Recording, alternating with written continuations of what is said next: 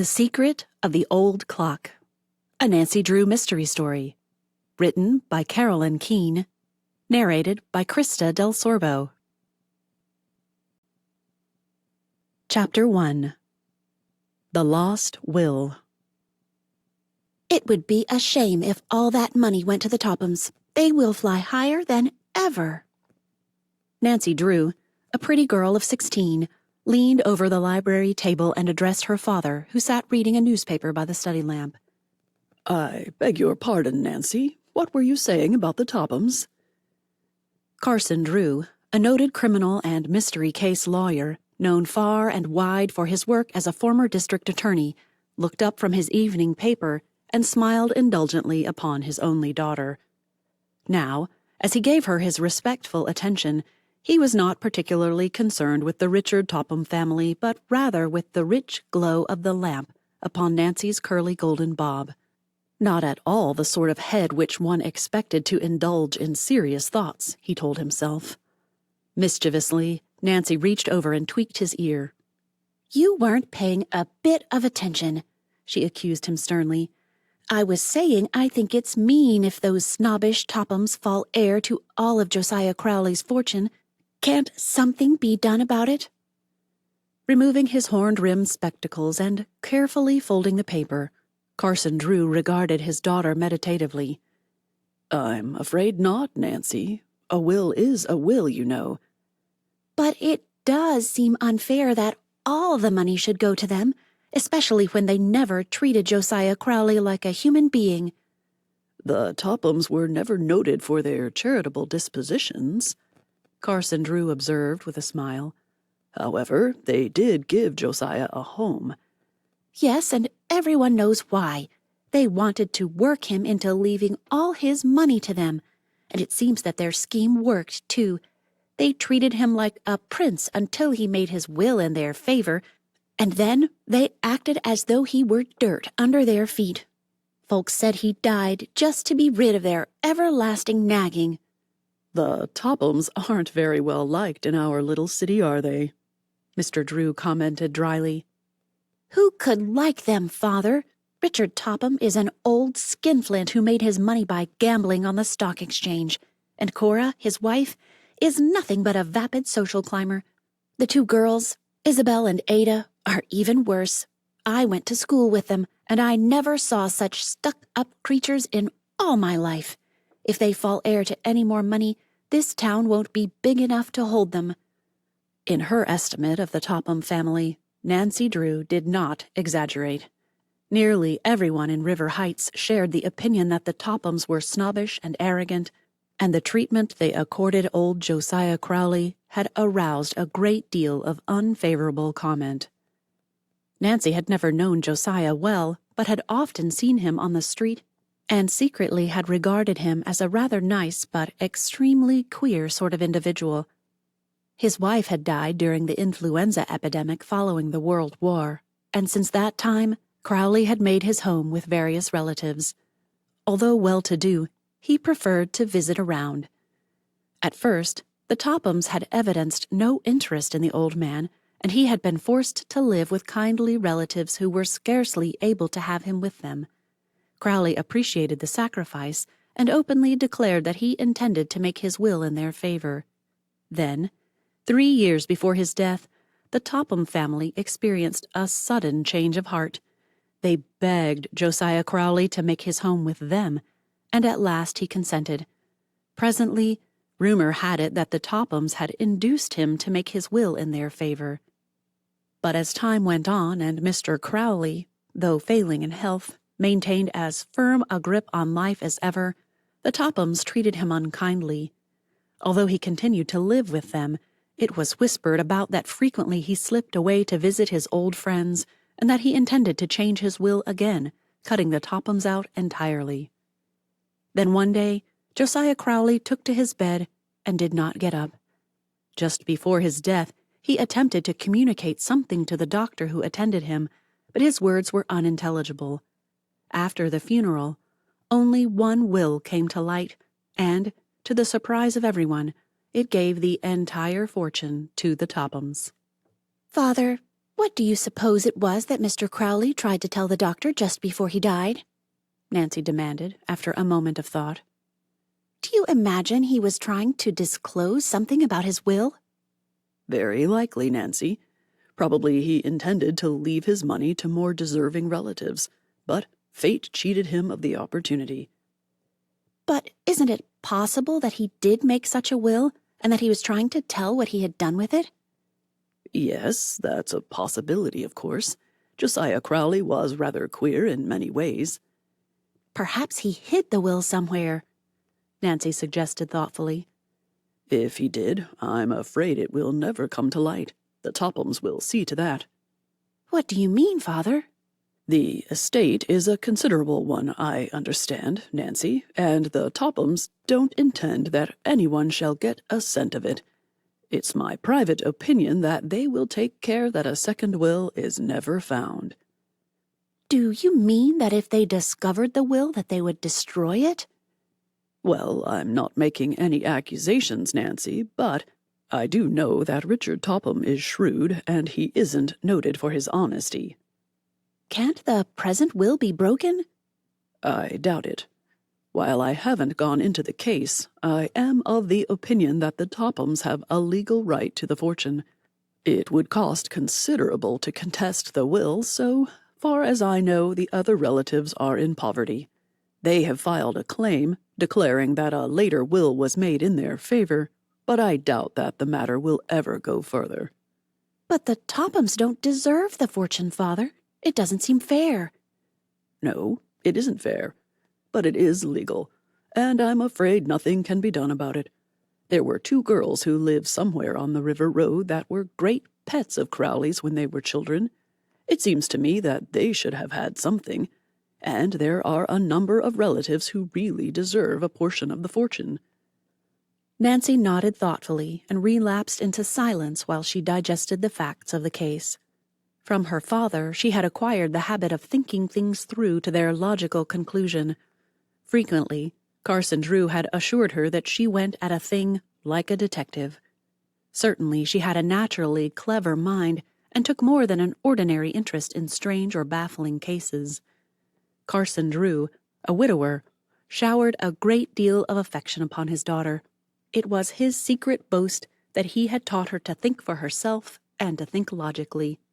Since he knew that Nancy could be trusted with confidential information, he frequently discussed his interesting cases with her.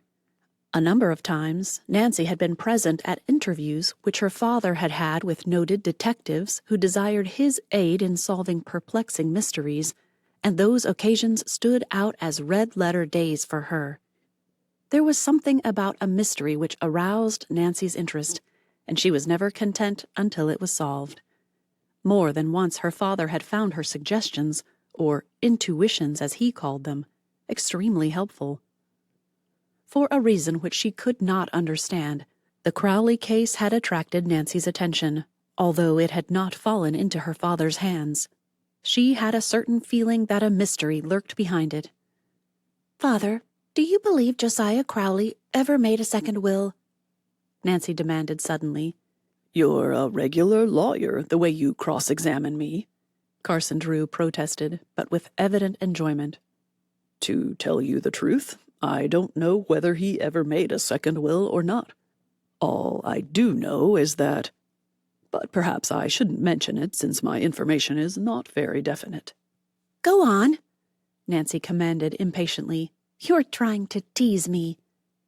Well, I do remember that one day, nearly a year ago, I was standing in the First National Bank when Crowley came in with Henry Rolstead. Not the attorney who specializes in wills and legal documents. Yes. Well, as I was saying, they came into the bank together. I had no intention of listening to their conversation, but I couldn't help but hear that they were discussing a will. Crowley made an appointment to call at Rolstead's office the following day. That looks as though Mr. Crowley had made up his mind to write a new will, doesn't it? That was the thought which passed through my mind at the time. You say you overheard the conversation nearly a year ago, Nancy mused. That was nearly 2 years after Mr. Crowley had made the will in favor of the Tophams, wasn't it? Yes, it's likely Crowley had made up his mind to change the will. I suspect he intended to cut the Tophams out, but whether or not he did, I have no way of knowing. Mr. Rolstead is an old friend of yours, isn't he? He is an old friend and an old college classmate. Then why don't you ask him if he ever drew up a will for Mr. Crowley? That's a rather delicate question to ask, young lady. He may tell me it's none of my business. You know he won't. You're such a noted attorney that other lawyers feel flattered when you take an interest in their cases. Will you do it? Please? I can't promise to blunder into his office and demand the information. Why this sudden interest in the case, Nancy? Oh, I don't know. A mystery always interests me, I guess, and it does seem to me that someone ought to help those poor relatives. You take after your old dad, I am afraid. But I'm curious to know what mystery you have discovered. If a will is missing, isn't that a mystery? If it is actually missing, yes. But it's possible that if Crowley ever wrote the will, he changed his mind and destroyed it. He was subject to sudden whims, you know. Anyhow, I'd like to learn more about the case if I can. Will you talk with Mr. Rolstead? You are persistent, Nancy. And Mr. Drew smiled. Well, I suppose I could invite him to take luncheon with me tomorrow. Oh, please do, Nancy interrupted eagerly. That would be a splendid opportunity to find out everything he knows about the will. All right, I'll try to do it. But I warn you not to expect startling news. Carson Drew glanced at his watch. Why, it's nearly midnight, Nancy. We've been discussing this case for over an hour. Better run off to bed now and forget the Tophams. All right, Nancy agreed, somewhat reluctantly. Don't forget your promise tomorrow at luncheon. Long after his daughter had retired, Carson Drew sat by the fire. At last he too arose. It wouldn't surprise me if Nancy has stumbled upon a real mystery, he told himself as he snapped out the electric light and turned toward the stairway. Perhaps I shouldn't encourage her to dig into it, but after all, it's in a good cause. Chapter 2. A Chance Meeting. Don't forget your luncheon engagement with Mr. Rolstead, Nancy Drew reminded her father the next morning at the breakfast table. I'll telephone him the first thing after I reach my office, Carson Drew promised. But again, I warn you not to anticipate startling news. I won't, Father, Nancy laughed. But if I should happen to learn something which has a bearing on the missing will, I won't be exactly disappointed. What are your plans for the day, Nancy? Oh, nothing special. I thought I would do a little shopping this morning, and I am invited to a party one of the girls is giving in the afternoon. Then you are too busy to take luncheon with me. Oh, Father, you know I've just been dying for an invitation, Nancy declared, her eyes dancing. I'm so anxious to learn something about that will. All right. If you have time, drop in at my office about 12:30. Mr. Rolstead may not accept my invitation, but if he does, we'll try to find out something about Josiah Crowley. Of course, I don't need to warn you not to appear too eager for information. I'll let you do all the talking, Nancy told him. I'll just keep my ears open. I'll look for you at 12:30 then. Mr. Drew pushed back his chair and glanced at his watch. I must hurry now, or I'll be late getting downtown.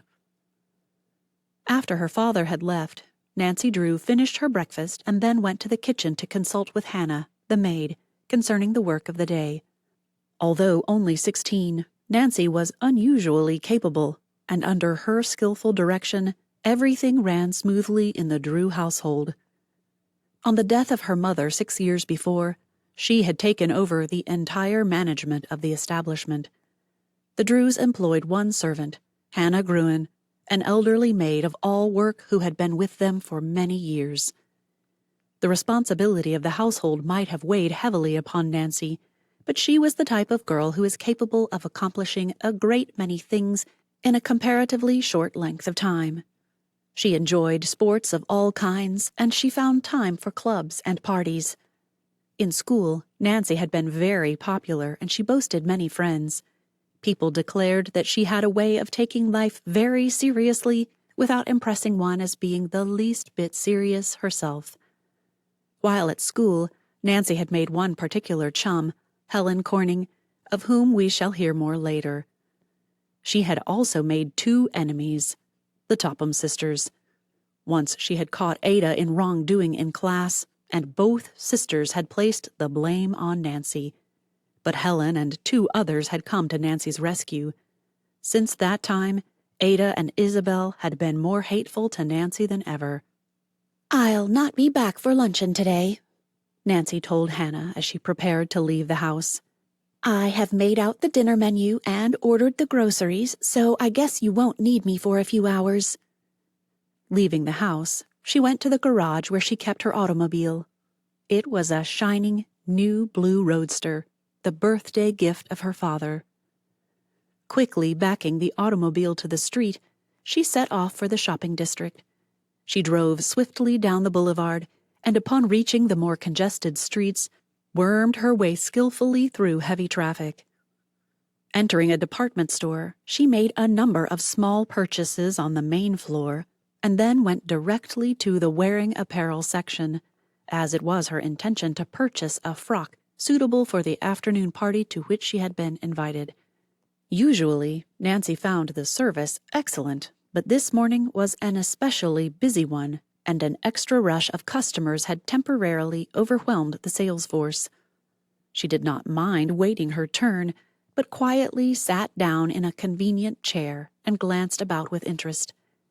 After a time, her attention was attracted toward 2 girls who, like herself, were waiting for an available saleswoman, but less patiently.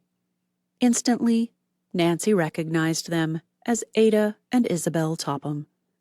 They were remonstrating with the floor manager, and their voices carried so far that she could not help hearing what they said. "We've been standing here nearly 10 minutes," Ada said petulantly. "Send a saleswoman to us immediately." "I am afraid I can't," the floor manager said regretfully. "There are a number of others ahead of you, an extra rush of customers." "Perhaps you don't know who we are," Ada interrupted rudely. "Indeed, I do," the floor manager told her with a trace of weariness. "I will have a saleswoman here in a few moments, if you will only wait." "We're not accustomed to waiting," Isabel Topham told him icily. "Such service," Ada chimed in. "Do you realize that my father owns stock in this store? If we report your conduct to him, he could have you discharged." "I'm sorry," the harassed floor manager apologized, "but it is a rule of the store. You must await your turn." Ada tossed her head, and her dark eyes flashed angrily. In spite of the expensive clothes she wore, she was anything but attractive, for she was tall and slender to the point of being termed skinny. Now that her face was distorted with anger, she was positively ugly. Isabel, who was the pride of the Topham family, was rather pretty in a vapid sort of way, but Nancy Drew thought her face lacked character. She had acquired an artificial manner of speaking which was both irritating and amusing. It was her mother's ambition that someday she marry into a wealthy family, and every opportunity was given her for a brilliant match. The 2 sisters were older than Nancy, but had been in her class at school. She had found them stupid as well as arrogant. They had never been popular with their classmates and had boasted few friends. Now, as they turned from the floor manager and saw her for the first time, Nancy bowed. Isabel coldly returned the bow but did not speak a word of greeting. Ada gave no indication that she had even noticed her. "Snobs," Nancy told herself. "The next time I won't even bother to speak to them." At that moment, A saleswoman hurried toward the Topham girls, and at once they began to shower abuse upon her for her failure to wait upon them sooner. Nancy watched them curiously as they examined the gowns which the saleswoman brought out for their approval. Evidently, Isabel and Ada were in an unpleasant frame of mind, for they tossed aside beautiful creations of lace and chiffon with scarcely a second glance. They found fault with everything. "A very chic gown," the saleswoman told them hopefully as she displayed an attractive dress. "It is a Paris model and arrived this morning." Ada picked it up, gave it one careless glance, and then tossed it into a chair. The gown slipped to the floor in a crumpled mass, and, to the horror of the saleswoman, Ada stepped on it as she turned to examine another dress. In disgust, Nancy moved away and began to examine a rack of dresses in another part of the room. Presently, as she wandered back, she saw that Ada and Isabel were leaving without having made a purchase. As they swept past, Ada brushed against her. Instead of apologizing, she wheeled and surveyed Nancy coldly. "Do watch where you are going," she said tartly. Nancy stifled a sharp retort and made no reply. Not without amusement, she watched the Topham sisters as they flounced to the elevator. "I don't wonder that people say such mean things about them," Nancy told herself. Her thoughts were cut short as a saleswoman offered her services. It was the same girl who had waited upon the Topham sisters. Nancy quickly selected a party frock of blue crepe which matched her eyes and went to the fitting room to try it on. "It's a real pleasure to serve you, Miss Drew," the saleswoman assured her when they were alone. "But how I dread to see the Topham sisters come into the store. They are so unreasonable." "Ada and Isabel aren't very popular," Nancy agreed. "They seem to think their word is law." The saleswoman sighed. "And I'm afraid it will be if they get all of Josiah Crowley's money." She lowered her voice. "The estate hasn't been settled, but they're counting on the fortune already. I heard Miss Ada say to her sister, 'Oh, I guess we'll get all of old Crowley's fortune as soon as the lawyers stop squabbling.' But it's my opinion that the Tophams are mightily worried for fear somebody will show up with a later will which may do them out of most of it." Nancy was far too wise to engage in gossip with the saleswoman, for she could not tell how far anything she might say would be carried. But she was interested in the information. The fact that the Tophams were worried indicated to her that they were of the opinion that Josiah Crowley had made a second will. Evidently, they were somewhat disturbed by the claims of the other relatives. Ordering the frock which she had purchased sent to her home, Nancy glanced at her watch and saw that it was after 12 o'clock. "I must hurry or I'll be late in meeting Father," she thought, and left the store.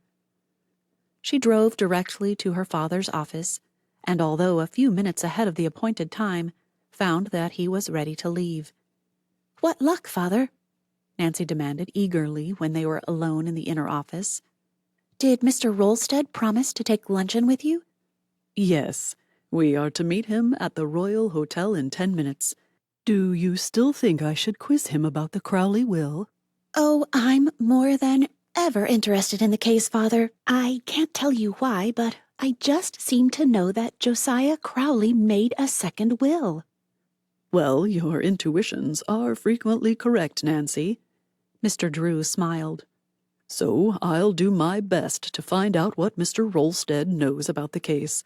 However, I must warn you not to appear too eager for information, or he may suspect we have a dark motive behind the luncheon invitation." "I'll be careful," Nancy laughed. The Royal Hotel was located less than a block away, and Nancy and her father quickly walked the distance. As they entered the lobby, they found Mr. Rolstead there ahead of them. Carson Drew introduced his daughter, and the three made their way to the dining room where a table had been reserved for them. At first, the conversation centered about a variety of subjects. As the luncheon progressed, The two lawyers began to talk enthusiastically of their college days together and finally of their profession. Nancy began to fear that the subject of the Crowley estate would never be brought up. Then, over the coffee cups, Carson Drew skillfully swung the conversation into a new channel and began to discuss strange cases which had fallen into his hands. By the way, I haven't heard the details of the Crowley case. How are the Tophams making out?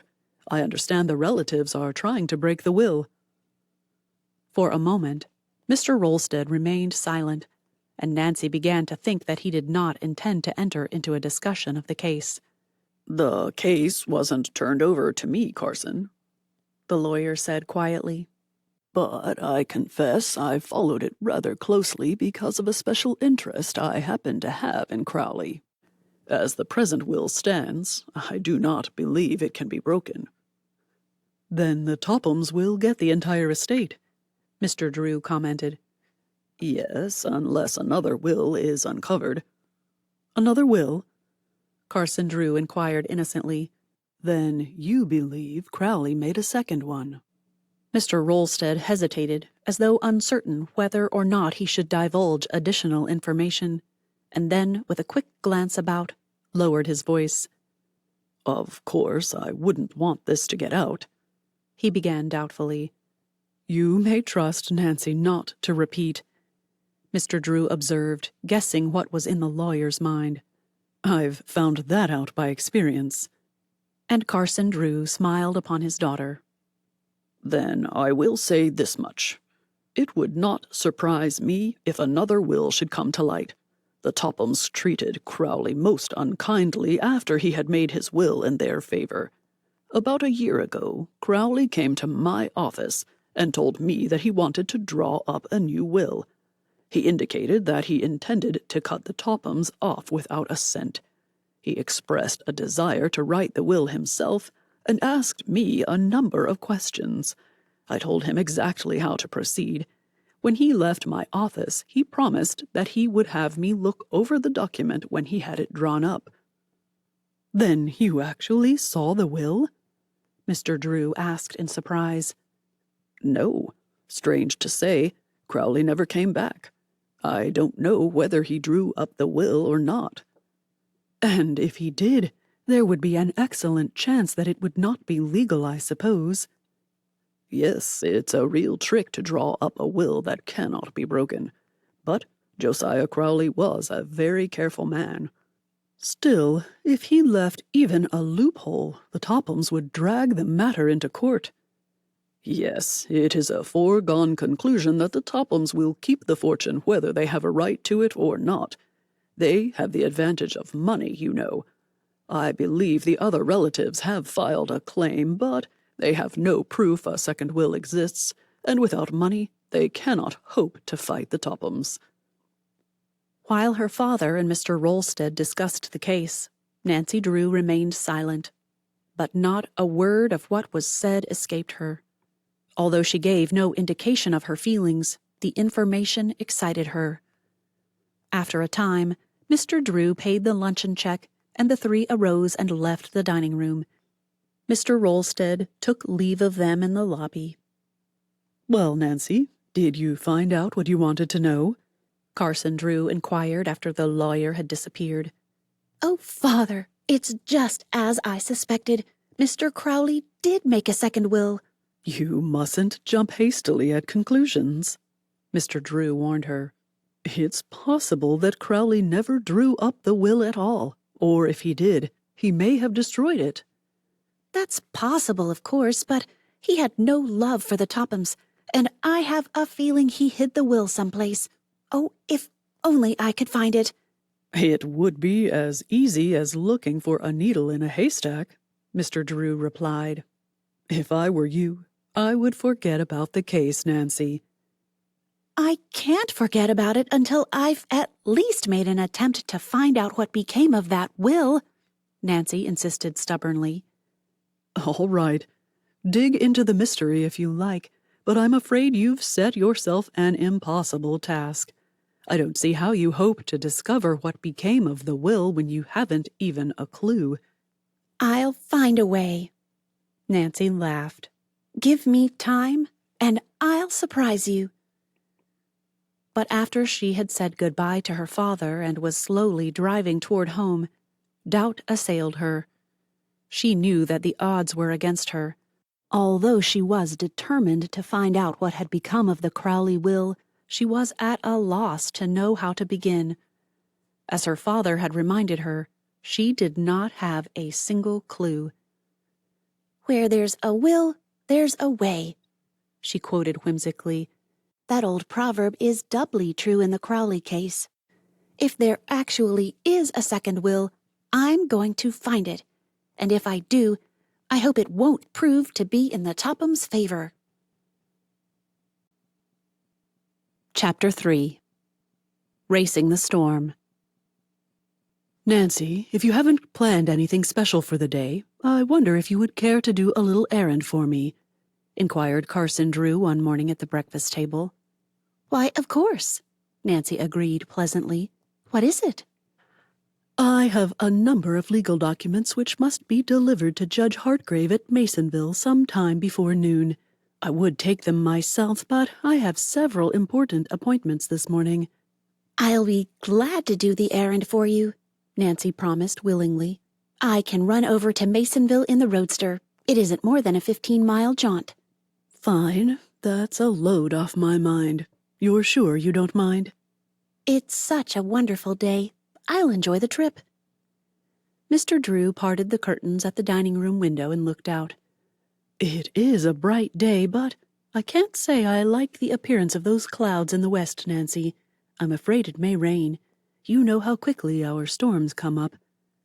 I'll start just as soon as I can get ready then. Where are the papers? At the office. We can ride down together. Nancy Drew hurried away to find her hat and purse. Before Mr. Drew had collected his own belongings, she had backed the roadster from the garage and was waiting for him at the curbing. I haven't heard you mention the Crowley case lately, Mr. Drew commented as they rode along together. Have you forgotten about it? Nancy's face clouded. No, I haven't forgotten, but I must admit I have made no progress. I guess I'm not cut out for a detective. Don't feel discouraged, Nancy. The Crowley case would baffle a professional. I haven't given it up yet, Father. I may stumble onto a clue one of these days. When they reached the law office, Nancy stopped the roadster and her father got out. He disappeared inside the building and, returning a few minutes later, placed a flat manila envelope in Nancy's hand. Give this to Judge Hartgrave. You know where to find him? Yes, I'll have no trouble in finding his office. I've frequently driven as far as Masonville. Selecting the shortest route to her destination, Nancy deftly shifted gears and was off. As she rode along the gravel road, her eyes traveled to the fields on either side of the highway.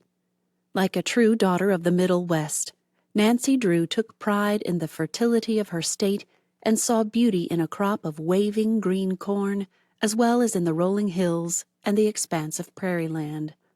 More than once, Nancy glanced anxiously at the sky. The sun shone down on the gravel road with dazzling intensity, but a large black cloud had settled in the west.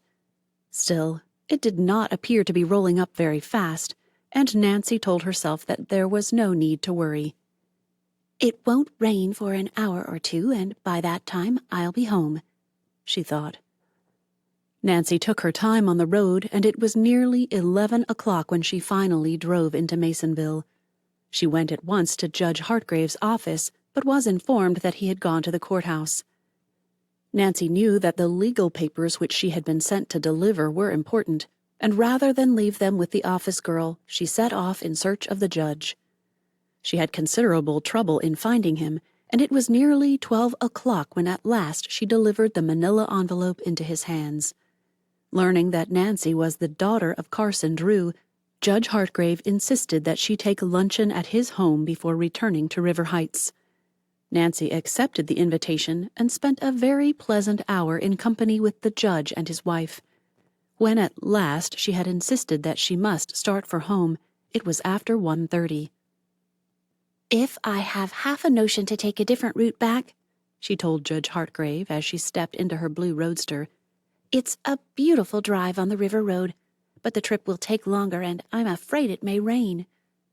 Judge Hartgrave looked up at the sky, but, in spite of a general murkiness, the sun was shining. "Oh, I don't believe it will rain for an hour or two," he said optimistically. "That big cloud is only bluffing." "Then I'll take the river road," Nancy decided. She said goodbye and started the motor.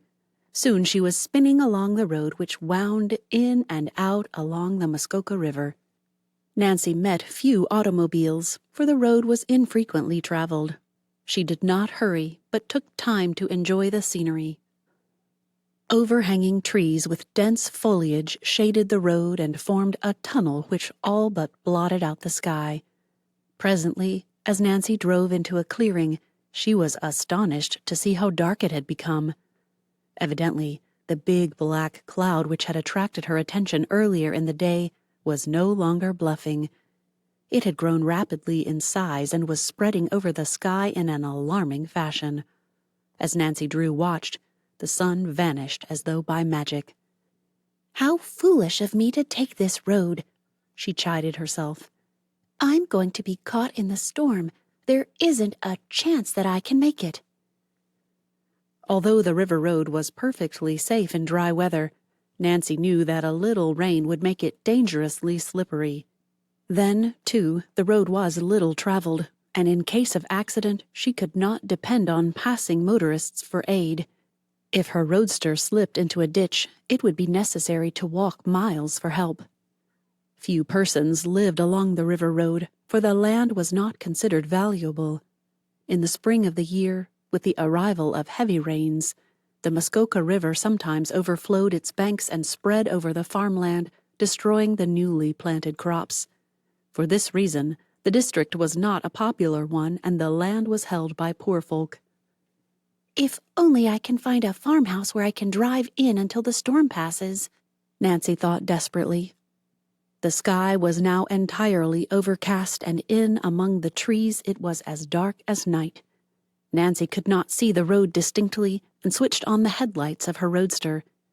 A brisk breeze began to stir the trees, and the leaves seemed to whisper a fearful warning of the storm to come.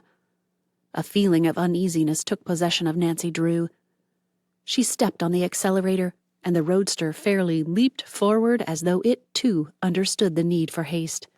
Suddenly, a flash of forked lightning coursed across the sky and was followed by a loud clap of thunder.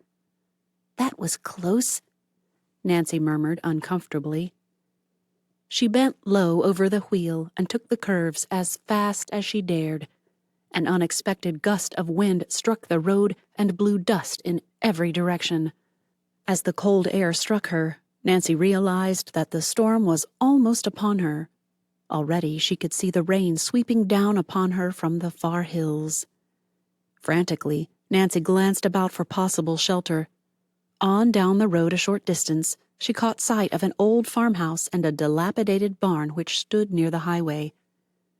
"If only I can get there before the rain strikes me," Nancy thought anxiously. But the storm would hold off no longer. Large drops of rain began to splash against the windshield, slowly at first, then faster and faster. The sky had taken on a yellowish cast. Then, unexpectedly, came a second flash of lightning, and simultaneously a deluge of rain. Nancy turned on the windshield wiper, but the rain was blinding in its violence. It was impossible to see more than a few feet ahead of the automobile, and almost in an instant the road had dissolved into a sea of mud. Nancy had been caught in a number of storms, but never one like this. She feared that she would slip into a ditch before she could reach the shelter of the barn. Then, at the side of the road, the barn loomed up, and in relief Nancy saw that the doors were wide open. Without an instant's hesitation, she headed straight for the building and drove in. Safely inside, she turned off the motor and the lights, and with a sigh of relief sank back against the cushions. "Well, you got in just in time," said a pleasant voice behind her. Startled, Nancy Drew turned quickly and saw a girl of her own age regarding her with interest. Even as the stranger spoke, the storm broke in full violence. A cold blast of wind rattled the barn doors and sent a sheet of rain inside. "I beg your pardon," Nancy apologized as she climbed from the roadster. "It wasn't very polite of me to run in here the way I did." "You're more than welcome to the shelter, I am sure," the stranger told her kindly. "I'm afraid we haven't much else to offer." In the semi-darkness, Nancy studied the girl curiously. She had been impressed with her cultured voice and manner, and now she noted that her clothing, while not expensive, was neat and well-made. The girl did not appear to be the daughter of a farmer who would live on this poor land, yet she seemed to fit into her background. "It looks to me as though we're in for a real storm," the girl said and smiled pleasantly. She glanced outside at the pelting rain. "I'm afraid you'll be forced to remain here for some time." "So long as I'm not out in the rain, I don't mind," Nancy replied quickly. "That is, if you don't object." "Object?" The girl spoke impulsively. "Oh, you can't understand how eager we are for visitors. Grace and I seldom have a chance to talk with anyone our own age. Sometimes a whole week will go by, and we won't see anyone but the postman." Nancy Drew had a natural talent for unearthing interesting stories, and now a sixth sense seemed to tell her that she had encountered something unusual. She was eager to learn more about the girl and her reason for leading such an isolated life. "I must thank you for your hospitality," Nancy said with a friendly smile. "After all, perhaps the storm has done us both a real favor in throwing us together." At the moment, Nancy Drew little dreamed that the next few hours were to reveal the truth of her polite utterance. Chapter 4. An Interesting Story. "The storm is getting worse every minute," Nancy Drew's companion observed. Nancy followed her to the barn door and looked out. The rain was now coming down in torrents, and as the girls stood in the doorway, a sudden gust of cold wind blew a sheet of water into their faces. "Oh, let's get back where it's dry," Nancy laughed. "This is terrible." "It's getting cold, too," her companion announced with chattering teeth. "Why not come into the house with me? It's far more comfortable there, and unless I'm mistaken, this storm will continue for an hour or so." "I don't like to trouble you." "Oh, it's no trouble at all. Grace will never forgive me if I don't bring you inside." She turned to Nancy with an apologetic smile. "I guess I forgot to introduce myself. My name is Allie Horner. And I am Nancy Drew." "Not the daughter of Carson Drew, the noted lawyer?" "Yes," Nancy admitted in surprise. "Do you know my father?"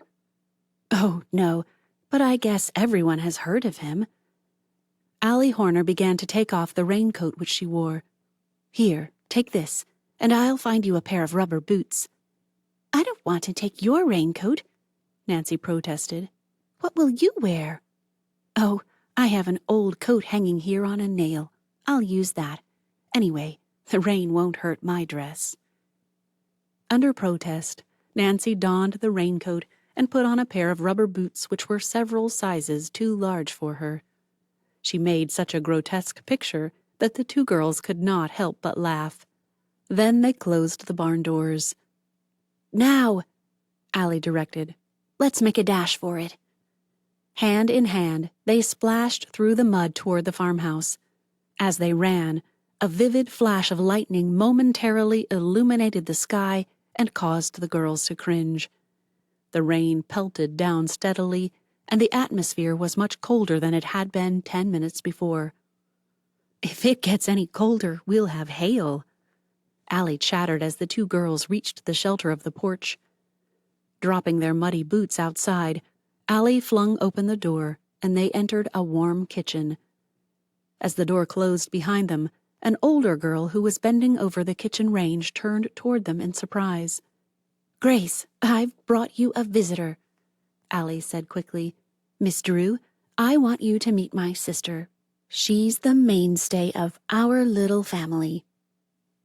Grace Horner cordially acknowledged the introduction and greeted Nancy with a warm smile. She was tall and slender, as was her sister, with dark hair and thoughtful brown eyes. Nancy judged that she was at least 4 years older than Allie. Her face was rather serious, and it was evident that responsibility had fallen upon her shoulders at an early age. Nancy was at once attracted to both Grace and Allie and responded to their cordial welcome. "It's nice of you to take me in this way," she told them.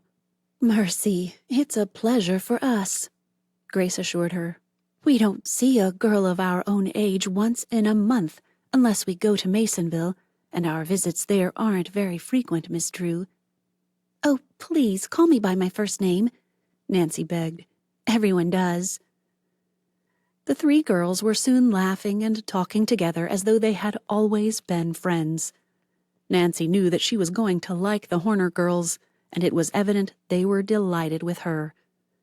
Presently, Grace deftly removed a cake from the oven and set it on the table to cool. "Let's go into the living room," she suggested. "My cake is done, so I don't need to watch it. I'll give you a piece before you go, Nancy." "And Grace's cakes are the real thing," Allie declared. "I'm not much of a cook myself. I'd rather be outdoors." "We don't wish you any bad luck, Nancy." Grace laughed as she led Nancy into the next room. "But Allie and I don't care how long it storms." "Neither do I, so long as I get home before dark," Nancy replied. Although the living room was warm and comfortable, it was nearly bare of furniture. The floors had been painted and were scantily covered with handmade rag rugs. With the exception of an old-fashioned divan, an inexpensive table, a few straight-back chairs, and an old wood stove with furnished heat, there was little in the room. However, dainty white curtains covered the windows, and Nancy realized that although the Horner girls were poor, they had tried hard to make their home attractive. "Surely you 2 girls don't live here alone, do you?" Nancy inquired. Allie nodded. "Grace and I have been living here ever since Father died. That was 2 years ago. Mother passed away just before that," the girl added with a slight catch in her voice. "But how do you manage? It must be dreadfully hard for 2 girls to run a farm by themselves," said Nancy in wonder. "Our farm isn't very large now," Grace said quietly. "We have only a few acres." "I know you wonder how we live, but are too polite to ask," Allie broke in. "Grace helps a dressmaker at Masonville whenever she can get work. She makes all our clothes, too, and I raise chickens." "Chickens?" Nancy asked in surprise. "Can you make much at that?" "Well, it all depends. This year the market hasn't been so high as usual, and the price of eggs has dropped too. But I enjoy the work, and I could make it pay if only I could afford to start a flock of white leghorns." "Allie is a regular outdoor girl," Grace explained with a smile. "We divide our work. I attend to the house, but she would rather be outside." "We get along very nicely in the summer," Allie went on. "We raise vegetables and have enough for our own use. But in the winter, it's hard. I don't know how we'll manage this year." "We'll find a way, Allie," Grace told her with a brave smile. "We always have." She arose from her chair and turned to Nancy. "I'm sure you're not interested in our misfortunes. It's true that we're poor, but we can still offer a guest a cup of tea. Excuse me while I make it." It was on the tip of Nancy's tongue to protest, but she checked the words just in time. She knew that Allie and Grace were proud, and that to refuse their hospitality would hurt their feelings. "I wish I could help them," Nancy thought. "But if I offer to pay for the tea, they will be offended. Perhaps later on I can engage Grace to make a dress for me." In a few minutes, Grace returned to the living room bearing a tray which had been covered with a clean white napkin. She poured the tea and served the cake with as much poise as though she were gracing an elegant drawing room. "I never tasted more delicious cake in all my life," Nancy said warmly. The three girls chattered over the teacups and watched the rain beat against the windows. Presently, as Nancy noticed an unusual picture on the wall, she commented on its beauty. "Uncle Josiah gave it to us," Allie told her. "If he were only alive now, things would be different." At the mention of the name, Nancy started. Could it be that Allie referred to Josiah Crowley? It was very unlikely, she decided. Yet only the week before her father had told her that there were 2 girls living on the river road who should have figured in the will. The relationship would be worth investigating, Nancy told herself. "Then your uncle is dead?" she inquired sympathetically. "Josiah Crowley wasn't really our uncle," Grace replied. "but we loved him as much as though he were a relative." Her voice broke, and for a moment she could not go on. "He lived next door to us. That was when Mother and Father were alive. All of our misfortunes seemed to come at once. He was the dearest man you ever saw," Allie added, taking up the story. "Some people thought him queer, but you never minded his peculiar ways after you knew him. He was so good and kind to us. We were neighbors for years, until the Tophams induced him to live with them. After that, everything was changed." "But he never liked it with the Tophams," Grace declared. "They weren't kind to him, and he used to sneak off to visit us, didn't he, Allie?" "Yes, he often said we seemed like his own children. He brought us so many nice gifts. We loved him for himself and not his money. But after our parents died, he hinted that he intended to see to it that we never came to want. I remember the very last day we ever saw him alive. He told us that he intended to mention us in the will. 'I have planned a big surprise for you girls. You'll see it in my will.' Those were his very words. And then the Tophams got everything," Grace said somewhat bitterly. "It isn't that we were expecting any of the money, but it does seem unfair that the entire fortune should go to them. They never cared a snap of their fingers for Uncle Josiah, and I don't believe he intended to leave his money to them." "Perhaps you were mentioned in the will they say can't be found," Nancy suggested. Grace and Allie exchanged significant glances and gravely nodded. "That's just what we think," Allie announced. "Can't something be done about it? It seems only fair that you should have your inheritance." "I'm afraid there's nothing we can do," Grace said doubtfully.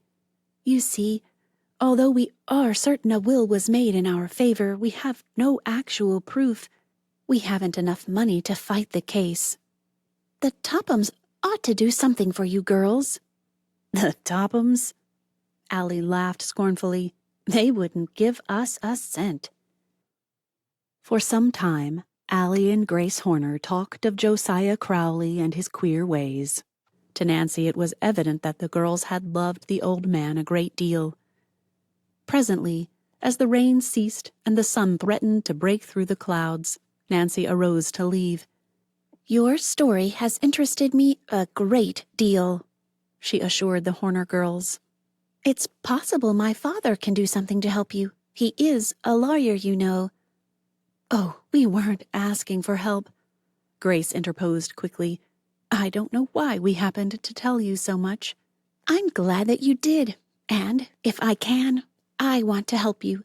If my father asks you to come to his office in River Heights, will you do it?" "Why, yes, I suppose so," Grace admitted slowly. "But we have told you about everything we know concerning the will." "My father is a wonder at unearthing hidden facts," Nancy declared. "It's kind of you to tell your father about our case," Allie broke in. "We'd be so grateful if something could be done. We don't want a cent that doesn't belong to us, but it does seem as though we should have received a small inheritance." "Don't build up your hopes until after I've talked with my father," Nancy advised them as she turned toward the door. If anything can be done, I promise I'll let you know. Chapter 5. A Conference. Although the rain was no longer falling, the river road was a sea of mud, and before Nancy Drew started for home, the Horner girls insisted on helping her put chains on the rear wheels of the roadster. You'll never make it to the gravel unless you do, Grace advised her. The river road is terribly slippery in wet weather. You are sure you want to attempt it? We'd love to have you stay with us until tomorrow. Oh, I'll only have 2 miles to go before I strike gravel, Nancy returned. I'll make it all right. But before I go, I do wish you would let me pay you for all the trouble I have caused you. We couldn't think of accepting money, Grace said quietly. It's been fun having you here, Allie added. At last, after thanking the Horner sisters for their hospitality, Nancy told them goodbye. Allie and Grace watched her until she had backed the roadster from the barn and was safely on the road. You're taking a big chance in this mud, called out Allie after her. If you have any trouble, come back here, added Grace. That is, if you can get back. Don't skid into a tree. Or into a ditch. That would be worse. What are you trying to do? Make me nervous? Demanded Nancy, but with a smile on her face. No, we only want to see you get home safely, answered Grace, and by that time the car was so far on its way, no more could be said. Once on her way, Nancy had little trouble, for she was a skillful driver. The mud was heavy, but although the roadster slipped about, she managed to keep it in the road. Nevertheless, she was relieved when at last she reached the main graveled highway. I'll stop at Father's office, she decided as she drove into River Heights. I want to tell him about my adventure right away. She parked the car and surveyed it rather ruefully as she climbed out. Poor thing needs a bath. But even if I did get into mud, it was worth it. Otherwise, I would never have found out about the Horner girls. As Nancy was admitted to her father's private office, he arose from his chair to greet her. I'm glad you're here safe and sound, he declared in relief. I've been worried ever since that storm came up. I telephoned the house and Hannah said you weren't back. It gave me a bad scare. I had a little adventure, Nancy announced with an important air. Quickly, she told of her meeting with the Horner sisters and what she had learned concerning the Crowley will. Allie and Grace Horner are as poor as church mice, but they're proud, too, Nancy ended. If only we could do something to help them. They deserve a portion of the Crowley estate, but they'll never get it unless someone takes a hand. From what you say, it looks as though Crowley really did make a will in their favor, Carson Drew commented thoughtfully. I never had any particular liking for Richard Topham, and I'll admit it would please me to see him lose the money. I'll be glad to do anything I can to help the Horner girls, Nancy. We might invite them to the house for a little conference. I was hoping you would suggest that. You say the girls have no idea what became of the will? They never saw it. Well, it is possible that by talking with them we may learn something which may serve as a clue. I'll invite them to the house tomorrow, if you want me to, Nancy said quickly. You are so clever at asking questions, and the Horner girls will do anything in their power to help. Mr. Drew studied his desk calendar for a moment. All right, but make it day after tomorrow afternoon at 3. I have no appointment for that hour. Now that she had accomplished her purpose, Nancy gave her father a hug and fairly danced toward the door. I knew you'd try to help them, she called back over her shoulder. Now that you've promised, I'll scamper off and let you get your work done. Nancy's interest in the Crowley case had intensified since her chance meeting with the Horner girls, and it was with impatience that she awaited the conference. All the day of the appointment, she kept watching the clock, wondering if Allie and Grace would keep the engagement. She had sent them the invitation, and they had promised to come, but Nancy was a trifle uneasy, especially as the hour of 3 approached and the 2 girls had not arrived. I don't see why they don't come, she fretted. The words were scarcely out of her mouth when the doorbell jangled. That must be the girls now, she cried as she hurried to open the door. It was indeed Allie and Grace Horner. Nancy greeted them enthusiastically and, ushering them into the comfortable study, introduced her father. At first, the Horner sisters were rather ill at ease, but after a few minutes they relaxed and began to talk frankly. "Tell me about Josiah Crowley," Carson Drew suggested. "I understand that he was a rather peculiar man." "Oh, he was," Allie began impulsively. "I've seen him go about hunting for his spectacles when they were on his nose all the time." "Did he ever hide things?" Mr. Drew inquired. "Did he?" Allie laughed. "He was always putting things away in what he called a safe place. The place was usually so safe that he could never find it again." "Did he ever say anything which would lead you to believe that he had hidden a will?" Allie shook her head. "Not that I can remember." Why, he did too, Grace broke in. One day, when he was at our house, he got to talking about the Tophams and the way they were trying to get his money. "I guess they'll be fooled all right when they find out I've made another will," he said with that odd little chuckle of his. "This time I'm not going to trust it to any lawyer. I'll put it away in a place that I know will be safe." "That's right," Allie agreed. "I had forgotten." "Was Crowley living with the Tophams at the time he told you this?" Carson Drew asked quickly. Grace nodded. "Do you think it possible that he hid the will somewhere in the house?" "You mean at the Tophams?" Grace inquired. "Of course, I have no way of knowing, but it's my opinion that he did." Nancy and her father exchanged quick glances as the same thought occurred to them. Perhaps the Tophams had discovered the will and already had destroyed it. Carson Drew asked a few more questions. The Horner girls were eager to help, but they were unable to furnish additional information which had a direct bearing on the missing will. After Nancy had served tea, they thanked Carson Drew for his interest in them and arose to depart. "If I find that I am able to help you in any way, I will do so," Mr. Drew told the sisters as he escorted them to the door. "And of course there will be no charge for my services. However, unless the will is found, there is really very little that can be done." After Allie and Grace had left, Nancy turned inquiring eyes upon her father. "Charming girls," he commented, "and undoubtedly deserving." "Then you'll help them?" Nancy demanded eagerly.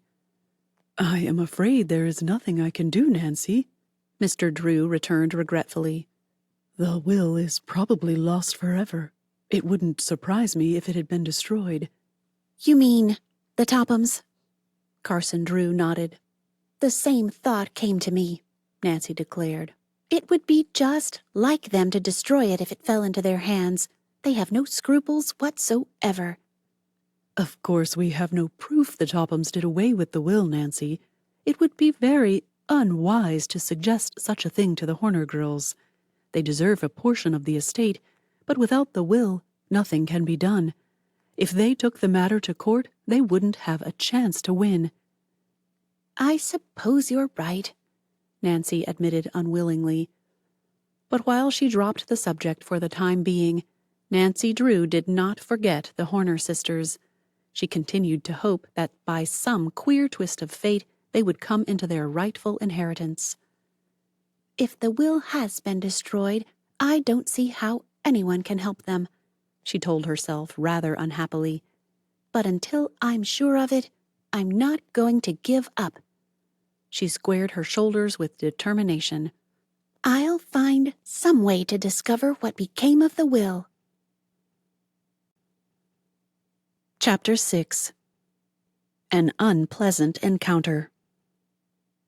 In spite of Nancy Drew's firm decision to assist the Horner girls, the days slipped by and, try as she would, she could think of no way to discover whether or not the missing Crowley will had fallen into the hands of the Tophams. Although she seldom discussed the case with her father, He knew that she was troubled. "You're worrying about the Horner girls," he observed one day. "I am afraid you are taking their misfortunes too seriously. There's nothing you can do without the will, and you had best forget about it. Why, you've scarcely been out of the house since the Horner girls were here. Go shopping, or anything to take your mind from the subject." I have been thinking about Allie and Grace, Nancy admitted with a rueful smile. I was so sure I could do something for them. "Give your mind a rest, and perhaps you'll have an inspiration," Mr. Drew encouraged her kindly. All right, I'll take your advice and go shopping, though I really haven't a thing to buy. The fresh air will do me good, I suppose. After luncheon, Nancy left the house and made her way toward the business section of River Heights. The walk was a long one, but she took it at a brisk pace. Nancy naturally was athletic, and, as she swung along, more than one passerby turned to look after her in admiration. After window shopping for a time, she wandered into a department store more from curiosity than because she had anything to buy. She moved about aimlessly, gazing at whatever struck her fancy. Suddenly, Nancy's attention centered upon two girls who were hurrying down the aisle ahead of her. She stopped short and stared. Though their backs were turned, she had recognized them. Ada and Isabel Topham. I'm sure I don't want to tag them around. I'll just slip down another aisle. But Nancy Drew never carried the thought into action, for at that very moment she saw Ada brush carelessly against a counter of expensive vases. As her sleeve caught, a large, fragile bowl was swept to the floor.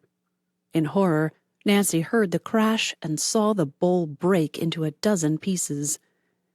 As Ada looked down upon the wreckage, a slight flush mounted to her cheeks. Then, with a toss of her head, she started to move on. Miss, I am afraid I must ask you to pay for the bowl, a saleswoman interposed politely. Ada wheeled angrily and stared at the saleswoman insolently. I'll not pay for it, she snapped. I didn't break it. But, miss, I saw you knock it off the counter, the saleswoman protested. By this time, the floor manager had arrived upon the scene, and a number of shoppers had gathered about Ada and the salesgirl. Nancy likewise drew closer. This impudent girl claims I broke a vase, Ada stormed, addressing the floor manager. I wasn't even near the counter at the time. However, I did see her knock it to the floor herself. Isn't that so, Isabel? Solemnly, Isabel agreed to the untruth. The floor manager looked doubtfully from the Topham sisters to the saleswoman. He realized that it would be a serious error to accuse well-to-do customers falsely, and for that reason he was inclined to give the Topham girls the benefit of the doubt. He stooped over and examined the fragments of the bowl. "Someone must pay for the damage," he said severely. "This is an expensive imported bowl." Then let your clerk pay for it out of her salary, Ada retorted. If she hadn't been so stupid, she wouldn't have broken the vase. The saleswoman was too bewildered to take her own part, and Nancy saw that the floor manager was in a dilemma. As she sensed that he was about to exonerate Ada from all blame, she stepped forward. You must be mistaken, Miss Topham, she said quietly. I am certain the saleswoman did not break the bowl, for I saw the accident myself. What business have you to interfere? Ada demanded harshly, wheeling upon Nancy. Perhaps it isn't my business, but I can't permit you to accuse this girl of something she didn't do. You saw the accident, miss? The floor manager questioned. Yes. As Miss Topham walked by the counter, her sleeve caught on the vase. It isn't true, Ada snapped. But I'm tired of this silly argument. How much do you want for your vase? The floor manager studied a price list. $50. What? Ada fairly screamed. You want $50 for that old bowl? I'll never pay it. The vase was imported from Italy, miss, and I'm afraid you must pay the price asked. Do you know who I am? Ada inquired loftily. I think everyone in the city knows about the Richard Tophams, the floor manager returned wearily. My father owns— He doesn't own this store, the man interrupted with growing impatience. If you refuse to pay for the vase, I shall be forced to turn you over to the authorities. You wouldn't dare! Ada gasped. Never in all my life have I been insulted like this. Isabel, who was slightly more reasonable than her sister, now held a whispered conference with Ada. All right, I'll pay for the bowl, Ada decided as she took out her checkbook. but let me warn you, the matter won't be dropped here. She turned upon Nancy Drew and eyed her coldly. I'm not through with you either, young lady. You'll pay for this outrage. Nancy made no reply, but continued to smile pleasantly, an act which further enraged the Topham sisters. Hastily settling for the damage Ada had done, they sailed grandly out of the store. Gratefully, the saleswoman thanked Nancy. You don't know how I appreciated the way you took my part. I couldn't have paid for the bowl, and if you hadn't said what you did, the floor manager probably would have discharged me. I saw her break the bowl, and I was determined to see justice done. There is my name and address if you need it. And Nancy handed the woman her card. I'm afraid you have made enemies by taking my part. Nancy shrugged her shoulders indifferently.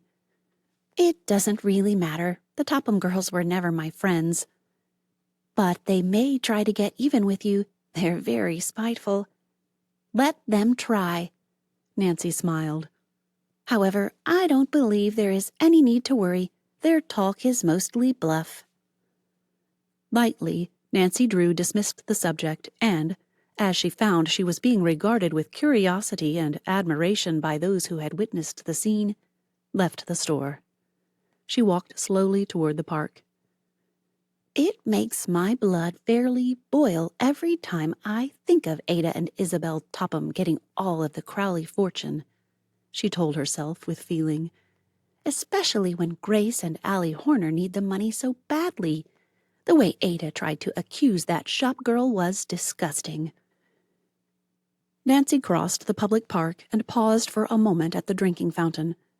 As she glanced up, she saw that unwittingly she had selected the path Isabel and Ada Topham had taken. Upon leaving the department store, they, too, had gone to the park and were now seated upon a bench engaged in earnest conversation. Their heads were close together and, from the expression on their faces, Nancy suspected that they were discussing her. Unless she retraced her steps, it would be necessary to pass directly in front of them. If they see me, they are certain to say something mean, Nancy thought. And if they do, I'll be sure to lose my temper. I know, she decided impulsively. I'll take the path through the bushes and avoid them. I can pass behind that bench and they'll never notice me. Ada and Isabel were so engrossed in their conversation that they failed to notice Nancy's approach. Chuckling to herself, Nancy left the sidewalk and quietly made her way down the path which was shaded with overhanging bushes. She had no intention of attempting to overhear what the Topham sisters were saying, but as she noiselessly approached the bench where they were sitting, 2 words reached her ears, causing her to pause involuntarily. Ada was speaking, and the phrase which Nancy had accidentally overheard was, "the will." In a flash, her suspicions were aroused. She comprehended the significance of the phrase. It must be Josiah Crowley's will they're talking about, she reasoned. Perhaps they know something about the missing will. They may reveal what became of it. With the instinct of a detective, Nancy Drew crept cautiously closer. The bushes were thick, and by crouching low behind the bench, she was able to hear without being seen. Oh, if only she might learn something which would prove that the Tophams had deprived the Horner girls of their inheritance. Chapter 7. Nancy Turns Sleuth. While Nancy Drew eagerly waited, scarcely daring to breathe naturally lest her presence be detected, Ada began to speak. Well, if there should happen to be another will, we may be dumped, she said sourly. I don't believe Josiah Crowley ever made such a will, Isabel replied in so low a tone that Nancy scarcely caught the words. Evidently Nancy Drew does, or she wouldn't be taking such an interest in those Horner girls, Ada returned. I know she had them at her house last week because I was passing and saw them go in. How I hate that girl. If she should get her father interested, he might dig up another will. Even if another will does turn up, we can trust Dad to take care of it, Isabel commented dryly. You mean he would... Never mind what I mean, Isabel insinuated darkly. Mother and Dad wouldn't be simple enough to let that money get away from us. It's ours by right, anyhow. Didn't Josiah Crowley live on us? Yes, we ought to have all of the money after enduring him for nearly 3 years. Just the same, I don't like the way Nancy Drew has taken up with the Horner girls. She always did have a way of nosing into things she had no business to find out. Oh, pooh for her, Isabel scoffed. Let her try to discover anything she likes. The money was given to us fairly enough. The conversation ended abruptly as Isabel and Ada arose from the bench and walked on down the street. Nancy waited until they were out of sight and then emerged from the bushes. There may be a chance to find that missing will after all, she reasoned as she sank down on the bench vacated by Isabel and Ada. Nancy had always been convinced that Josiah Crowley had made a second will. However, since her talk with the Horner girls, she had shared her father's opinion that the document had fallen into the hands of the Tophams only to be destroyed. This conviction had discouraged her. Now, the information which she had gleaned from the snatch of overheard conversation gave her new hope. From what Isabel and Ada had said, she was led to believe that if Josiah Crowley had made a second will, the Tophams were as ignorant as herself concerning its whereabouts. Anyway, it's encouraging to know the will hasn't been destroyed, Nancy told herself. But there's one thing certain. If the Tophams ever get their hands on it, they'll take care it never comes to light. From what Isabel and Ada said, I judge they're beginning to realize their position is anything but secure. If I'm ever to find that will, I must get busy before they beat me to it. Nancy Drew possessed her father's liking for a mystery, and she delighted in a battle of wits when championing a worthy cause. Carson Drew had often remarked that he enjoyed the detective work of his cases better than the court work, but Nancy knew he was too busy with his own cases to devote much attention to the missing Crowley will. If anything were done to help the Horner girls win their inheritance, she must accomplish it herself. As Nancy reviewed the facts of the case, it seemed to her that she must have overlooked a possible clue. Never had a mystery appeared more baffling. For nearly 10 minutes, Nancy sat lost in deep thought. Then, with a cry of delight, she sprang to her feet. How stupid of me not to think of it before! The Horner girls aren't the only ones who should have figured in the will. There were a number of relatives, and Father said that they filed a claim too. I wonder who they are. If I could talk with them, it's possible I might learn something that would have a bearing on the case. Convinced that the inspiration was a happy one, she set off toward her father's office. He was engaged in an important conference when she arrived, and Nancy was forced to wait 10 minutes before she was admitted to the inner office. "Now what?" her father asked, smiling as she burst in upon him. "Is it a new dress you want?" Nancy's cheeks were flushed and her eyes danced with excitement. "Don't try to tease me," she protested. "I've stumbled onto something important, and I want information."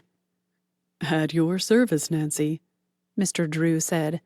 "But if it's about that Crowley case, I've told you everything I know."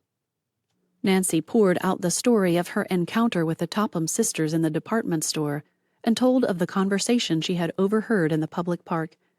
Mr. Drew listened with interest until she had finished. And now, what is it you want? He asked gravely. I thought if I went to those other relatives, I might be able to learn something which may help solve the mystery. A good idea, Nancy. But I don't know their names, and that's why I came to you. I wish I could help you, but I'm afraid I can't, Mr. Drew said regretfully. Nancy's face fell. Wait a minute, he called as she turned to leave. I can't supply the names you want, but I think I can tell you where to find them. Where? At the courthouse. They should be on file. He glanced at his watch and frowned. But I'm afraid it's too late to go there this afternoon. Oh, and I'm anxious to find out right away, Nancy declared in disappointment. If I delay even a single day, the Tophams may get ahead of me and find that will. Suddenly, her face brightened as she thought of something. I know. I'll jump into the roadster and run out and have a talk with the Horner girls. They should be able to furnish me the information. You can try them at least. That's just what I'll do, Nancy decided as she turned again toward the door. Just a minute. Carson Drew stopped her. I wonder if you realize just what you are getting into, Nancy. Why, what do you mean? Only this. Detective work isn't always the safest occupation in which to engage. I happen to know that Richard Topham is an unpleasant man when crossed. If you actually succeed in learning anything which may help the Horner girls, you are certain to have the Tophams in your wool. I'm not afraid of them, Father. Good, Mr. Drew exclaimed. I was hoping you'd say that. I'm glad you have the courage of your convictions, but I didn't want you to march off into battle without a knowledge of what, undoubtedly, you will be up against. Battle? Yes, battle. Rest assured the Tophams won't give up the fortune without a bitter struggle. However, if they attempt to make serious trouble, I promise to deal with them myself. I only wish I had the time to help you find the will. And if I find it? I'll take the matter into court. Oh, thank you. There's no one like you in all the world. Nancy moved toward the door. I may not get back until rather late. She threw back over her shoulder. I have a feeling I may discover a real clue today, and if I do, I'm going to trail it down. With characteristic impetuosity, she darted from the room, permitting the office door to bang behind her. Chapter 8. A Discouraging Day. After leaving her father's office, Nancy Drew went directly home. Quickly backing her roadster from the garage, she set off down the river road in the direction of the old farmhouse where the Horner girls lived. Before leaving the main highway, Nancy glanced anxiously at the sky and was relieved that no clouds were visible. After my last experience, I don't intend to get caught in another storm, she admonished herself. The recent rain had made the roads rough, and Nancy bumped about in the roadster rather uncomfortably. At last, however, she came within sight of the farmhouse, and as she viewed it from a distance, noticed that it was even older and more run down than she had thought. The house was large and rambling, but apparently it had not been painted in years. Shingles were falling from the roof, and the porches sagged. As Nancy's eyes traveled to the old barn, she wondered how it had managed to survive the recent storm. If Allie and Grace Horner only had money, they could make the place attractive, she thought as she drove through the open gate. Squawking chickens fled before her as she stopped the roadster in the barnyard and switched off the engine. Springing lightly from the car, she ran up the walk toward the house. She paused at the kitchen door and rapped. Receiving no response, she went around to the front of the house and knocked on another door. There was no answer, nor did a tour of the yard reveal either of the Horner girls. Disappointment took possession of Nancy. She had driven nearly 15 miles only to find no one at home. I'm defeated at every turn, she thought disconsolately as she slowly walked back to the roadster, It's certainly discouraging. Hello there, a voice called. Were you looking for us? The shouted greeting reached Nancy as she prepared to step into the roadster. 1 foot on the running board, she turned her head and saw the Horner girls hurrying toward her from the direction of the barn. Allie did not wait for her sister to open the barnyard gate, but, swinging easily over it, ran to meet Nancy. We saw you just as you were leaving the house, she cried enthusiastically. We wouldn't have missed you for anything. We were picking berries in the woods, Grace explained as she hurried up, slightly out of breath. Proudly, she displayed a tin pail which was filled nearly to the brim with raspberries. But look at our arms! And Allie laughed ruefully as she glanced down at the ugly scratches which had been caused by brambles and sharp thorns. You must come into the house and have a dish of berries, Nancy, Grace urged hospitably. They're good with sugar and cream. If you don't have them too often, Allie added. I can stop but a minute, Nancy declared as the 3 entered the house. I came to talk about the will. Oh, then you have good news for us, Allie asked hopefully. Are we really going to get some of the money? I don't know yet, Nancy was forced to admit. So far, I haven't been able to learn a thing about the missing will. Allie's face fell, but she tried to hide her disappointment. We need the money so badly, she said with an apologetic smile.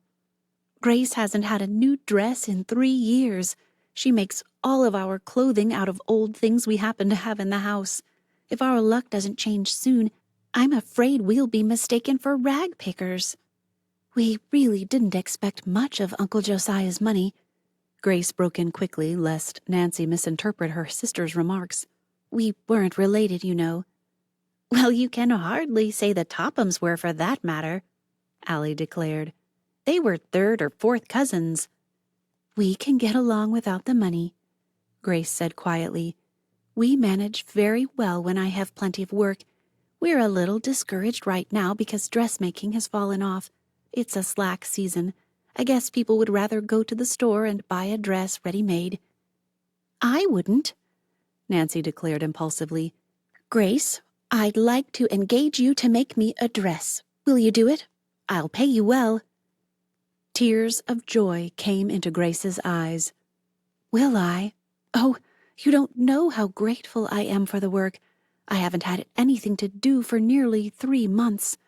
I don't mind poverty so much for myself, but for Allie... Her voice broke. I promised Mother I'd look after her. Allie sprang from her chair and rushed to her sister. She flung her arms affectionately about her. Oh, Grace, I shouldn't have said what I did about needing money. I didn't mean it. Truly, I didn't. But it's the truth. We'll get along, Grace. If only my chicken money came in faster. Why can't a hen lay more than 1 egg a day? Grace smiled faintly at Allie's feeble attempt at a joke, and, to break an awkward silence, Nancy took up the conversation. I'll bring the dress material with me the next time I come this way. She did not need a new dress, but she realized that there was no other way to help the Horner girls, for they were too proud to accept money. And now, I want to ask you a few more questions about Josiah Crowley, Nancy told them. Do you know whether he ever visited other relatives besides the Tophams? Oh, yes, Allie returned promptly. He was only distantly related to the Tophams, you know. They were 3rd cousins, I believe. He had a number of other relatives whom he frequently visited. Before he went to live with the Tophams, they took turns keeping him, Grace informed her visitor. Can you tell me the names of these relatives? Let me see. Grace lost herself in thought. There are 2 cousins living in Masonville. Matilda and Edna Turner, Allie prompted her. They're regular old maids, but awfully nice. They were wonderful to Uncle Josiah when he was alive. And there were 2 nephews, Grace went on. William and Fred Matthews. They have a farm on this same river road. Everyone thought they would get something. How far do they live from here?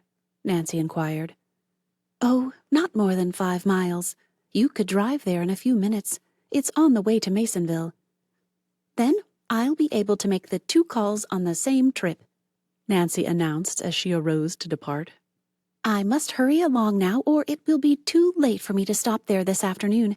I am hoping that by talking with the relatives, I may learn something which will help us to trace the missing will. I'm afraid there's not much chance we'll ever get anything," Grace said rather morosely. "The Tophams will never let the money slip out of their hands." "If we find the will, they won't be able to keep the money," Nancy declared. "Father will see to it that you girls get your just due. Oh, Grace, we forgot to tell Nancy about Abigail Rowan," Allie reminded her sister. "She'd be apt to know more about the will than anyone else." "That's right. You really should call on her, Nancy. She took care of Uncle Josiah one time when he was sick, and he thought the world of her. He often declared he intended to leave her something. Even a few $100 would have meant so much to her," Allie added. "Abigail is old and feeble now. She must be more than 70 years of age, and there's no one to look after her." "Where shall I find her?" Nancy asked quickly. "She lives over on West Lake Road," Grace responded. "It's a good many miles from here. You could make inquiry at some of the farmhouses along the road." "I won't have time to go there today, but I'll surely call upon her as soon as I can. And now I must be going, or it will be dark long before I get back to River Heights." Nancy said goodbye hastily. The Horner girls accompanied her to the roadster and watched her drive away. As she looked back from the corner, they waved their handkerchiefs. "Plucky girls," Nancy thought. "Until today, I didn't realize how terribly they need help. I simply must find a way to help them." She drove along the river road, heading in the direction of Masonville. Although it was growing late, Nancy was determined to visit the Matthews brothers and, if possible, Matilda and Edna Turner.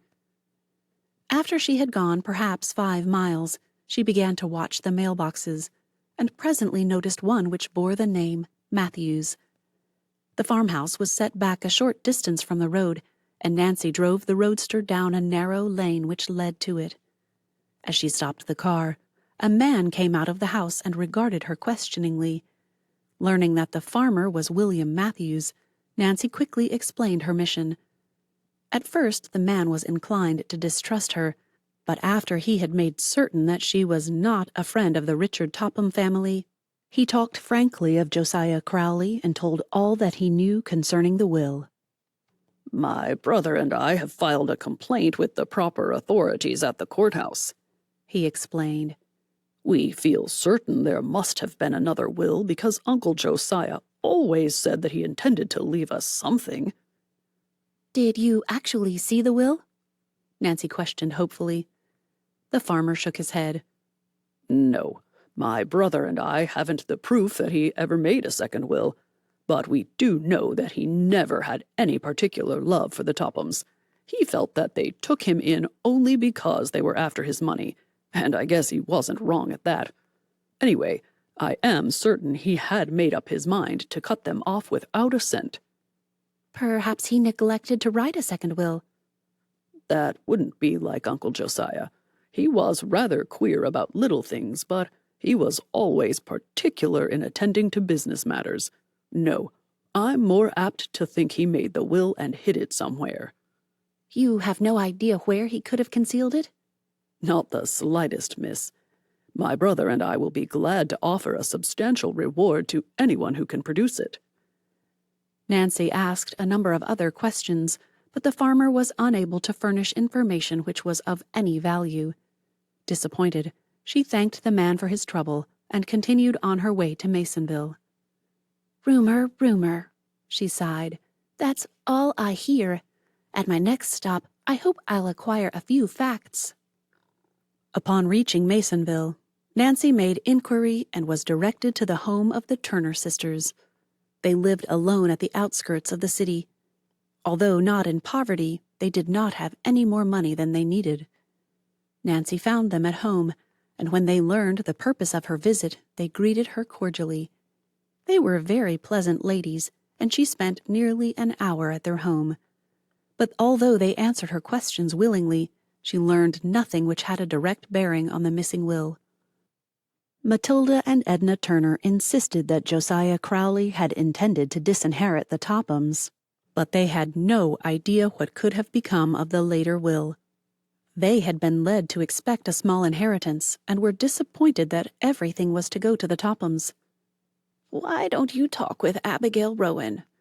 Matilda suggested at the conclusion of the interview. "She took care of Josiah once when he was sick, and he thought a lot of her. She knew more about his queer ways than any other living person." "I don't believe it would do a particle of good," Edna interposed. "Abigail is getting along in years, and her memory isn't what it used to be." It was after dark when at last Nancy took leave of the Turner sisters and headed her roadster toward home. She was tired and hungry as well as discouraged. "So far, I've only wasted my time," she thought despondently.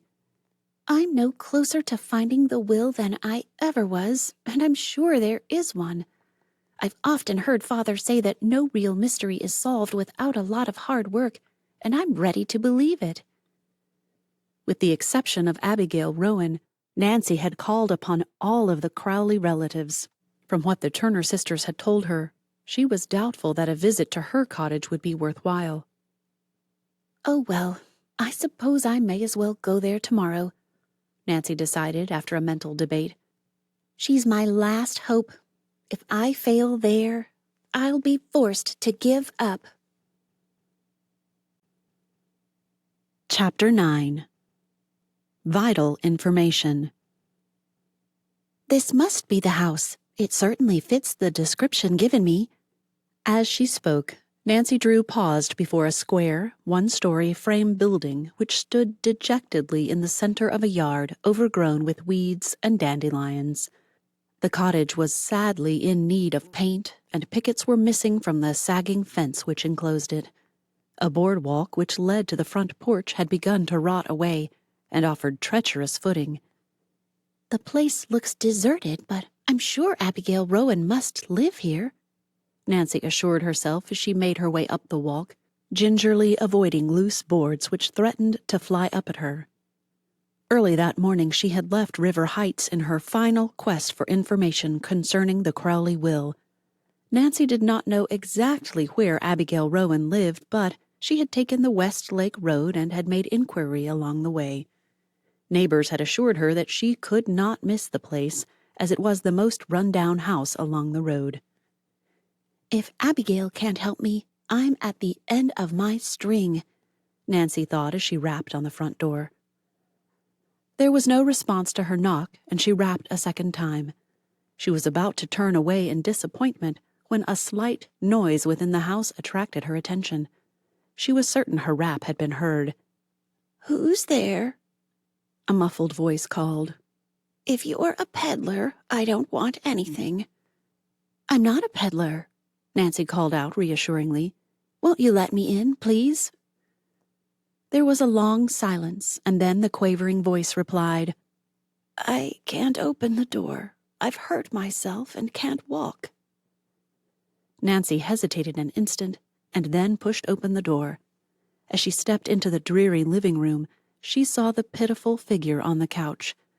Abigail Rowan lay huddled under a ragged old shawl, her withered face drawn with pain.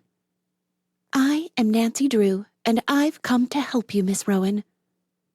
At the words, the old lady turned her head and regarded Nancy with a stare which was almost childlike. "You've come to help me?" she repeated unbelievingly. "I didn't think anyone would ever trouble themselves about old Abigail again." "Here, let me arrange the pillows for you." Gently, Nancy moved the old woman into a more comfortable position. "Yesterday, I fell down the cellar stairs," Abigail explained. "I hurt my hip and sprained my ankle. I can't take a step without it nearly killing me." "Haven't you had a doctor?" Nancy asked in astonishment. "There ain't been a soul come near me." Abigail sighed. I've just laid here on my bed and wondered how soon the end would come. I'm getting along in years now, and it won't be long." "Nonsense," Nancy protested brusquely, for she saw that the old lady's trouble had made her morose. "You have a good many happy years yet before you. Can you walk at all? Are you certain your hip isn't broken?" "I can walk a little, but it hurts something awful when I do." "Then your hip isn't broken," Nancy said in relief. "Let me see your ankle. Why, you don't even have it wrapped up. Where are the bandages? I'll fix it for you." "There's a white rag in the closet in the kitchen," Abigail told her. Nancy shook her head sternly. "A rag won't do. You have a bad sprain and it must be taken care of properly. You really should have a doctor." "I can't afford it," Abigail murmured. "Let me pay for it," Nancy begged. Abigail shook her head stubbornly. "I'll not take charity. I'd rather die in my bed." "Well, if you're set on not having a doctor, I'm going to the nearest drugstore and get bandages and a number of other things," Nancy insisted. "But before I go, I'll make you a cup of tea." "There ain't any tea in the house." "Then I'll get some. What else do you need?" "I need most everything, but I can't afford to pay for it. You might get me some tea and a loaf of bread. That's enough.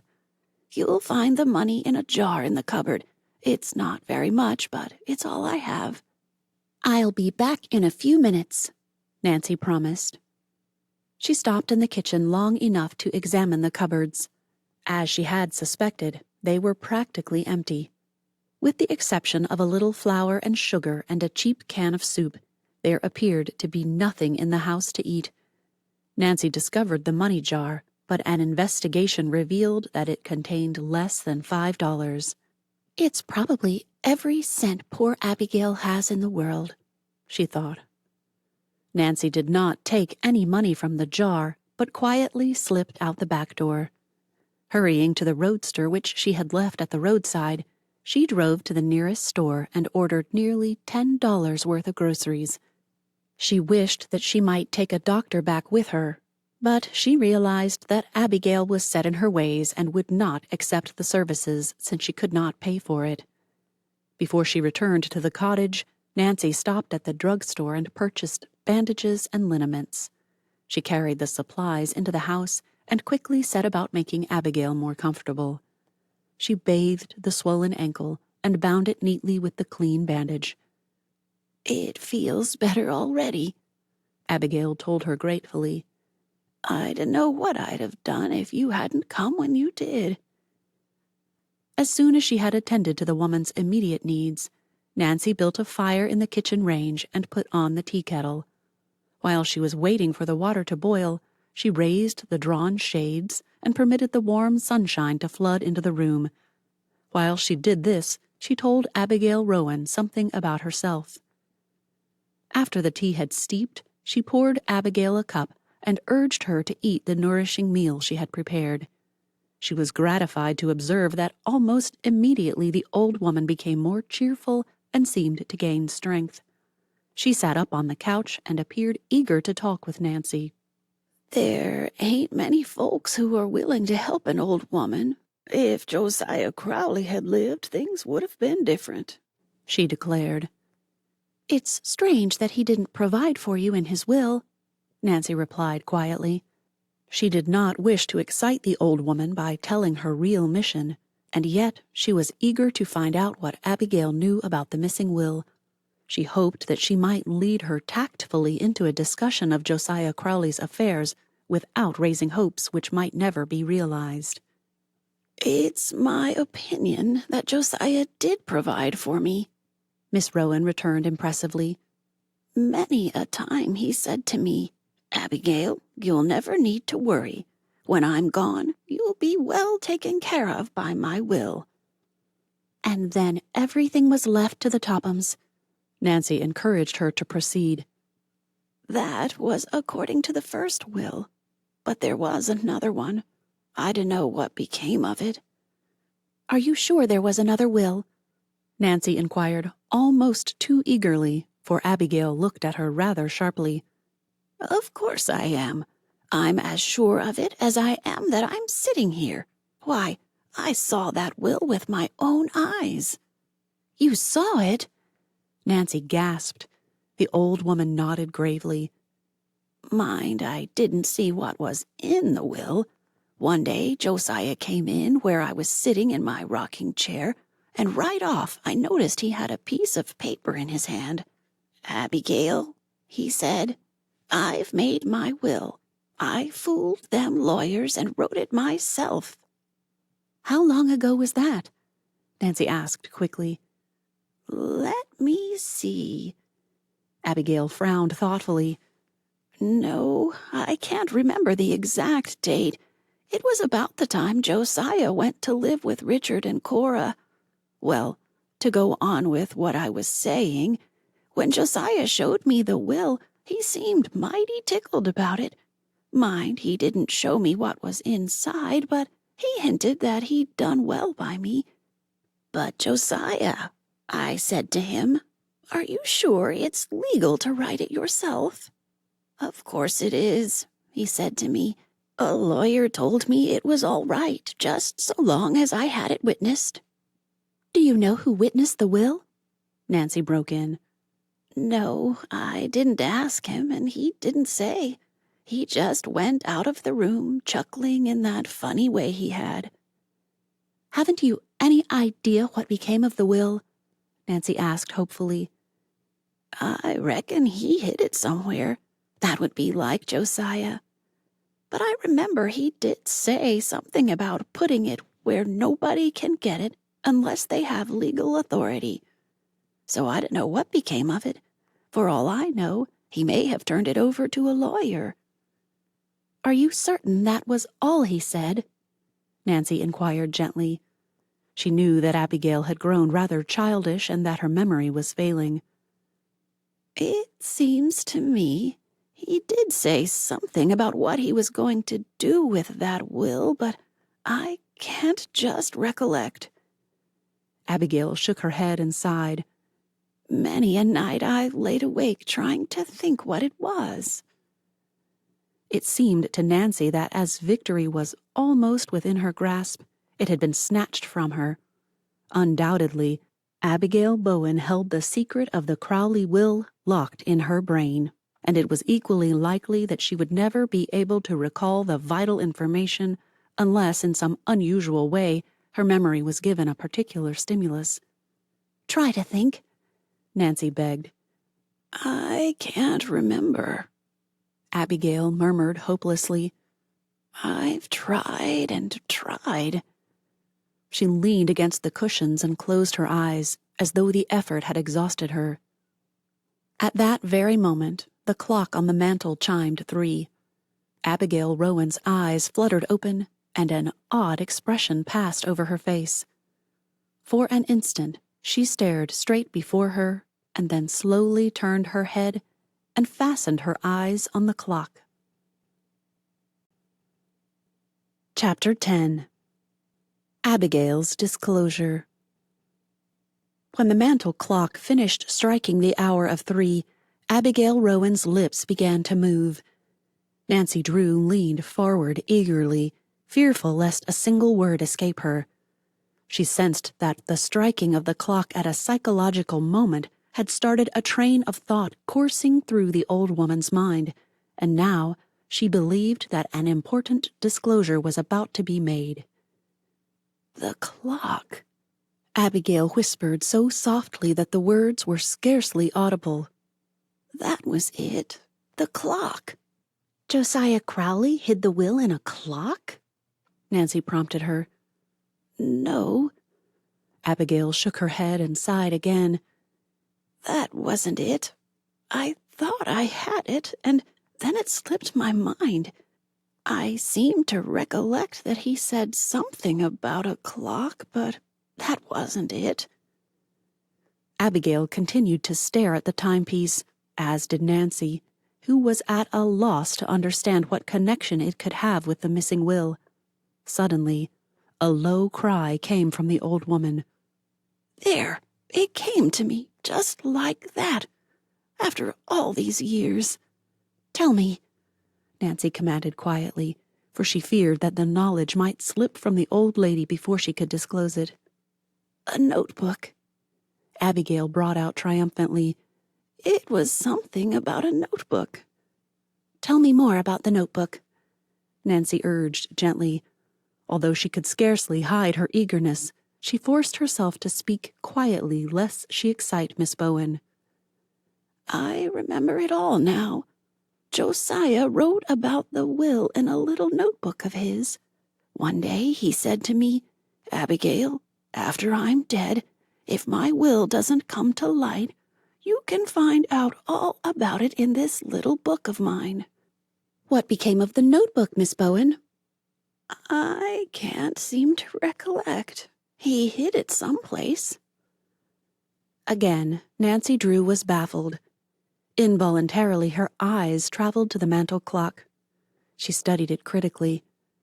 What connection could the clock have with the missing will, she asked herself. Certainly there must be one, for otherwise its striking would not have caused Abigail to think of the notebook. Nancy had studied psychology in school and was familiar with the power of suggestion and association.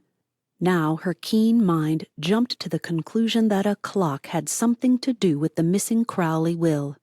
Could it be that the notebook had been hidden in the clock? Impulsively, Nancy got up and went over to the mantel. She took down the clock and looked inside. She saw nothing but a tiny key which was evidently used to wind the timepiece. Disappointed, she returned to her chair. Where was Josiah Crowley living at the time he told you about the notebook? She asked the old lady. He was living in his own house then, but he was just getting ready to go to the Tophams. He'd been visiting around with his various kin and letting his own house stay empty. After the Tophams asked him to live with them, he sold his home. What became of the household goods? Nancy inquired. Oh, the Tophams got most everything. There must have been a family clock, Nancy mused, half to herself. A family clock? Abigail repeated. Oh, yes, there was a clock. Can you describe it? Nancy questioned. Well, it was just an ordinary mantel clock, tall and with a square face, something like that one over there. The old lady pointed to the timepiece Nancy had just examined. Only Josiah's was more elaborate. It had a moon or something on top. What became of the clock? I don't know. Abigail responded indifferently. I suppose the Tophams got it. They took everything else. It was on the tip of Nancy's tongue to tell Abigail that Josiah Crowley might have hidden his will inside the family clock, but she hesitated to excite the old lady. After all, it was only a theory, and it would not be kind to encourage Abigail Bowen to believe there was a likelihood of gaining an inheritance unless it were a fact. I'll wait until I'm sure before I say anything about it to her, Nancy decided. She asked a number of other questions, but it was soon apparent that Abigail had told all that she could recall about the will. Although Nancy spoke of the family clock a number of times, its mention did not seem to interest the old lady. At last, Nancy arose to depart, but before leaving she promised Abigail she would return in a few days to see how she was getting along. It was likewise her intention to stop at the nearest house to ask a neighbor woman to look after the old lady during her absence, but she said nothing of this, as she knew Abigail would protest. After attending to the mission, she sprang into her roadster and started for River Heights. Nancy Drew was highly elated at the information she had gleaned, and was now more interested in the case than ever. I'll not tell the Horner girls what I have learned, Nancy advised herself. At least not until I have learned more about the family clock. If nothing comes of my theory, Allie and Grace would only be disappointed. I'll not raise their hopes until I have something important to tell. As Nancy drove along the West Lake Road, she reviewed the facts of the Crowley case. Unquestionably, Josiah Crowley had made a second will. According to Abigail Rowan, he had secreted it in a safe place and had written its location in a little notebook. He had told Abigail where the notebook could be found in case of his death, and with the passing years, the knowledge had slipped away from the old lady. It's my opinion that Josiah Crowley hid the notebook in the family clock, Nancy reasoned. Otherwise, why would Abigail have said anything about it? Nancy was at a loss to know how to proceed. She knew that her next step in unraveling the mystery was to search the Crowley clock, but this would not be easy to accomplish. If, as Abigail had indicated, the clock had fallen into the hands of the Tophams, the task might be an impossible one. Then, too, it was not at all unlikely that the Tophams had already discovered the notebook. In that case, they would have destroyed it, Nancy told herself. Still, from the conversation I overheard in the park, I feel reasonably certain the notebook has never been found. No, if Josiah Crowley ever hid it in the clock, it must still be there, and it's up to me to get hold of it. During the long ride to River Heights, Nancy Drew mulled over the perplexing problem. But try as she would, she could think of no way to get her hands on the old clock. She must find some means of gaining entrance to the Topham residence. I can't very well climb through a window, much as I would like to, she laughed. And if I pay a social call upon the Tophams, they are sure to be suspicious. We haven't been friendly for years, and since Ada and Isabel discovered that I have taken an interest in the Horner girls, they would be certain to question my motive in going to their house. No, I must think of a good excuse. Presently, Nancy reached River Heights. She drove the roadster down the boulevard and stopped in front of her home. As she stepped out and was preparing to go into the house, she heard her name called. Wheeling about, she saw a girl running toward her. It was one of Nancy's chums, Helen Corning. "Hello, Nancy," Helen called. "I haven't seen you for days. Where do you keep yourself?" Nancy laughed as she greeted her chum. "Oh, I've been especially busy lately. Come into the house and we'll have a chat." "Oh, I can't, Nancy.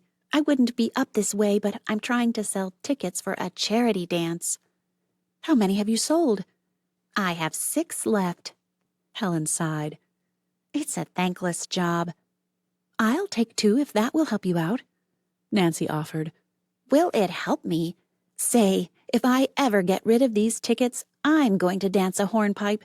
If I don't sell them this afternoon, it's going to fix it so I can't start for Moon Lake. I wish I'd never promised to sell the things." "Moon Lake?" Nancy asked in surprise. "Yes, I'm going to a girls' camp there. I had planned to leave tonight, but unless I get rid of these tickets, I don't see how I can. I wish you were going with me to Moon Lake, Nancy." "So do I, Helen." "Why don't you come along then?" "Oh, I can't," Nancy protested. "I'm involved in something important and I can't get away. I'd love to go, though. Really, I would." "Well, if you find you can make it later, just hop into your roadster and come along. I'll be there for 2 weeks. That is, if I can ever get rid of these charity tickets. I can't leave until I've sold them. I'd pay for them out of my allowance, only I've spent it already." "You are in difficulties," Nancy laughed. She reached in her purse. "How much are the tickets, Helen?" $2 each. How many will you take?" "Oh, give me 2. As Helen extended the tickets, a sudden thought struck Nancy Drew. A pleased light broke over her face. "I have an idea, Helen. I'll sell all of your tickets for you. How will that suit you?" "You're not joking?" "Never was more serious in my life." "Then the tickets are yours. But let me warn you, it won't be easy to sell them." "I'll enjoy trying it." "Well, I must say you have queer ideas of fun," Helen commented dryly. "But I'll not argue with you. This will be fine for me. Now I'll be able to start for camp this afternoon. Here are the tickets." She handed them over with evident pleasure. Good luck to you, Nancy. You'll need it. After Helen Corning had gone on down the street, Nancy Drew walked slowly toward the house. She regarded the charity tickets meditatively and chuckled softly to herself. That's once when I killed 2 birds with 1 stone. These tickets will serve as my passport to the impregnable Topham Fortress. Chapter 11. Visiting the Tophams. It was nearly 3 o'clock of the following afternoon when Nancy Drew paused in front of the Topham residence on Highland Boulevard. She surveyed the structure with distaste. The house was a large, pretentious affair of nondescript type. It was set back from the street and seemed to look down rather aloofly upon the surrounding homes. Even a casual glance at the lawn revealed that it had been landscaped with a vengeance. In an effort to do it in proper style, Mrs. Topham had crowded the yard with sundials, benches, birdhouses, and statues. Such a lack of taste, Nancy thought as she walked up the path to the house. She lifted the knocker on the front door. Nancy Drew realized that the interview was apt to be an unpleasant one, and she braced herself for the ordeal. I must be diplomatic, she advised herself, or I'll not learn a thing about that clock. If they suspect what I am about, they may bounce me out on my ear. At that moment, a uniformed butler opened the door and condescendingly waited for Nancy to state her mission. Tell Mrs. Topham that Miss Drew is calling, she directed. I am selling tickets for the charity dance. It's one of the most important social functions of the year. I am sure Mrs. Topham will wish to attend. Nancy was forced to wait until the butler returned with permission for her to enter. As she was finally ushered into the living room, she could not help but smile at the elaborate formality. For in spite of Mrs. Topham's lofty ambitions, the woman had never achieved the commanding position in society that she strove for. The room in which Nancy found herself was even more bizarre than she had anticipated. Expensive oriental rugs clashed with window draperies of a different hue. The walls were heavy with paintings which were entirely out of place in such a small room, and period furniture had been added indiscriminately. But Nancy Drew was not interested in Mrs. Topham's lack of taste. As soon as the butler had left her alone, she hastily glanced about. Almost at once her eye fastened upon a mantel clock which rested above the fireplace. I wonder if that can be the Crowley clock, Nancy thought. She rather doubted it, for the clock was too modern in appearance. She would have crossed the room to examine it, but a sound in the hall caused her to hesitate. As she heard someone coming, she sank down on an uncomfortable ladder-backed chair and assumed an expression of composure. Mrs. Topham sailed grandly into the room, and after surveying her for a minute, took a seat opposite Nancy. "Well?" she demanded coldly. "What is it?" I am selling tickets for the— "I don't want them," Mrs. Topham broke in rudely. "I can't be handing out my money to every peddler that comes along." Mrs. Topham, I am not a peddler, Nancy said cuttingly, as the color mounted to her cheeks.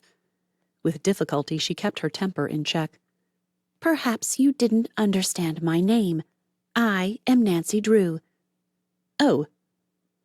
A slight change came over Mrs. Topham's face, for she was fully aware that Carson Drew and his daughter were cordially welcomed in River Heights homes which merely tolerated the Tophams or, in a few cases, barred them.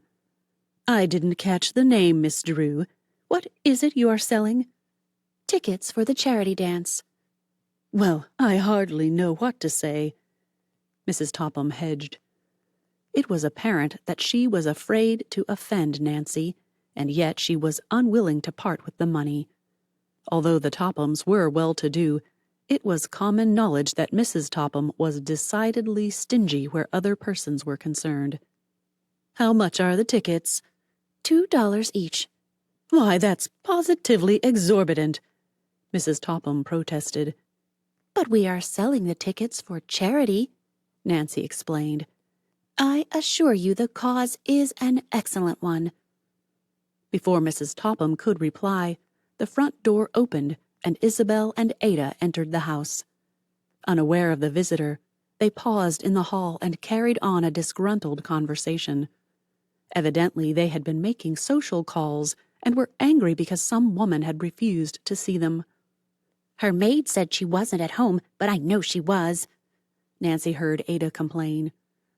The two sisters entered the living room, and when they saw Nancy, stopped short and stared rudely at her. They did not speak a word of greeting. "Miss Drew is selling tickets to a dance," Mrs. Topham informed her daughters. Don't buy them, Ada advised harshly. She had not forgotten the scene in the department store and longed to avenge herself upon Nancy, whom she considered responsible for her humiliation. "But, Ada," Mrs. Topham protested feebly, "I thought it might help our social standing to take a few tickets." Don't be silly, Mother, Ada snapped. You'll only waste your money. We don't want to go anyway. "All right, I won't buy the tickets. Good afternoon, Miss Drew." Reluctantly, Nancy arose. She was somewhat taken aback at the unceremonious dismissal, for she had not accomplished the real purpose of her visit. As she turned, Nancy saw that Richard Topham blocked the door. He had entered so quietly that his arrival had been unobserved. "Just a minute, Miss Drew," he said. "How many tickets have you there?" 4, Nancy gasped in surprise. "I'll take them all." With a grand gesture, Richard Topham opened his pocketbook and carelessly pulled out a $20 bill. "Keep the change," he ordered with assumed indifference. "Give it to the charity." "Richard!" His wife gazed at him with disapproval. "Have you lost your mind?" A $20 bill, she whispered. "It's you who can't see beyond your nose," Mr. Topham retorted, but in a low voice. "You're always trying to get into society, and then you pass up a real opportunity. This donation will get our names into the paper." He slumped into the nearest chair and, opening the afternoon paper, buried himself in the stock page. Mrs. Topham knew that the matter was closed, for she scarcely dared speak to her husband when he was absorbed in the market reports. Nancy, too, realized that she had no excuse for prolonging her stay. I really must be going, she said quickly. What time is it anyway? There's a clock in front of you, Isabel told her pointedly. Why, so there is, Nancy returned pleasantly. She glanced at the timepiece as though she had never seen it before. Oh, surely that can't be the old Crowley clock. I'm so interested in heirlooms. I should say not. This is a far more expensive clock than the one Josiah Crowley left us, Mrs. Topham informed her caller condescendingly. Indeed? But I suppose you still have the family clock stored away in your attic. It's so hard to part with heirlooms. Cleverly, Nancy led Mrs. Topham to further disclosures. It wasn't hard to part with that old-fashioned thing, Mrs. Topham returned. We didn't want it cluttering up the attic, Isabel added. Crowley left so much junk. We considered the clock entirely out of place in our modern home, Mrs. Topham continued. So we sent it up to our bungalow on Moon Lake. Unwittingly, Mrs. Topham had given Nancy the information which she sought. The purpose of her visit accomplished, the girl politely thanked the Tophams for the purchase of the charity tickets and quickly took her leave. As she walked down the path to the street, she chuckled softly to herself. The Tophams may be old schemers, but this time they weren't so clever. Unless I am mistaken, those tickets will prove to be the most expensive ones they ever bought. Before they get through, it may cost them the Crowley fortune. Chapter 12. Following a Clue. Although highly elated at what she had learned from the Tophams, Nancy Drew was at a loss to know how to proceed. Undoubtedly, the old Crowley clock was set up in the bungalow at Moon Lake, but to get there was another matter. Nancy was determined to profit by the information, but was confronted with a number of serious problems. Moon Lake was located among the hills 40 miles away, and the roads were not of the best. Nancy did not know the exact location of the Topham cottage. Then, too, she needed an excuse for making the long trip. If the Tophams learn I have gone to Moon Lake, they may become suspicious, she counseled herself. I must think of some excuse to broadcast as a smokescreen. But try as she would, Nancy could think of nothing. She took a certain amount of pride in her detective work, and now that she felt she had struck a valuable clue, she did not wish to ask advice from her father. She preferred to solve the mystery herself and then surprise him with the solution. At dinner that night, Nancy was unusually silent, and Carson Drew commented on her preoccupation. "It seems to me you have been looking troubled lately," he observed. "Do you feel well?" Never felt better in my life, Nancy laughed. "Just the same, I believe you need a vacation. I realize it isn't easy for a girl your age to look after a big house like this. After a time, the responsibility gets to be wearing." How stupid of me, Nancy exclaimed. In her excitement, she permitted a fork to fall from her hand and clatter against the plate. Carson Drew, who did not comprehend what was passing through his daughter's mind, looked at her in surprise. "Stupid?" he inquired. Oh, I meant it was strange that I didn't think of Helen Corning before this, Nancy said hastily. Helen is going to a girls' camp on Moon Lake. I'm dying to go to Moon Lake. May I start first thing in the morning? I know I can get in. They have room for half a dozen more girls, Helen said. "I think it would be an excellent idea, Nancy. A nice rest will do wonders for you. Go, by all means." Nancy Drew was delighted that she had stumbled upon an excuse which would make it appear natural for her to go to Moon Lake. Early the next morning, after packing a suitcase, she started off in the roadster. As it was not out of her way to go by the river road, she decided to stop at the Horners and give Grace the dress goods she had promised her. As she drove in at the gate, one glance told Nancy that something was wrong. She saw a number of dead chickens in the barnyard, and as the Horner girls came toward her from the direction of the henhouse, it was evident that Allie had been crying. Why, what is the matter? Nancy asked quickly. Oh, it's my chickens, Nancy. They're all dying. I can't understand it. This morning, when I went to feed them, I found 10 dead. I'm so discouraged. And yesterday, a fox took 2, Grace added. I guess fate is against us. I'm afraid I'll lose all of my chickens before I get through, Allie declared unhappily. I don't know what is killing them. They seem to have a strange disease. Allie is all broken up, Grace said quietly. She's worked so hard with her chickens. Most of them are pets. And then we need the money so badly. Now that dressmaking has fallen off, the chicken money is our only means of support. Please, won't you let me help? Nancy begged, reaching for her pocketbook. Accept a title loan to tide you over? Grace shook her head firmly. Thank you for your kindness, Nancy, but we can't take your money. We'll manage somehow. If only Uncle Josiah had provided for us, Allie sighed. You haven't learned anything more about the second will, Nancy? I haven't anything definite to report, Nancy replied, evading the question. She did not wish to raise false hope, and she thought it best not to tell of her discovery. But I'm still hoping we'll be able to trace the will. I doubt it, Grace commented pessimistically. I'm on my way to Moon Lake now, Nancy told the girls. I stopped here to deliver the dress goods. She handed a package to Grace. The pattern is inside, and I'm easy to fit, so you'll have no trouble. Grace's face brightened as she accepted the bundle. Oh, Nancy, I can't thank you. It is I who should thank you. Nancy laughed. "And now, let me pay for the dress in advance." Again, Grace stubbornly shook her head. "Not until the work is finished. That isn't good business." Nancy saw that Grace and Allie were too proud to accept help and regretfully abandoned the idea of trying to give them money.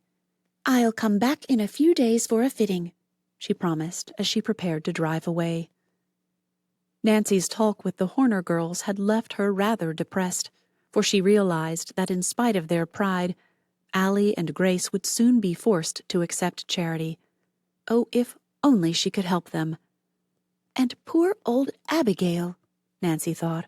If Josiah Crowley had used a grain of sense, things wouldn't be in such a muddle. Nancy soon branched off from the river road and headed south toward Moon Lake. The highway was little traveled, and it was necessary for her to devote all of her attention to driving. The road had not been dragged after a recent rain, and the ruts were deep.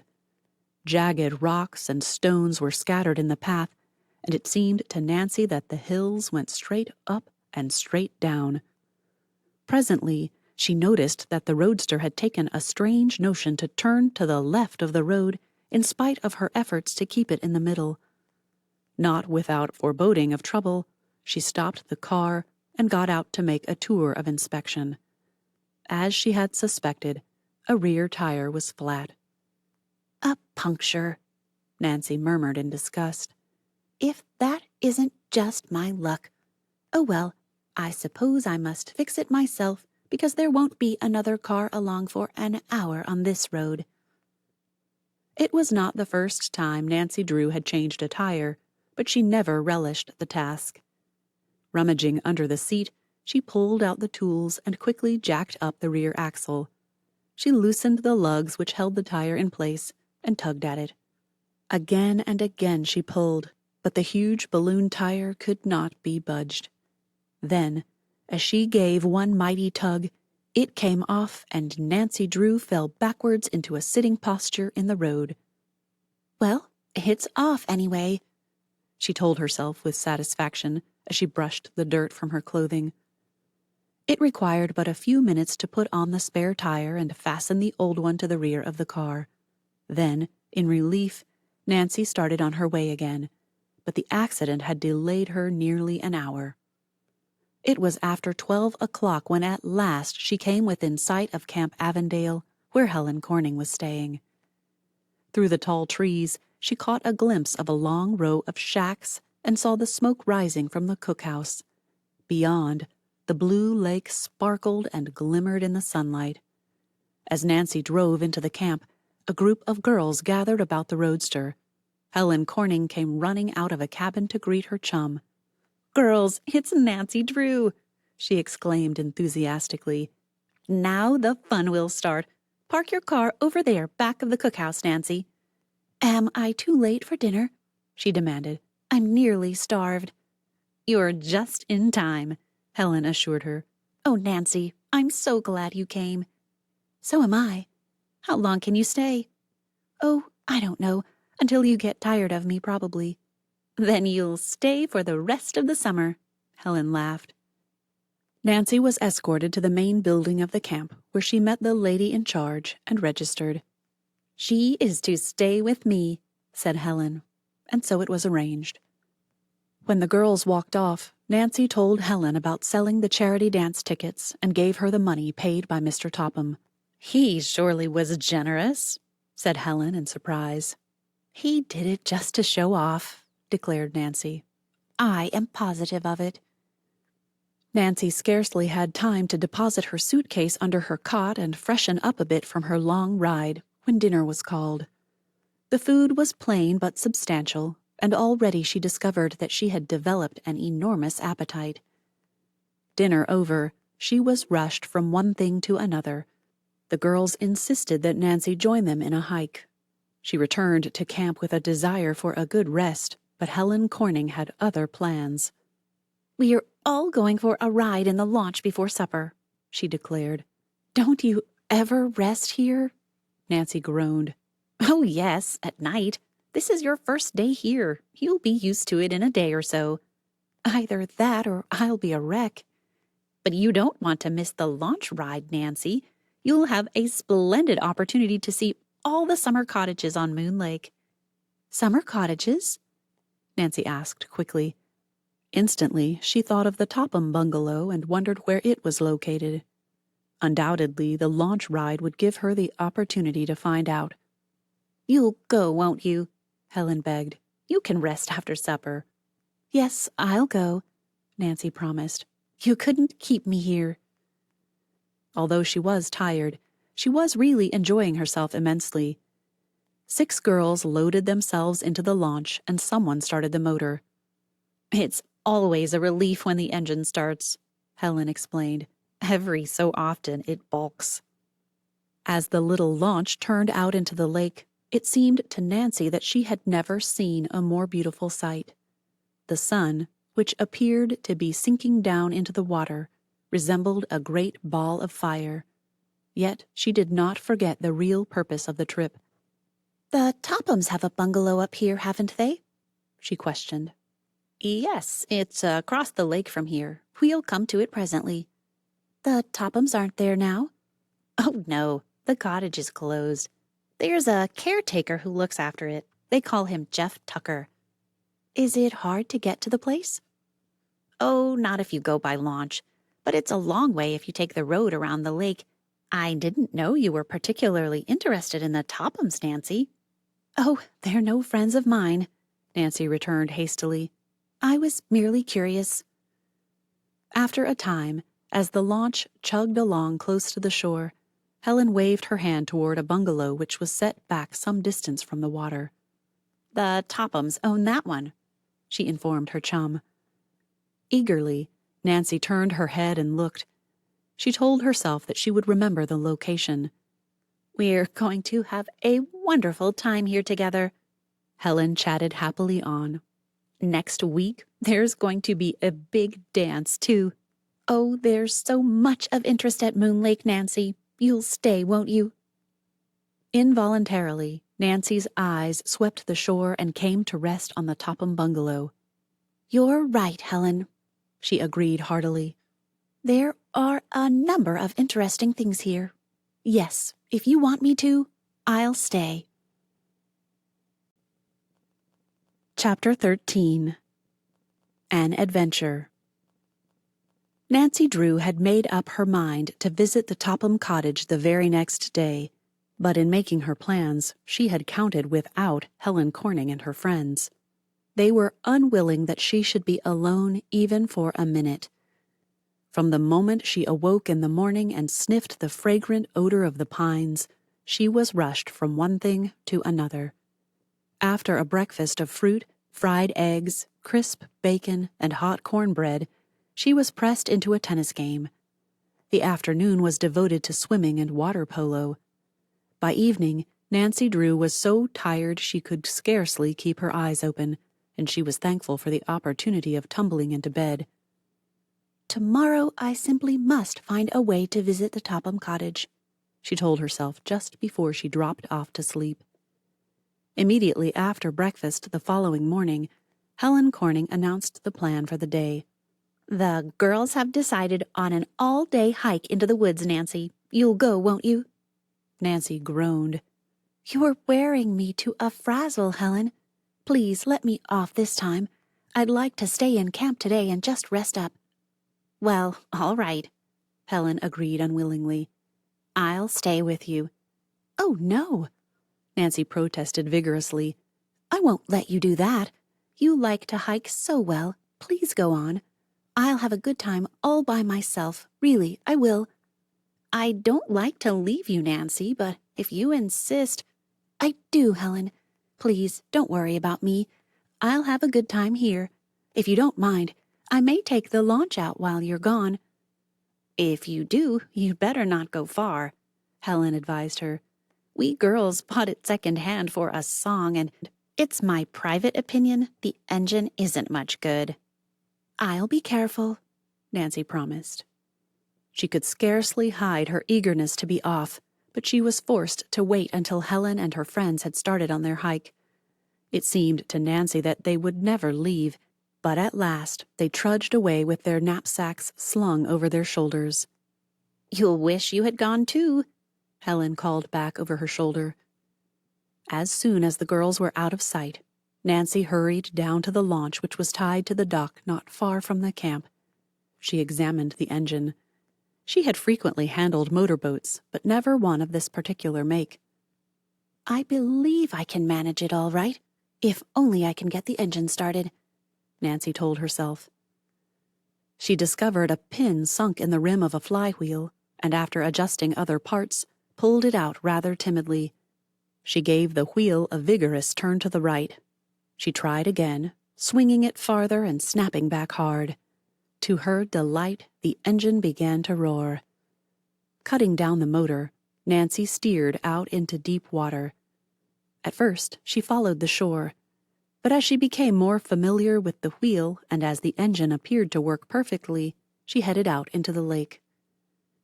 Nancy experienced a real thrill as the little launch responded to her hand. The lake was as smooth as glass, and there was scarcely a cloud in the sky. As the launch cut through the water, a tiny spray blew in Nancy's face, but she did not mind. Far ahead, she could see the opposite shore, and she headed straight for the point where she knew the Topham bungalow was located. "If only the caretaker will let me in when I get there," she thought as she drew near her objective point. But she was doomed never to reach the opposite shore that day, for unexpectedly there was a miss in the steady throb of the engine. The motor gave one long, slow wheeze and died. "Oh, what can have happened to it now?" Nancy cried anxiously. "I can't have run out of gasoline." An examination of the tank revealed that it was nearly full. Nancy studied the engine doubtfully. Like most girls, she had never interested herself in the mechanics of what made wheels go around. "Hateful thing," she murmured. "I believe it stopped on purpose."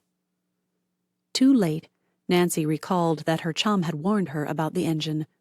Now, as she glanced toward shore, she saw no hope of rescue.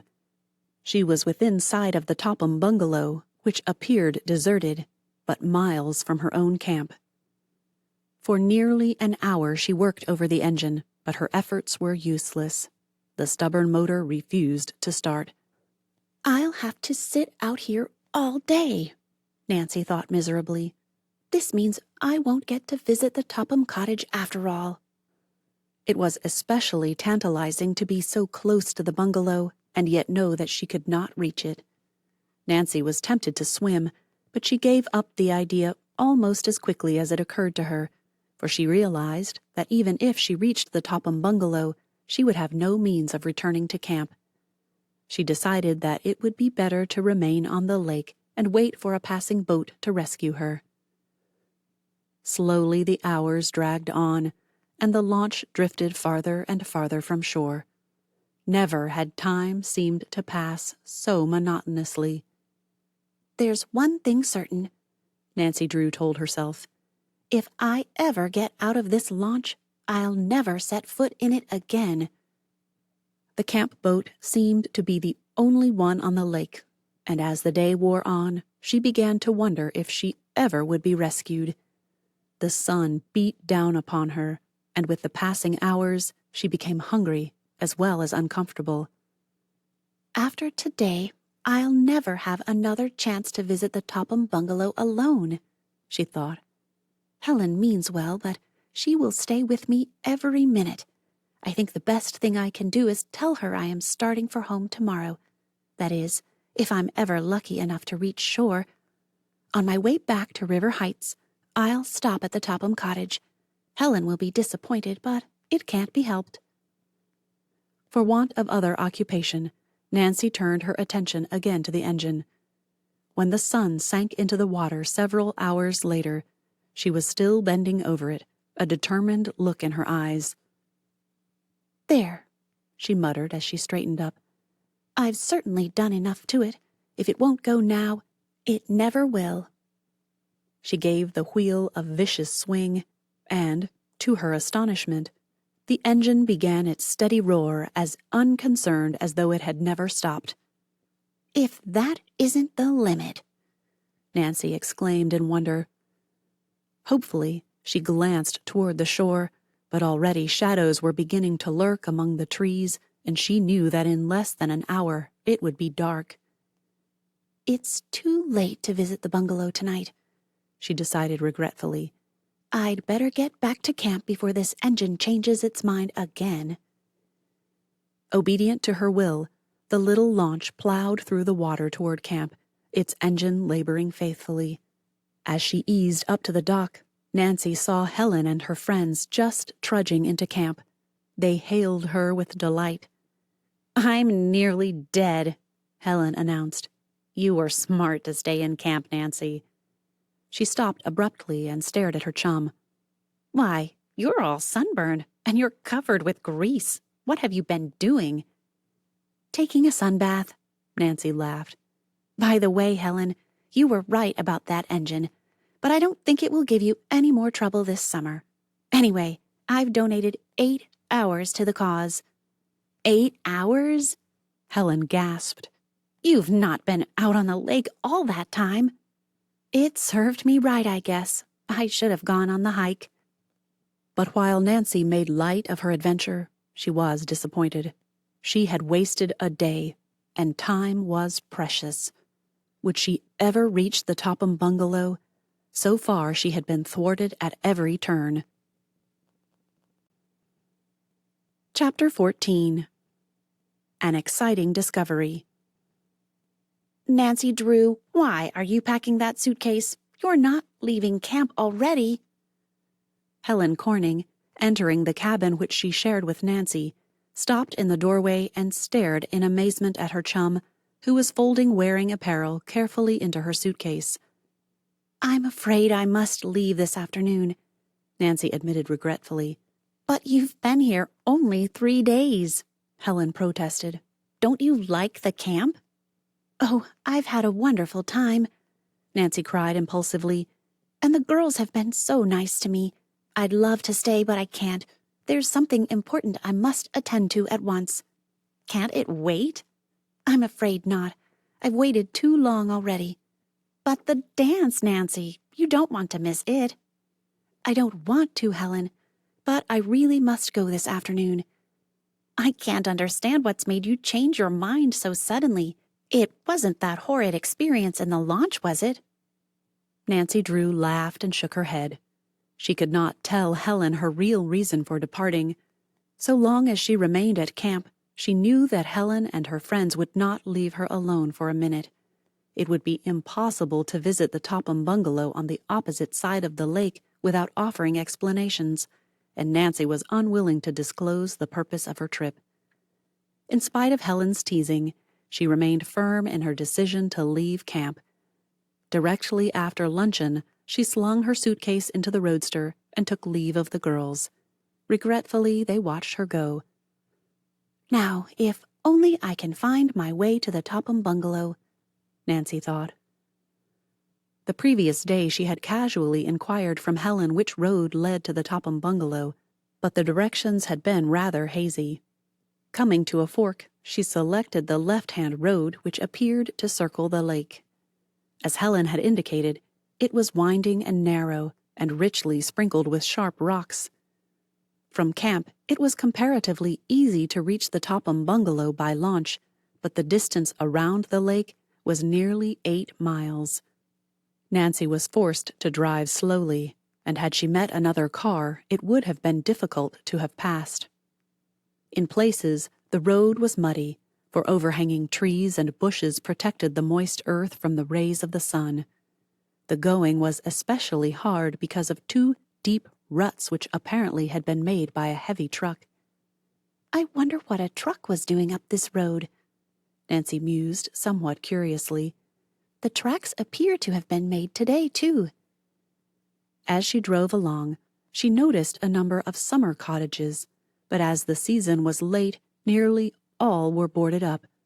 At last, she came within sight of a clearing, and through the trees caught a glimpse of the Topham bungalow. "I hope I'll find the caretaker," she thought. "I'd certainly hate to go back without seeing him." Not without a feeling of anxiety, she stopped the roadster at the edge of the road. To her surprise, she observed that the tracks made by the truck did not continue further. Apparently, the truck had turned in toward the bungalow. Nancy hurried up the path. As she emerged from among the trees, she stopped short and stared ahead in amazement. The entire camp was in disorder. The front door of the bungalow had been flung wide open, and the side doors were likewise ajar. An overturned chair had been dropped carelessly on the porch, and a trail of knickknacks stretched from the house to the path. The grass had been trampled, and there were peculiar marks in the soft earth. "There's something strange about this," Nancy murmured. Quickly, she bent down to examine the marks which were clearly visible. At a glance, she saw that the footprints had been caused by heavy boots, and there were long lines evidently caused by dragging boxes and furniture across the lawn. "I think I'm beginning to see the light," Nancy told herself. "Now I know what that truck was doing on this road. Unquestionably, it was a moving van, and it came here." Again she examined the imprints in the soft earth. "These marks couldn't have been made more than an hour ago at the latest," she decided. As she hurried up on the path, it appeared to Nancy that the camp was deserted. There was no sign of Jeff Tucker, the caretaker in whose care the bungalow had been entrusted. Reaching the veranda, Nancy knocked loudly on the door. When there was no response, she boldly entered. "What can this mean?" she asked herself in dismay as she stared at the sight before her. The living room was in confusion. Save for a few pieces, it was bare of furniture. Even the draperies and curtains had been ripped from their rods. The rugs were missing, as was everything else of value. To Nancy's astonishment, she found that with the exception of one room, the entire house had been ransacked. Only one bedroom had been left practically untouched, and as she stepped into it, she noticed that the rug had been rolled up and securely tied as though in preparation for moving. As Nancy gazed at the disorder about her, she searched her mind for an explanation. What could it mean? "It looks like a case of ordinary robbery to me," she reasoned. Nancy had frequently read of cases where the summer homes of wealthy persons had been stripped of furniture and rugs by unscrupulous robbers who sold the valuables to second-hand dealers and fences. In recent years, there had been a number of thefts in the vicinity of Moon Lake, and as a protective measure, many of the cottage owners employed caretakers the year round. What had become of Jeff Tucker, the man who had been left in charge of the Topham bungalow? The place seemed deserted. Nancy realized that the Topham bungalow, which had been expensively furnished, would offer a rich prize for thieves. Now, as she viewed the evidence, the suspicion which lurked in her mind developed into firm conviction. She was certain that robbers had ransacked the place, carrying off nearly everything of value. "They must have taken the Crowley clock, too," Nancy told herself with a sinking heart. "If they have, I'll never set eyes on it." A feeling of desperation came over the girl as she realized that again she had been thwarted. It seemed almost as though a cruel fate had ordained that the mystery of the missing Crowley will should forever remain unsolved. "It's barely possible the robbers overlooked the clock," Nancy thought hopefully. She began to look about in nooks and corners of the bungalow. She opened closets and poked about in drawers, but her search was in vain. She found no clock. As Nancy returned to the bedroom, she regarded it meditatively. Why had the robbers left this one room practically untouched? Certainly the furniture was as valuable as that which they had taken. Unquestionably, the thieves had intended to strip the room, for they had rolled up the rug. "I wonder if they heard me coming and were frightened away," Nancy asked herself. "I didn't see a sign of their truck, and yet I'm sure they couldn't have left here many minutes before I arrived. As the thought occurred to her, she glanced uneasily over her shoulder.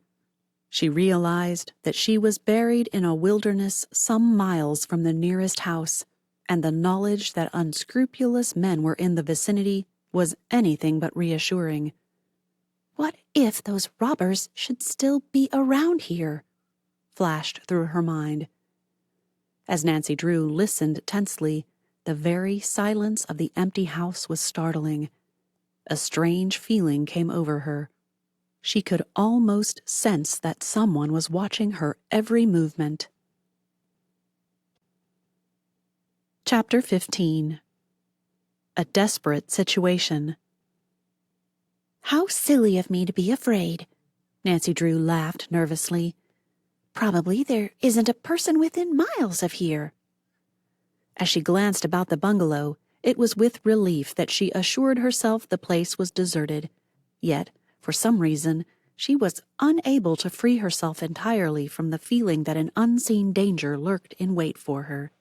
The very walls seemed to smirk and grimace at her, and there was an ominous something in the air. Now that Nancy felt certain that the Crowley clock had been stolen, she was anxious to get away from the Topham bungalow as quickly as possible. I'll drive to the nearest town and report the robbery to the police, she decided. Those men won't be able to travel very fast with a heavy moving van. There's a chance that they may be caught yet. Having made the decision, Nancy moved toward the front door. Passing a window, she chanced to glance out, and what she saw caused her to pause in sheer fright. A heavy-set man with a cap pulled low over his eyes was coming up the path toward the house.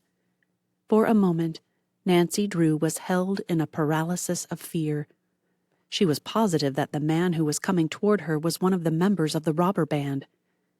Only an instant did the girl hesitate. Then she turned and ran back into the bedroom. Too late, she saw that she had trapped herself, for this room had no outside door. Nancy started back toward the living room, but before she had taken half a dozen steps, she realized that her escape had been cut off from that direction. The man had reached the veranda steps. Frantically, she glanced about for a hiding place. The bedroom closet offered the only possible refuge, and with scarcely an instant's hesitation, she stepped into it and closed the door behind her. Nancy was not a minute too soon.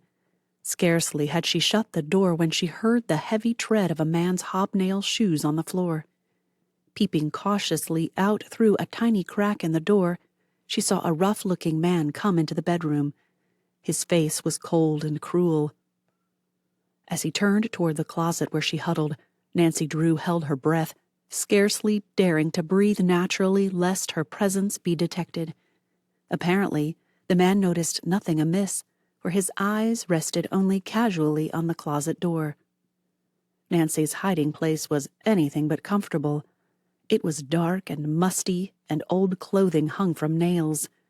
As dust assailed her nostrils, she held a handkerchief to her face, lest she sneeze. If I sneeze, they'll be sure to find me, she told herself. They'll know well enough it isn't an animal, even a cat. She felt around and once more came close to catching her hand on a sharp nail. Then she felt something soft on a shelf and imagined it was a sleeping cat. She drew back, then felt more cautiously. Only an old fur cap, she told herself in disgust. And probably full of moths. Gracious, now I feel like sneezing worse than ever. She held her hand over her mouth hard and waited in agony. But presently, the desire to sneeze passed, and Nancy breathed more freely. When she dared to peep out through the crack a second time, she saw that 2 other men had come into the room. From their appearance, she knew they must be members of the robber gang. The first man seemed to be their leader, for he proceeded to issue orders. "Get a move on," he growled. "We haven't got all day unless we want to be caught. Take that dresser out of here first." The 2 men lifted the heavy piece of furniture and started with it to the door. But they did not move swiftly enough to satisfy the leader, and he berated them savagely. If you were in such a hurry, why didn't you back the van up to the door instead of leaving it hidden in the bushes? One of the men retorted angrily.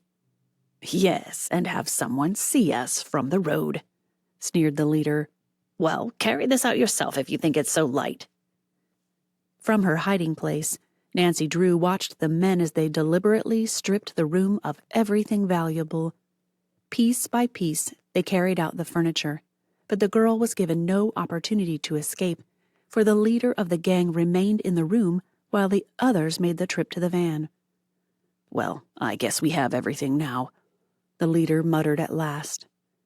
He turned to follow his companions, who had already gone to the truck, but in the doorway paused for a last careful survey of the room.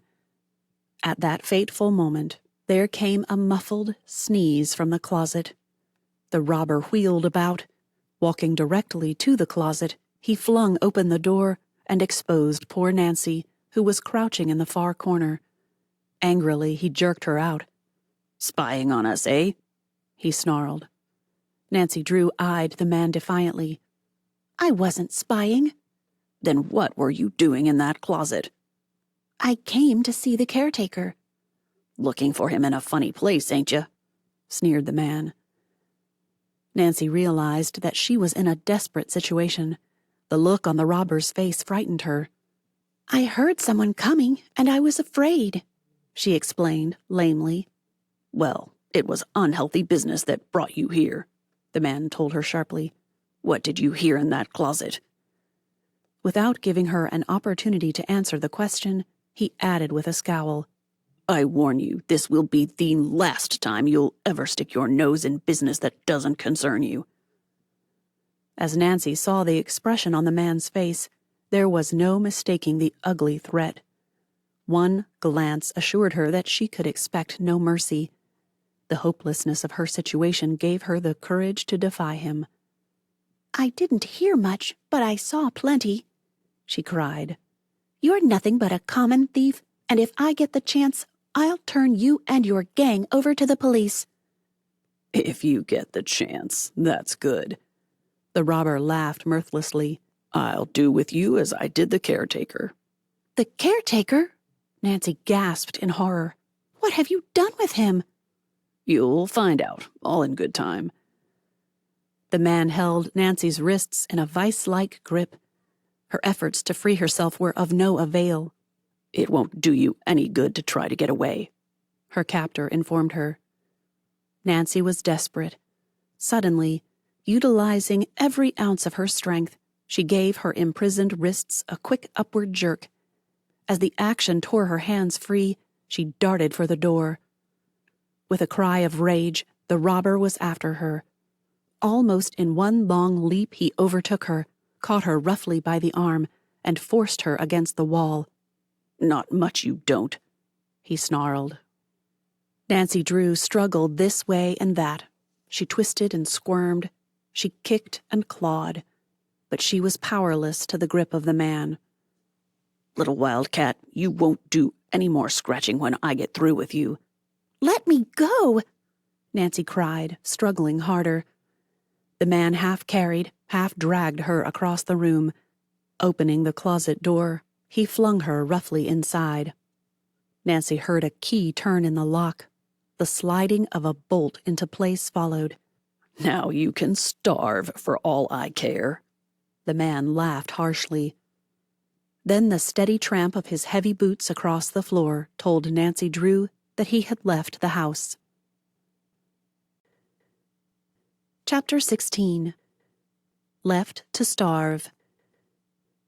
When the sound of the footsteps had died away, Nancy Drew was overcome with panic. A feeling of desperation came over her. She realized that the robber had dared to carry out his ugly threat. He had locked her in the closet and left her there to starve. At first, Nancy was too frightened to think logically. She beat frantically upon the door with her fists, but the heavy oak panels did not give. Help! Help! She screamed. At last, exhausted by her efforts to force the door open, she fell down upon the floor, a dejected, crushed little figure. Maybe those men will come back later and let me out. She tried to encourage herself. Surely they can't be so heartless as to leave me here to starve. But even as the thought came to her, she heard the muffled roar of a heavy truck as it passed the Topham bungalow on the way to the road. With a feeling of utter hopelessness, Nancy heard the van depart. She knew for a certainty the cruel, hardened rascals were indifferent to her plight. They had abandoned her to a horrible fate. The house was as silent as a tomb.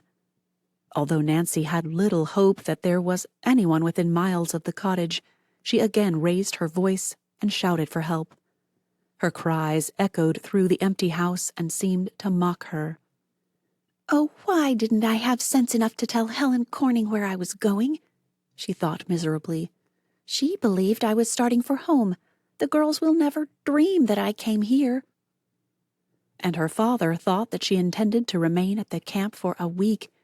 He would not become alarmed over her absence until it was too late. Oh, if only she had never left her home in River Heights. Someone may find my roadster at the side of the road, Nancy reasoned. But it isn't very likely. Few persons pass this way so late in the season. What had become of Jeff Tucker, the caretaker? Certainly she could expect no aid from that quarter. The robber had hinted that he had done away with the old man, and, knowing the character of the rascals, it was impossible not to believe the worst. As the full significance of the situation dawned upon the girl, panic again took possession of her. In a desperate attempt to break down the door, she threw her weight against it again and again.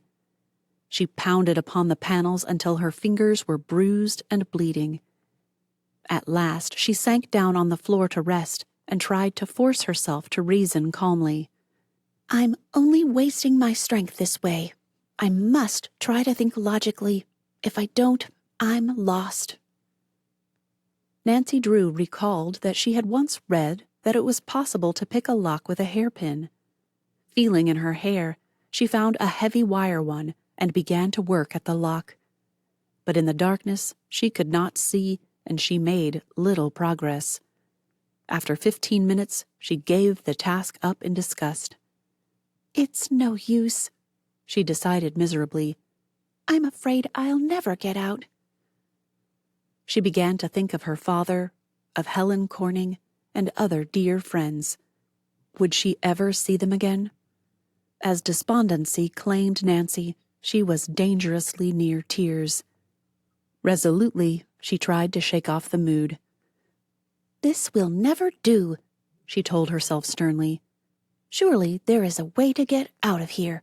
I must keep my head and try to think of something. After a time, as a new idea occurred to the girl, she began to rummage about in the closet, hoping that by some lucky chance she might find a tool which would help her force the lock of the door. She searched carefully through the pockets of every garment which hung from the hooks. She groped over every inch of the floor. She found nothing of value, and the cloud of dust which was stirred up made breathing more difficult than before. The closet had become uncomfortably warm by this time. Then, unexpectedly, Nancy's head struck something hard. Quickly investigating, she discovered a narrow wooden rod suspended overhead. Evidently, it had once been used for dress and coat hangers, as it was fastened to either wall and ran the length of the closet. If I could get that rod down, I might be able to use it to break out a panel of the door, Nancy thought hopefully. It feels strong, and it's about the right size. She tugged at the rod with all her might. To her satisfaction, one side gave. Another hard jerk brought the rod down on her head. To her bitter disappointment, Nancy found as she examined the rod that it was too long to use as a ram. But after a little experimentation, she discovered that she could press it into service as a wedge. Inserting it in the crack between the hinges, she threw all of her weight against the rod. At first, the door did not budge.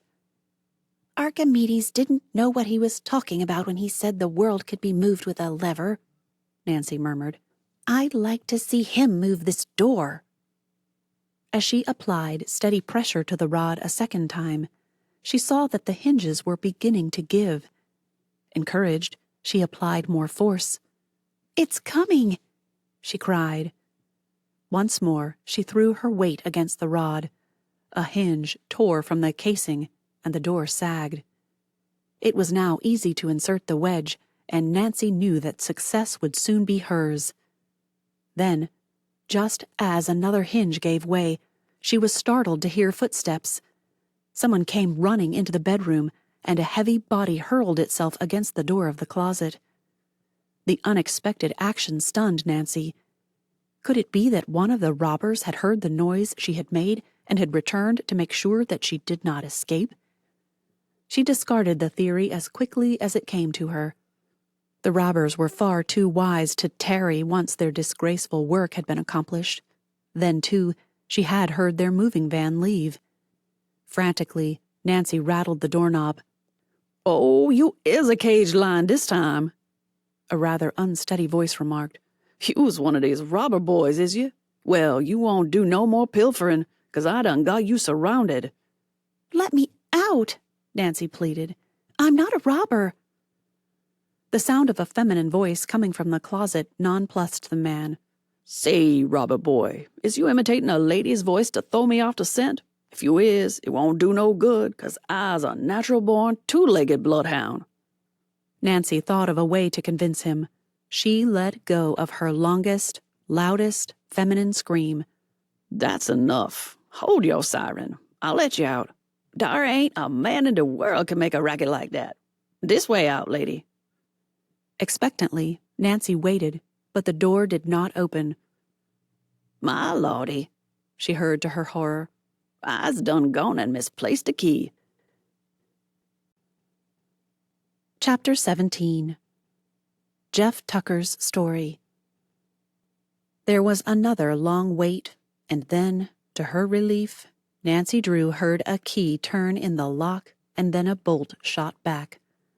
Quickly, she pushed the closet door open and stepped out into the light. She stood face to face with Jeff Tucker, the caretaker employed by the Tophams. The robbers had led her to believe that they had harmed the old fellow, and Nancy was glad to see him well and happy, albeit a little too happy, for Jeff Tucker plainly had had a bit too much to drink. Jeff still knew very well what was going on about him, but a certain alcoholic glitter in his eyes and his somewhat unsteady stance informed Nancy that he was not just as sober as the proverbial judge. She suspected that while he had been absent on his convivial celebration, the robbers had made off with the Topham furniture, for even in his condition of semi-inebriety, Jeff seemed to realize that something was amiss. He stared at Nancy, then his eyes roved about the topsy-turvy room. "Say, girl, you tell me where all this here furniture's at." Nancy smiled in spite of herself at the old caretaker's bewilderment, for try as he might, he evidently could not rationalize the situation. "The most definite information I can give you," she said, "is that some robbers carted it away. If you had been here attending to your duty, it would never have happened." That's right. Blame me. I ain't supposed to be no standing army. I's just a plain man with a wife and 7 children a-depending on me. No, Mom, I ain't having no truck with them machine gun boys." Jeff paused and passed his hand over his forehead as if he were trying to wipe away the alcoholic cobwebs that were accumulating about his perceptive faculties. Then suddenly, he pointed a bony finger at Nancy and demanded, "How come you here?" "That's a fine question for you to ask," replied Nancy indulgently. "But I don't mind telling you. I arrived just as the robbers were hauling off the last of the furniture. They locked me in the closet. I must have been there for hours." "You was in that there closet all that time?" Jeff's voice suddenly took on a pathetic tone. "You poor child. Suppose you had starved to death in there, or the house had burned down, or you was scared into fits, or—" "There now, Jeff. Don't take on about what might have happened to me. I'm all right." Nancy determined to try persuasion on the old fellow in order to find out what had happened to him. "Tell me where you were last night," she suggested gently. Well, it was this here way. I was out in the yard choring around last night and thinking about how I wished I was someplace where I wasn't, just any place. I didn't mind where. I was just all fed up being a caretaker and taking care of this truck from morning till night.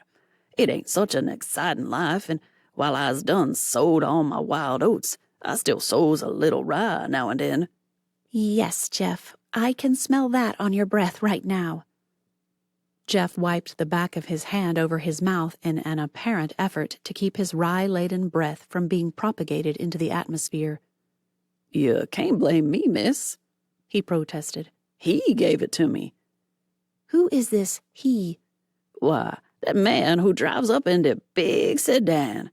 He sees me out there and knows how lonesome and useless I feels, so he says, "Jeff, hop in.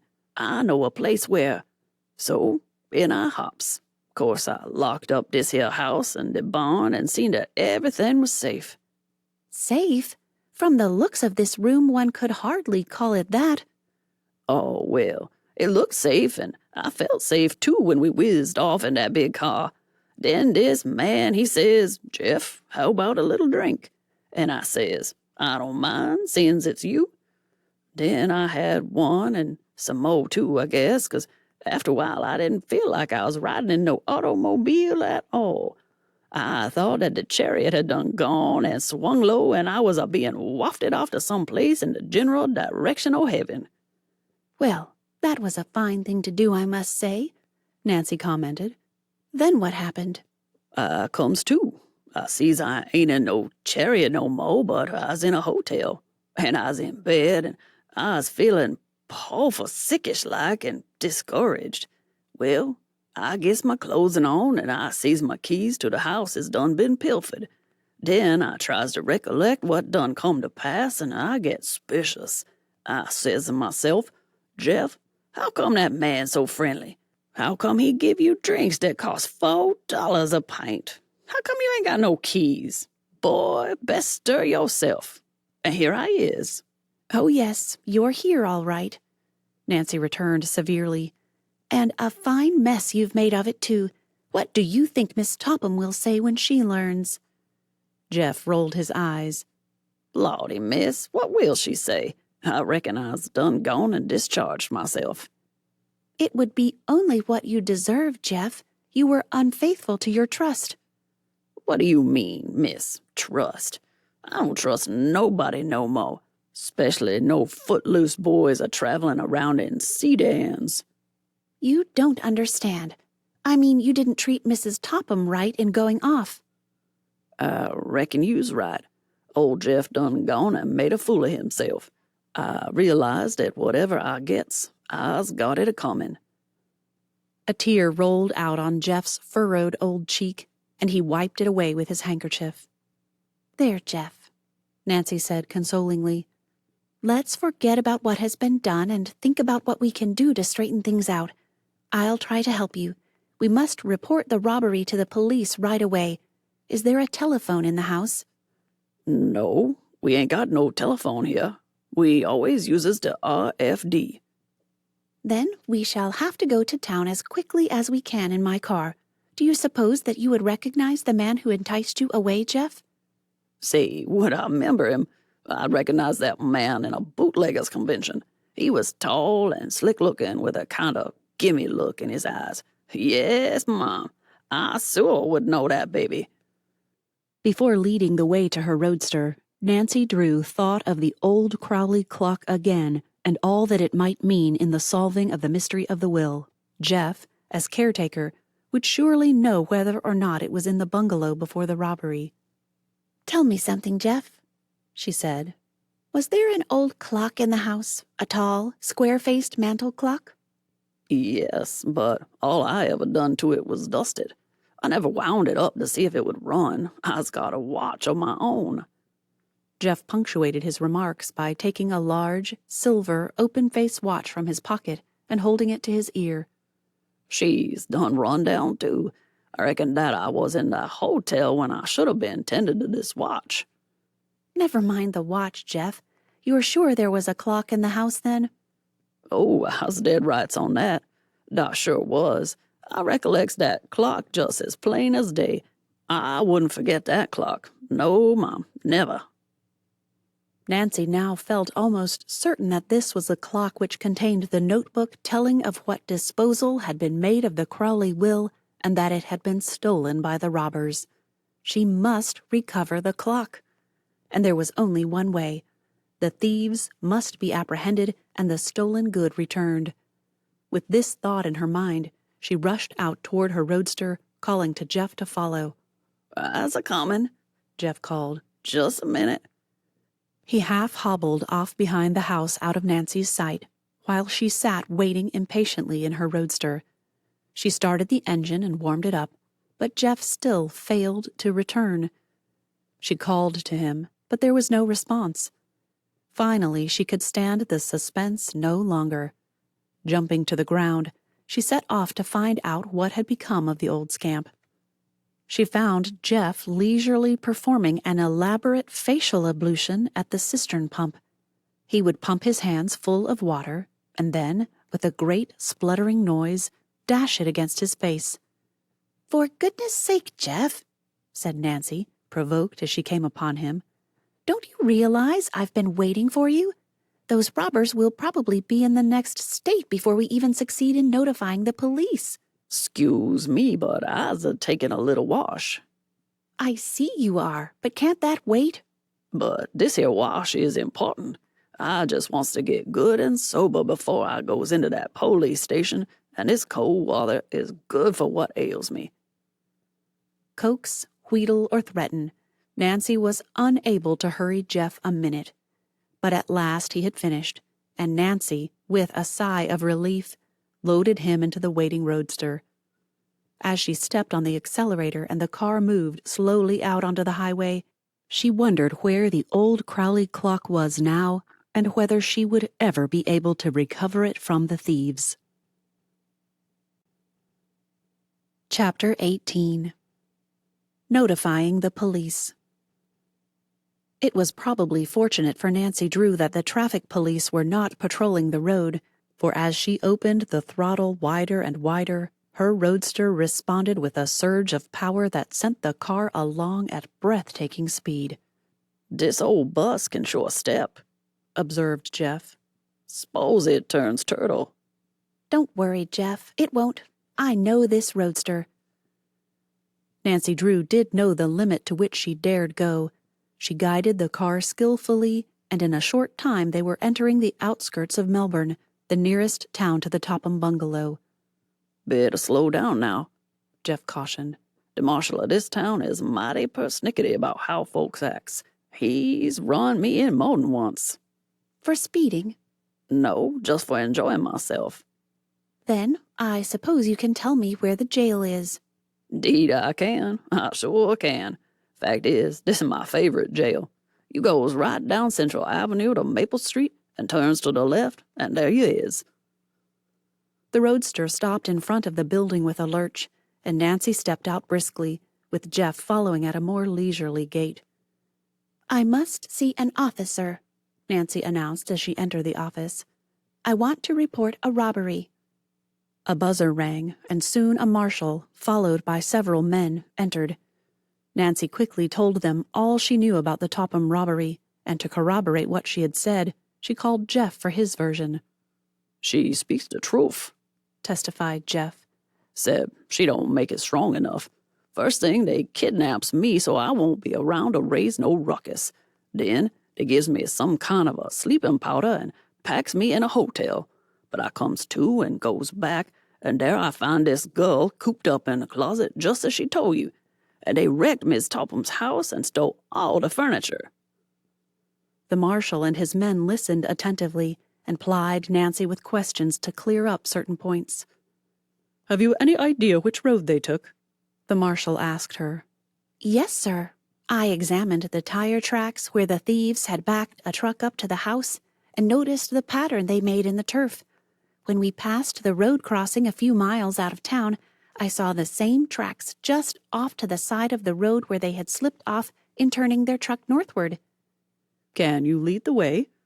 Yes, I'll do everything in my power to help.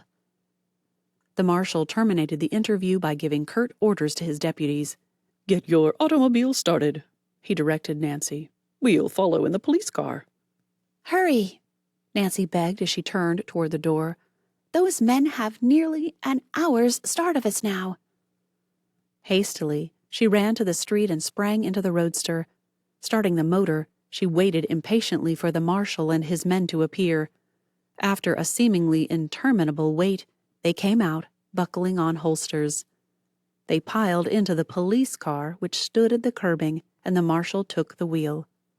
After several unsuccessful attempts, he started the motor. Jeff Tucker, who had followed the men from the office, would have inflicted his person upon the already overburdened car, but as he attempted to gain the running board, he was forced gently but firmly back upon the sidewalk. "Follow me," Nancy cried to the marshal.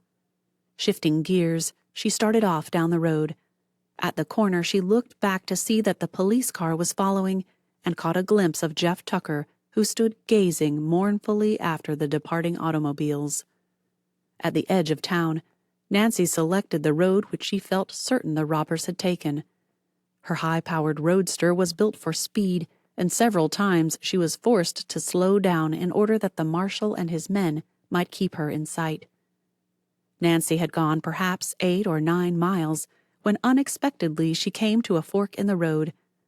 Uncertain which branch off to take, she brought the roadster to a halt. The police car pulled up alongside. What's the matter now? The marshal called out. "I don't know which way to go." The marshal and his deputies sprang from their automobile and began to examine the tracks in the road. But if a moving van had passed that way, the tire marks had been obliterated by other vehicles. There was no clue to indicate which route the robbers had selected. They must have taken the right-hand fork, the marshal hazarded. Nancy shook her head doubtfully. "Doesn't the left-hand road lead to Garwin?" The marshal nodded. "Then it strikes me the robbers would have taken that road.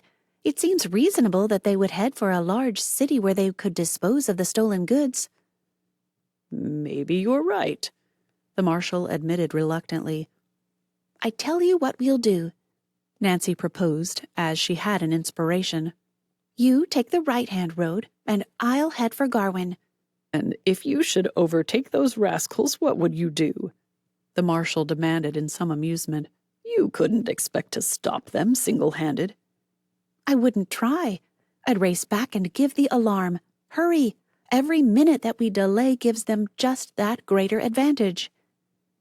Without waiting until the marshal had returned to his automobile, Nancy Drew backed her car and headed down the left-hand road. The highway was smooth, and as there was a clear stretch ahead, she drove rapidly. She realized that already the robbers had a big start, and that, if once they reached Garwin, she could not hope to overtake them. "I'm sure I'm on the right trail," she told herself. "That other road doesn't lead anywhere in particular." After she had traveled several miles, Nancy became less confident. Although she had passed a number of side roads, she had kept to the main highway, and she realized that it would have been easy for the moving van to elude pursuit by taking any one of the branches. "Still, the robbers can't know that they are being followed," she reasoned. "It's likely they'll be off their guard." 15 minutes passed, and Nancy began to fear that after all she had selected the wrong road at the fork. Presently, she noticed a man with a team of horses approaching and determined to question him. "Have you seen a large moving van on this road?" she called out as she stopped the roadster alongside the wagon. A truck passed me about 20 minutes ago, the farmer told her. The big road hog tried to push me into a ditch. Highly elated at the information, Nancy thanked the farmer and drove on. "At the rate I'm going, I should overtake the robbers in a few minutes," she thought. "Oh, if only I could get my hands on the Crowley clock before the police confiscate the stolen goods." 10 minutes passed, and then another 10. As Nancy gazed anxiously down the road, she could see no sign of the moving van. I've missed them somewhere, she decided in disappointment. There's nothing to do but go back. Nancy Drew recalled the fact that she had passed a roadhouse less than a mile back, and it occurred to her that possibly the robbers had stopped there. I'll go back there and make inquiry, she thought. I haven't gone by a single crossroad since I talked with that farmer, so if the robbers didn't stop at the roadhouse, I can't imagine what became of them. If they were on this road, I am certain I would have passed them by this time. Dusk was approaching, and Nancy Drew knew that if she were ever to find the robbers, it must be within the next hour. Skillfully, she turned the roadster around in the road. A few minutes of fast driving brought her within sight of the roadhouse. The place was of disreputable appearance, and Nancy suspected that it might be a bad resort to visit. It stood back from the road a short distance, and was half hidden by tall trees. The building was large and rambling, but rather old and sadly in need of paint. A sign on the gate read, "The Black Horse."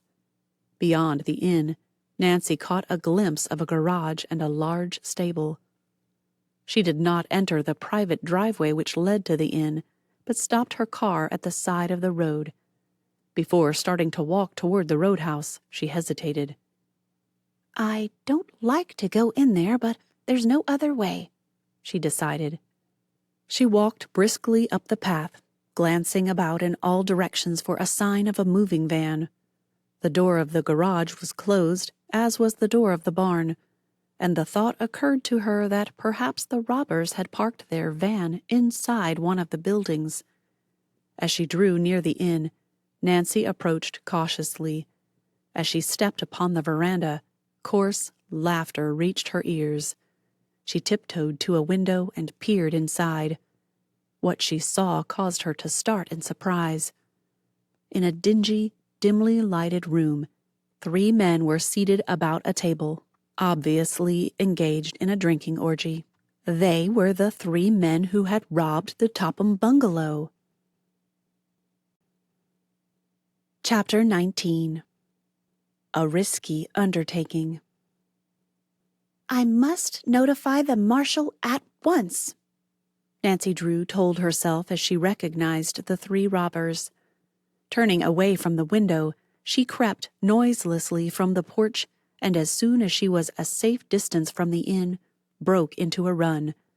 As she stepped into her roadster, a sudden thought occurred to her. Those robbers must have parked their van in the garage back of the inn. If only I could get my hands on the clock before I notify the police. Once the marshal takes charge of the stolen goods, I'll have no opportunity. Motivated by the impulse, Nancy drove on down the road a short distance and, rounding a bend, came upon another side road which led into the woods directly behind the inn.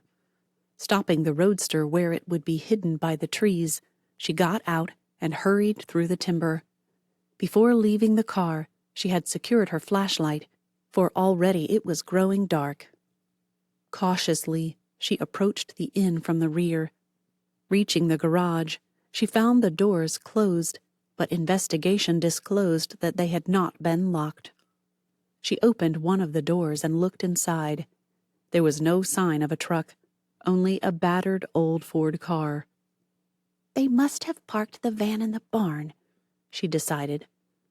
As she opened the stable door, it squeaked in an alarming fashion. Anxiously, she glanced toward the inn, but so far as she could tell, her actions were unobserved. There was no one in sight. Flinging the door wide open, the girl peered hopefully into the dark interior. A low cry escaped from her lips. There in front of her stood the moving van. What a piece of luck, she exclaimed as she viewed the truck which the robbers had left in the barn. Now if I can only find the clock. With a last cautious glance in the direction of the roadhouse, She hastily closed the barn door, lest it swing in the wind and attract attention. With the doors shut, the interior of the barn was dark. As Nancy switched on her automobile flashlight and played it over the moving van, she was disappointed to note that it was a covered one. The rear doors were closed. Nevertheless, although she could not see inside, she was certain the truck contained the goods stolen only a few hours before from the Topham bungalow. Securing a firm grip on the door handle, she gave it a quick turn. To her surprise, the door did not open. With an exclamation of disappointment, Nancy turned her flashlight on it and for the first time noticed the keyhole. The robbers had locked the van. "Oh dear, now what shall I do?" she questioned frantically. "I'll never be able to break the lock." Desperately, she glanced about. She dared not remain many minutes in the barn lest the robbers return and find her there. Yet she could not admit defeat. "Perhaps the keys were left in the ignition switch," she thought hopefully. She rushed to the front of the van and clambered into the driver's seat. An examination of the dashboard did not reveal the keys hanging from the ignition switch. "The robbers must have taken the keys with them," she told herself. Nancy was discouraged. She was on the point of admitting defeat when a thought came to her. Among her acquaintances, there were a number of persons who, upon occasion, hid their automobile keys under the front seat. It was barely possible that the robbers had done likewise. Nancy hastily pulled up the leather seat and looked underneath. A ray of her flashlight illuminated a small object in one corner. Eagerly, she snatched it up and saw that it was a key ring. "Luck was with me once," she murmured as she ran back to the rear of the van. After trying several of the keys, she at last found one which would fit the lock. Turning it, she jerked open the door. As she flashed her light about inside the truck, she saw that she had made no mistake. The van contained the stolen goods, and it was loaded nearly to the top. "What shall I do if the clock is on the bottom?" Nancy groaned as another problem occurred to her. "I'll never find it." Dexterously, she swung herself up on the load. She flashed the light about on chairs, tables, rugs, and boxes. There was no sign of the Crowley clock. Then, the beam rested for a moment upon an object in a far corner, and with a low cry of delight, Nancy saw that her search had been rewarded. Protected by a blanket, an old-fashioned mantel clock rested on top of a center table in the very front of the van. She scrambled laboriously over odd pieces of furniture as she tried to reach the clock. Her dress caught on something sharp and tore, but Nancy did not heed it. She snatched at the blanket and swept the clock toward her. One glance at the timepiece assured her that it fit the description Abigail Rowan had given her. It had a square face, and the top was ornamented with a crescent. Nancy was almost certain that it was the Crowley clock. But as she stood staring at it, her keen ears detected the sound of voices outside the barn. The robbers were coming back. "I'm lost," flashed through her mind. Clutching the blanket and the clock tightly in her arms, Nancy Drew partly crawled and partly fell over objects as she struggled to get out of the truck before it was too late. She was afraid to think what would happen to her if the robbers discovered her in the van. Reaching the door, she leaped lightly to the floor. She could now hear heavy footsteps coming closer and closer. Nancy slammed the truck doors shut and searched wildly for the keys. "Oh, what did I do with them?" she thought frantically. She saw that they had fallen from the door to the floor and snatched them up. Hurriedly inserting the right key in the lock, she secured the doors. The deed was not accomplished a minute too soon. As Nancy wheeled about, she distinctly heard the murmur of angry voices outside. The robbers were quarreling among themselves, and already someone was working at the fastening of the barn door. Escape was cut off. Nancy felt that she was cornered. "Oh, what shall I do?" she thought in despair. Chapter 20. What Nancy Found. While Nancy Drew hesitated, uncertain which way to turn, her mind worked more clearly than ever before. She realized instantly that she could not hope to run to the front of the car and place the keys under the seat where she had found them. Instead of attempting the impossible, she flung them upon the floor. Then, glancing frantically about for a hiding place, she saw an empty manger.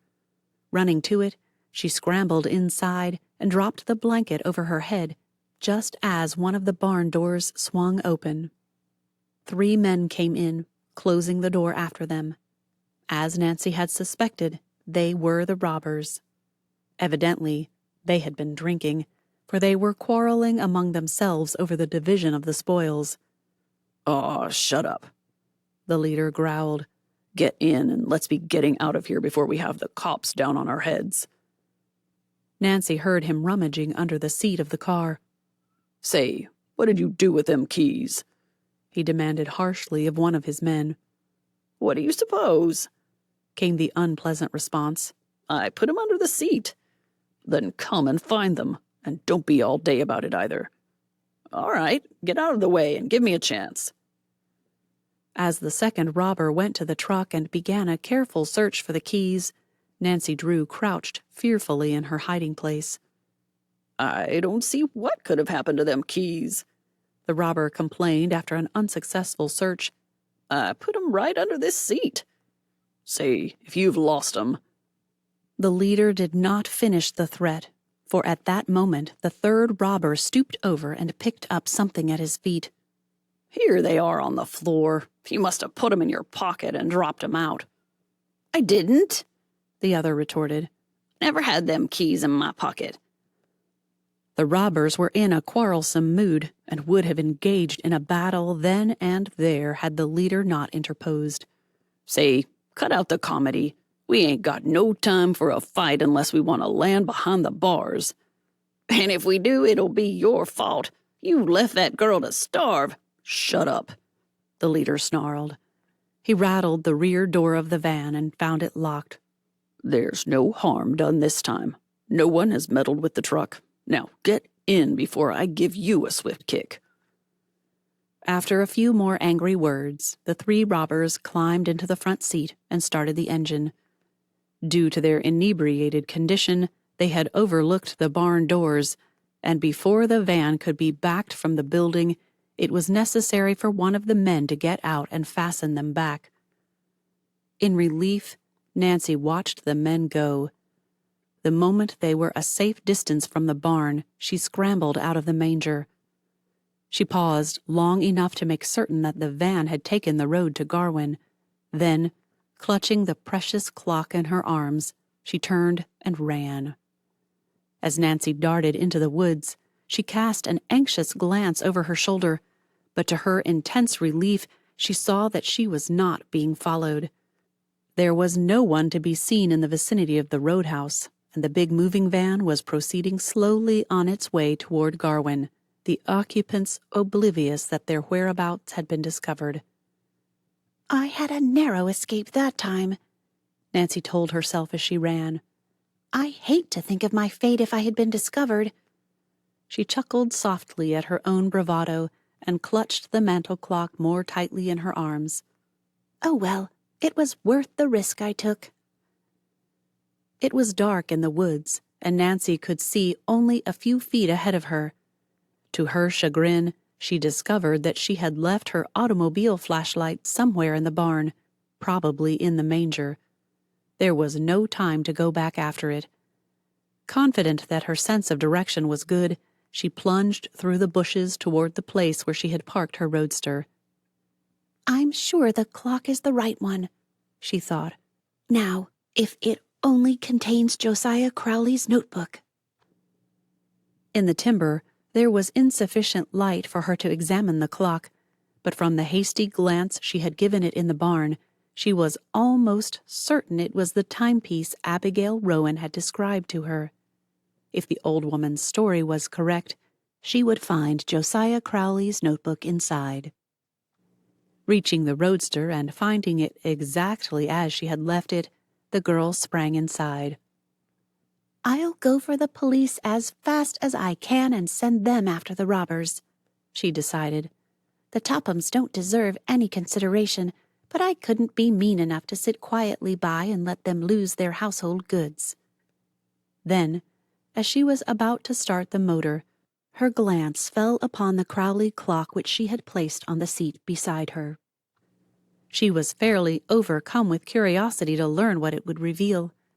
As she hesitated, she found it impossible to resist the temptation of investigating it immediately, even at the cost of a few minutes' delay.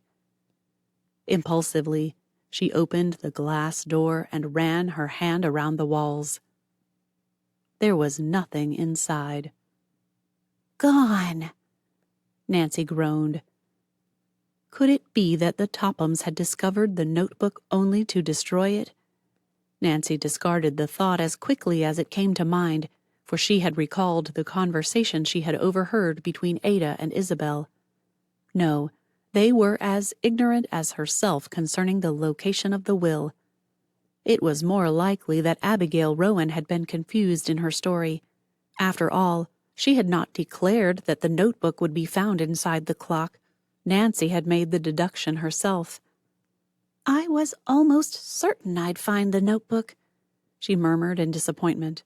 "It must be here somewhere." Turning the clock upside down, she gave it a hard shake. Something rattled. Hopefully, she repeated the action. Unquestionably, there was something bulky inside. "It must be the notebook," Nancy thought in excitement. "Unless I'm wrong, it's behind the face. How can I get it off?" After a vain attempt to remove the heavy cardboard face with her fingers, she lifted the automobile seat and found a small tool with which she could pry. It then required but an instant to remove the two hands of the clock and jerk off the face. As the cardboard fell to the floor, Nancy peered hopefully inside and gave a low cry of delight. "Eureka!" There, at one side of the clock, attached to a hook in the top, dangled a tiny blue notebook. Chapter 21. Capturing the Robbers.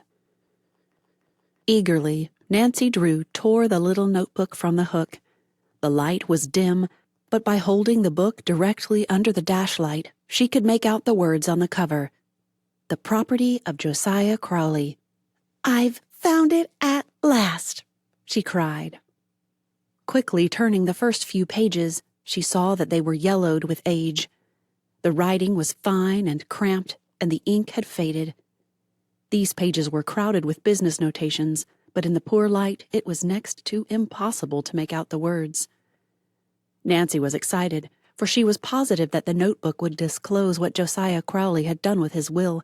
Yet she realized that she could not hope to read through the book without a considerable loss of precious time.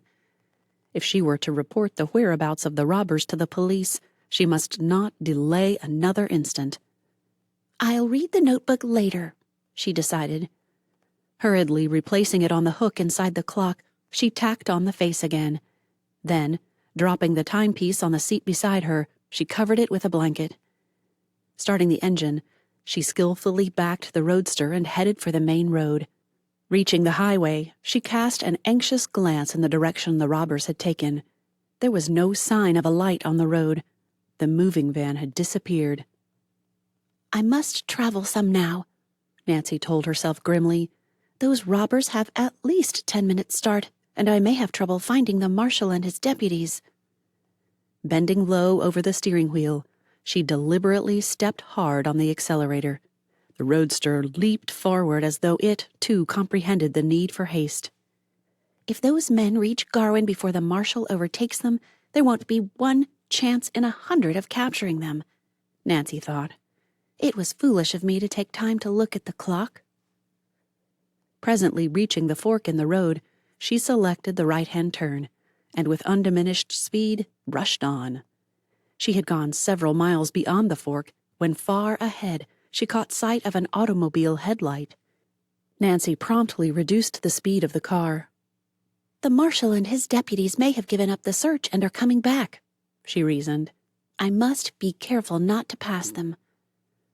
As the automobile approached, Nancy slowed her roadster practically to a standstill. Then, as she recognized the police car, she brought her own automobile to a halt. As the marshal and his deputies flashed by, she cried out for them to stop. There was a loud screeching of brakes as the police car came to an abrupt halt. Springing from the roadster, Nancy ran forward. "Quick!" she called to the marshal. "The robbers have taken the road to Garwin. If you hurry, you can overtake them. Go on, and I'll follow." Without waiting for more, the marshal and his deputies drove off at top speed. The automobile rounded a bend and was lost to view. For an instant, Nancy Drew stood looking after it. Then, springing into her roadster, she too was off. Following close behind the police car, the girl sped down the road in pursuit of the robbers. The two automobiles passed the roadhouse beyond the fork and raced toward Garwin. "We should have overtaken the robbers by this time," Nancy told herself anxiously after a number of miles had been traversed and still there was no sight of a moving van. "They can't have gone very far." 10 minutes passed. Then, unexpectedly, she caught a glimpse of a red tail light on the road far ahead. "It must be the van," Nancy thought. "The light doesn't appear to be moving fast enough for an automobile." Evidently, the marshal and his deputies were of the same opinion, for at that moment the police car slowed down. "Don't fire unless it's necessary," the marshal ordered his men. "But if they resist, pepper them." Cautiously, the police car approached. As the headlight played upon the rear of the van, Nancy saw the license plate clearly and recognized the numbers. Then, as the van pulled over to the side of the road, the police car drove alongside. "Halt!" came the order. The van did not stop. Instead, it put on additional speed and crowded the police car toward the ditch. Nancy's heart was in her mouth as she watched, for it seemed certain that the marshal and his deputies were doomed. At the very edge of the road, the police car, by a sudden spurt of speed, forged ahead and averted disaster. "Halt!" rang out the warning cry a second time. "Halt, or we'll fire!"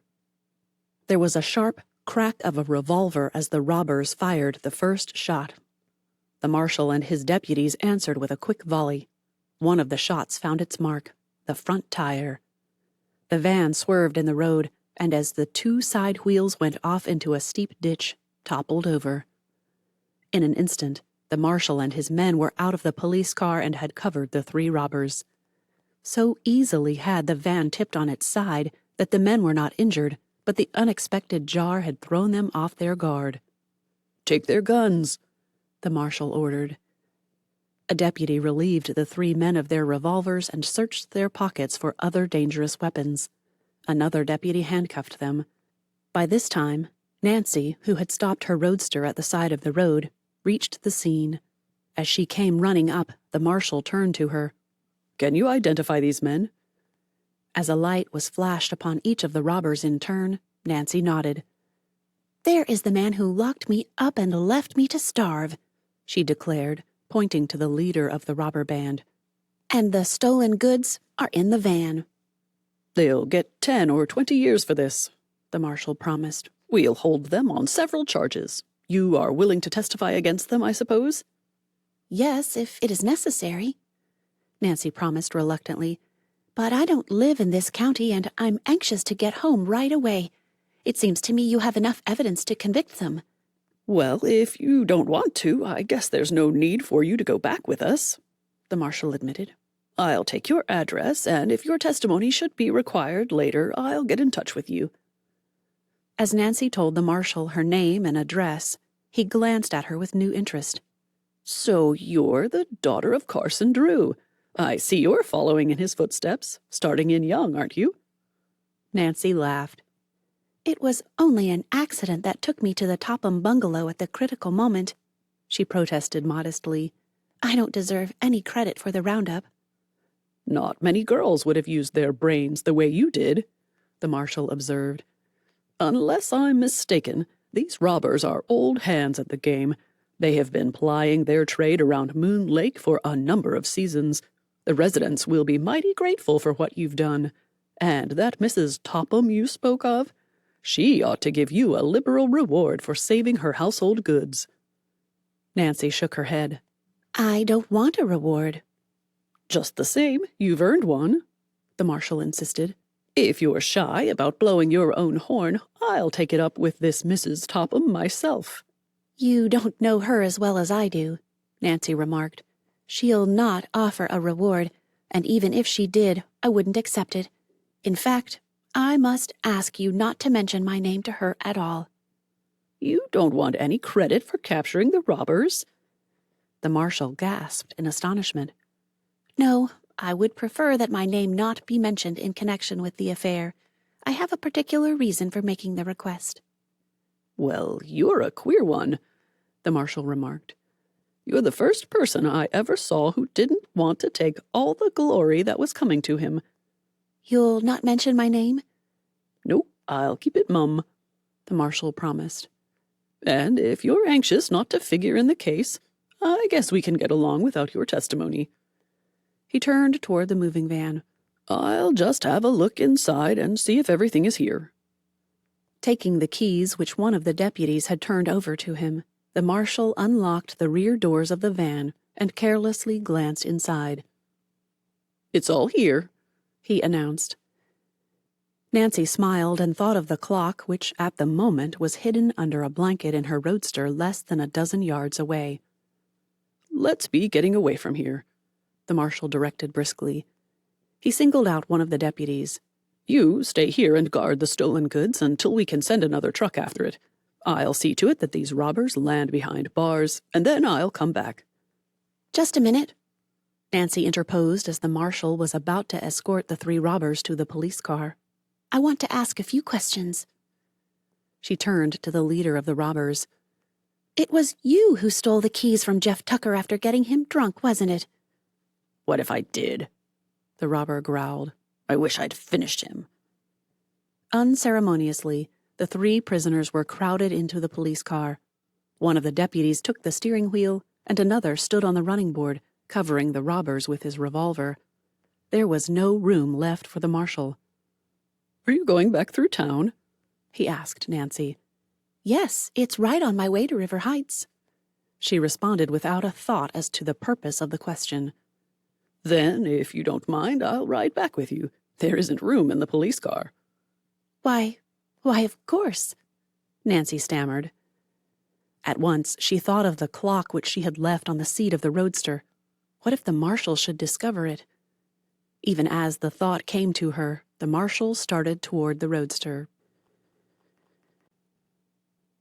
Chapter 22. What the Notebook Revealed. "Just a minute," Nancy Drew stammered as she darted toward the roadster, blocking the marshal's path. "There's a package in the seat. I'll put it in the back." Hastily, she picked up the clock which was covered with a blanket. "Never mind that," the marshal interposed. "I can hold it." "Oh, it's no trouble to put it in the catch-all at the back," Nancy assured him. "Then it will be out of your way." Before the man could offer to do it for her, she had carried the clock to the rear of the car. Lifting the cover, she placed it on the floor. During the ride back to town, Nancy Drew was anything but easy in her mind, but she gave no indication that she was nervous. It was not until she had said goodbye to the marshal at the jail that she felt entirely safe. "That was a narrow escape," she laughed as she drove away. "It might not have gone so well with me if the marshal had discovered stolen goods in my car. It certainly wouldn't have been easy to explain how I came by that clock." Although it was late, Nancy was determined to return to River Heights that night. She was anxious to examine the notebook and learn whether or not it would disclose the hiding place of Josiah Crowley's second will. "Oh, I'm so eager to get home and have a chance to dig into the notebook," she thought as she drove along the road.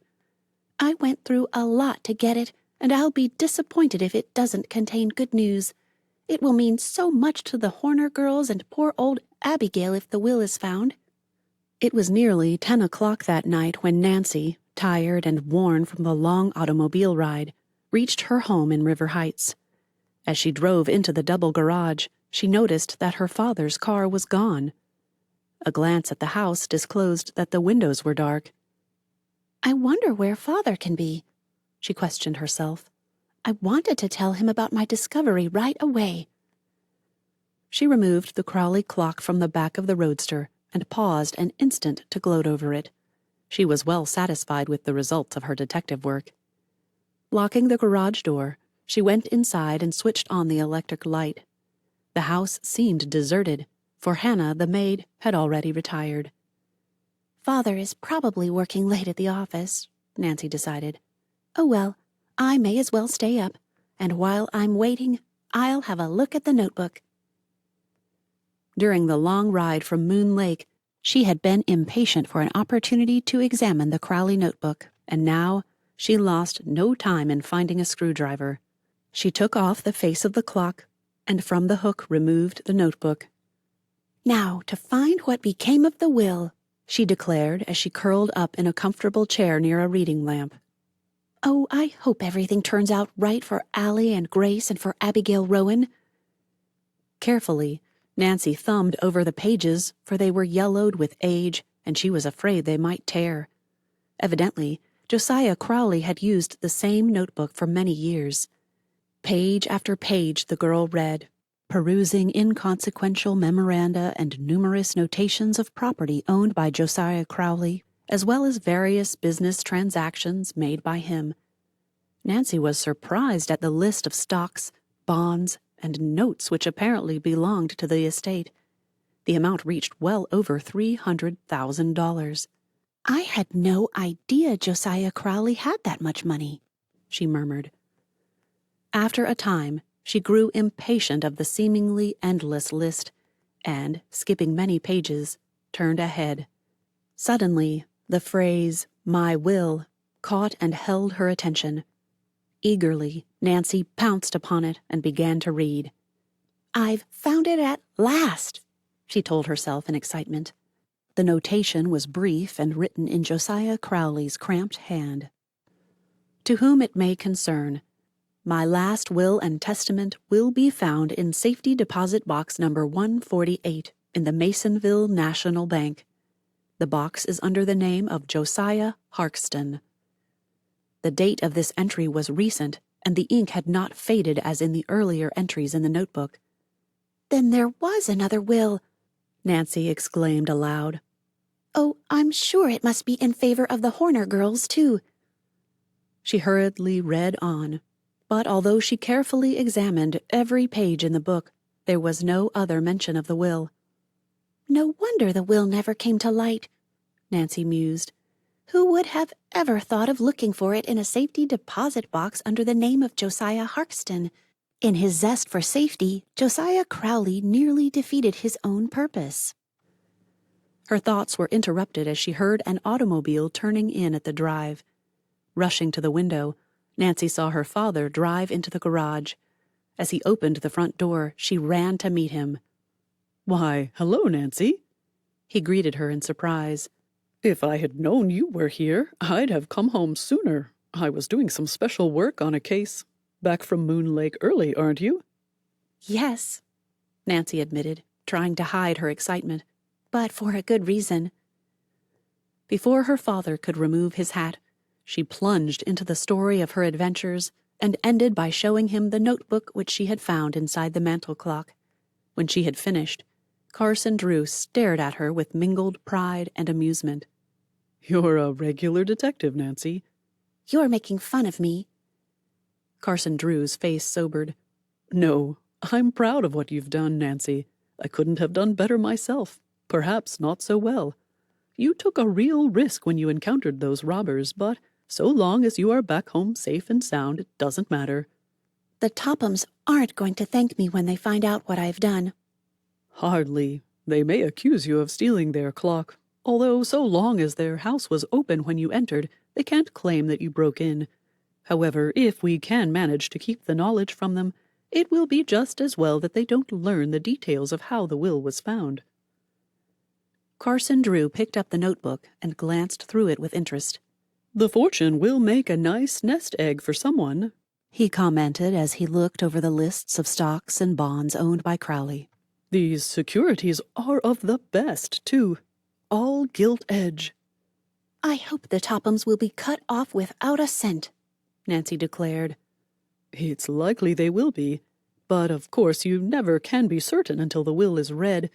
Unless I am mistaken, your discovery will strike the Tophams at an especially awkward time." "What do you mean?" "Well, there's a rumor going the rounds to the effect that Richard Topham has been losing heavily in the stock market this last month. He has been getting credit at a number of the banks on the strength of the inheritance, and I suspect he is depending on Crowley's money to pull him through a tight place. At least he has made every effort to speed up the settlement of the estate." "It would serve the Tophams right if they lose everything," Nancy said decisively. "They never had a particle of charity for anyone. They would let their relatives starve before they would help them." Carson Drew glanced again at the notebook in his hand. "Now that you have found this, the thing to do is locate the will at once before Richard Topham gets wind of what is up," he advised. "We want to administer the coup de grace before the Tophams have a chance to get the fortune into their hands. Once the estate is settled, it will not be easy to wrest it away from them." "I'd like to turn the matter over to you," Nancy responded promptly. "I'm not familiar with legal procedure, and you know exactly what should be done." "I'll be glad to help you if I can, Nancy. The first thing, of course, is to get our hands on the will." "That should be easy. We can drive over to the Masonville National Bank the first thing in the morning." "Yes, but we haven't the authority to open the safety deposit box. It may be necessary to get a court order," Carson Drew reminded his daughter. "That's so. I hadn't thought of that. But you can manage it, can't you?" Carson Drew chuckled. "Well, I know the judge. Yes, I think I can arrange it all right. I'll tell him I am acting as counsel for the Horner girls. I really am, because I promised I'd help them if I could." "I'm sure everything is going to turn out just as I hoped," Nancy cried enthusiastically. "The deserving relatives will get the money, and the Tophams will be left out in the cold. Abigail Rowan will be able to have the medical attention she needs, and Allie and Grace will be fixed for life." "Don't build your hopes too high," Carson Drew advised her wisely. "There may be a slip, you know. We may fail to find the will in the deposit box. And of course there is a chance that Josiah Crowley didn't dispose of the fortune as it was expected that he would. If I were you, I wouldn't say anything to the Horner girls until we are certain." "I won't," Nancy promised as she turned toward the stairs. "but I can't help hoping. I'm going to bed now and get a good night's rest. Then, tomorrow we'll start off on the big adventure. Oh, I can scarcely wait to find out what the will contains." Halfway up the stairs, she hesitated and then returned to the living room and picked up the notebook which rested on the table. "After all I've gone through to get my hands on this, I'm not going to take any chances," she laughed. "Tonight, I'm going to sleep with it under my pillow." Chapter 23. Looking for the Will. When Nancy Drew awoke the following morning, the bright sunlight was streaming in at her open bedroom window. As her eyes turned toward the little clock on her dresser, she was alarmed to see that it was after 9 o'clock. "How could I oversleep on a morning like this?" she asked herself. Quickly running her hand under the pillow, she brought out the Crowley notebook and surveyed it with satisfaction. "Oh, what a surprise the Tophams are going to get," she chuckled softly. Hastily dressing, Nancy hurried downstairs. She found that her father had already left for the office. "Oh dear," she thought. "I wonder if he forgot." At that moment, Hannah appeared from the kitchen bearing a plate of crisp, steaming waffles. "Your father said I was to tell you to go to his office just as soon as you finish your breakfast," she informed Nancy. He said you were to bring your notebook. My notebook? Oh, yes. I know what he meant. It won't take long to eat breakfast, she predicted as she seated herself at the table. After a hasty meal, she climbed into the roadster and drove to her father's office. She found him alone in the inner office. I'm sorry I overslept this morning, Nancy apologized. Have I kept you waiting? Not at all, her father assured her pleasantly. I told Hannah not to awaken you because I knew you needed rest after your hard day yesterday. And anyway, we couldn't do anything about the will without an order from the court. Did you get it? Yes, I saw the judge early this morning. After explaining everything to him, he gave me the paper. I have it here. Carson Drew tapped an inside pocket. I brought the notebook with me. You wanted it, didn't you? Yes, I thought it might be necessary to show it to the judge, but we won't need it now. However, it may be well to put it in the safe. I'll do it now. Carson Drew took the notebook from Nancy and, after placing it inside a small safe, closed and locked the door. When shall we start for Masonville? Nancy asked, somewhat impatiently. Right now, if you are ready. After leaving a number of instructions with his private secretary, Carson Drew followed his daughter from the office. He took his place beside her in the roadster. I'll never get over it if we don't find the will, she declared as they drove along. A flush of excitement had tinted her cheeks, and her eyes were bright. You must remember one thing, Nancy, returned her father calmly. Crowley was a queer character and did things in a queer way. So, the will may be there, and again it may not be. Perhaps he left only further directions in a box.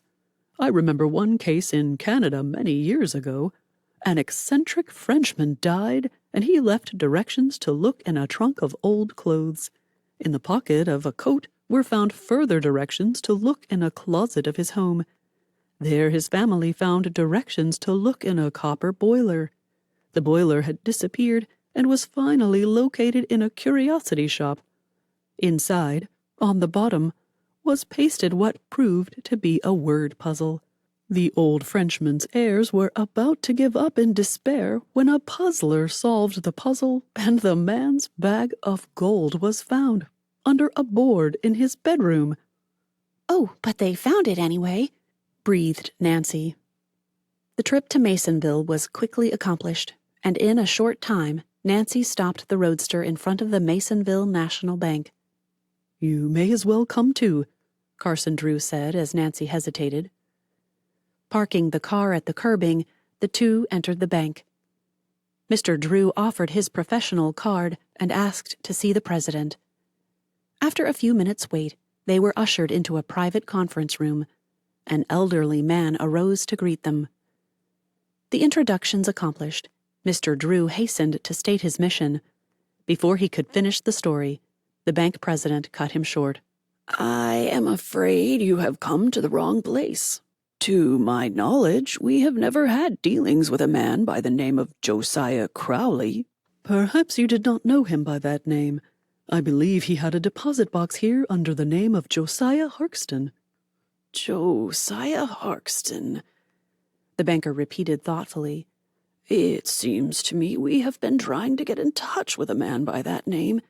If I remember correctly, the rent on his safety deposit box has not been paid for some time.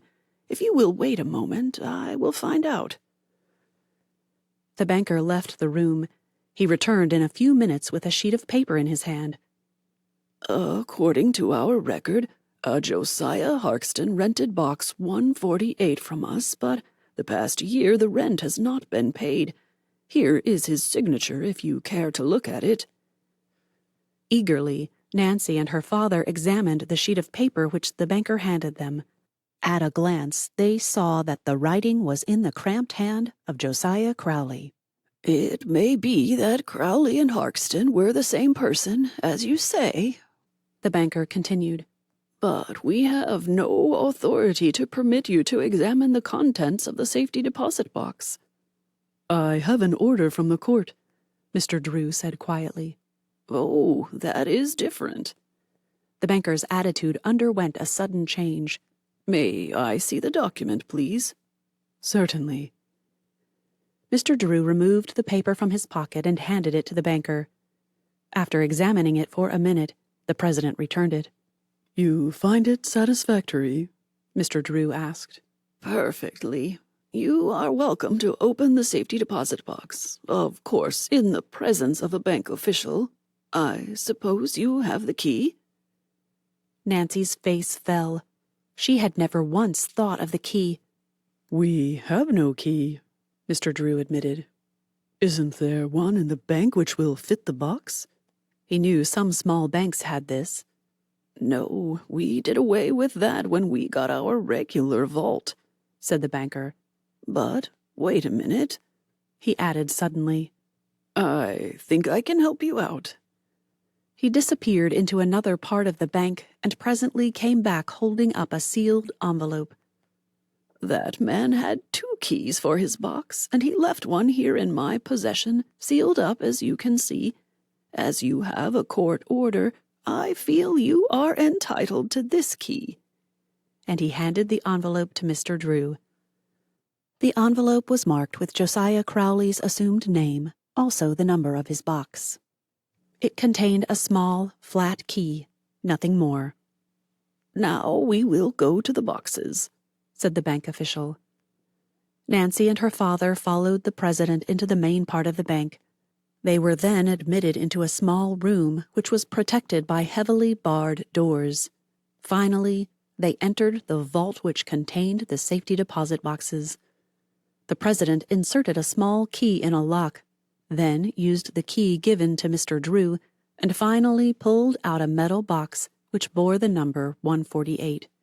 Politely, he handed the box to Mr. Drew, who quickly lifted the lid and peered inside. Unable to resist the temptation, Nancy peeped over her father's shoulder.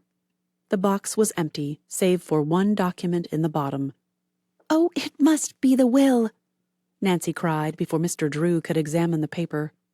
It is the will, her father announced after a hasty glance at the document. A will, eh? Said the bank official with keen interest. Yes, and I will ask you to do me a favor.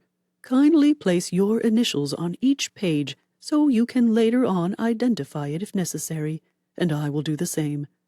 Certainly, Mr. Drew. I've done that before. Mr. Drew thanked the president for the help he had given, and with Nancy left the bank. Once they had gained the comparative privacy of the roadster, they grinned at each other like 2 mischievous youngsters. Well, we put it over, eh, Nancy? "We certainly did. But read the will. I'm dying to find out what it says. I can't stand the suspense another minute." The will comprised several pages, all written in Josiah Crowley's cramped style. Mr. Drew spread the pages out before him, and Nancy pored over them. Not only was the fine writing difficult to make out, but the legal terms were confusing. "It's going to be a terrible task to study it all out," Nancy complained. Yes, I think we had better take it to the office, Mr. Drew suggested. He picked up the last page of the will and studied it closely. I see Dr. Nesbit signed as a witness. No wonder the will never came to light. If you remember, he died a few days after Crowley. Thomas Wackley, the other witness, I never heard of. "Oh, I don't care who witnessed the will," Nancy said impatiently. "I want to find out if Allie and Grace and poor Abigail got anything. I can't make head nor tail out of it." I see their names are mentioned, Mr. Drew told her, pointing to one of the pages. "Oh, I'm so glad. So long as I know they're taken care of, I suppose I can wait until we get to your office to find out the details. We can have the will copied in typewriting." Yes, I want to go over the document carefully. It is evident that Crowley drew it up himself, and I want to make certain it is legal. "Oh, you don't think there is any danger it won't be?" Nancy questioned anxiously.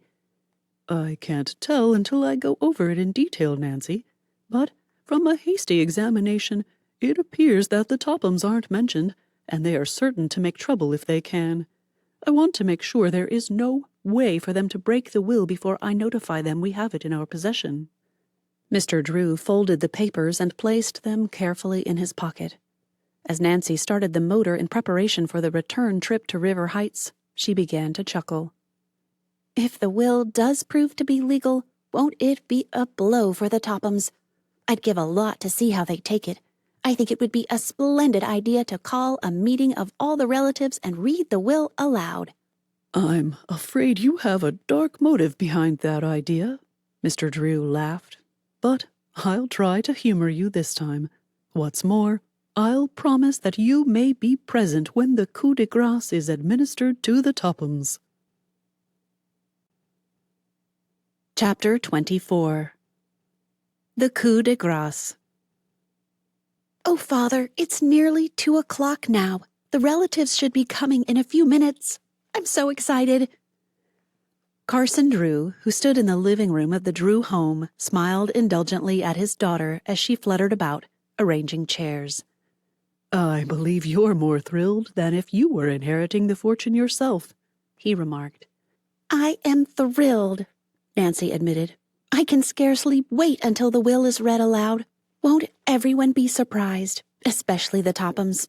Do you think they will come? Oh, yes, the Tophams will be here. And unless I am mistaken, they will bring a lawyer with them. Just as soon as they learned that another will had come to light, they began to worry. Are you certain the will can't be broken? Nancy inquired anxiously. Of course I can't be certain, Nancy, but I have gone over it carefully, and so far as I can tell, it is technically perfect. Josiah Crowley was peculiar in some ways, but he was no one's fool. I'll promise you the Tophams will have a difficult time of it if they try to break the will. After locating the Crowley will in a safety deposit box at the Masonville National Bank in the town of Masonville, Carson Drew and his daughter had read it carefully. Without disclosing the contents to anyone, they had called a special meeting of the relatives at the Drew home. With the exception of Abigail Rowan, who was confined to her bed, all had promised to be present. Grace and Allie Horner, although not relatives, had also been invited to attend the meeting. It's too bad Abigail Rowan can't come, said Nancy, but we'll get the news to her fast enough. It will probably be a great surprise all around, said her father with a little smile. Nancy, you have done a remarkable piece of work. Oh, I can hardly wait to have it all cleared up, cried the happy girl. We may have some hard minutes with the Tophams, Nancy. Yes, I suppose so. I suppose anybody would be sorry to see a fortune slipping away. Well, we'll see what happens, returned the lawyer. The Horner girls are coming up the walk now, Nancy announced, glancing out of the window. I'm dying to tell them the news, but I'll wait. She greeted Allie and Grace cordially and escorted them to comfortable chairs in the living room. Is it true the will has been found? Allie whispered. You and Grace have no cause to worry, Nancy assured her with a mysterious smile. No sooner had she seated the Horner sisters than the doorbell rang again. This time she admitted Edna and Matilda Turner, who were dressed in their best black silk gowns. A few minutes later, the Matthews brothers, William and Fred, arrived. I guess everyone is here now except the Tophams, Carson Drew commented. We had better wait for them a few minutes. There was no need to wait, for at that moment the doorbell jangled sharply. Nancy opened the door, and the 4 members of the Topham family sailed grandly in. As Carson Drew had predicted, they were accompanied by a lawyer. Why have we been called here? Mrs. Topham demanded, addressing Mr. Drew. Have you the audacity to claim that another will has been found? I have the will here, Mrs. Topham, Carson Drew replied politely. It's preposterous, Mrs. Topham stormed. Josiah Crowley made only one will, and in that he left everything to us. It looks like a conspiracy to me, Ada added tartly, as she gazed coldly upon the relatives who were seated about the room. Isabel did not speak, but tossed her head contemptuously.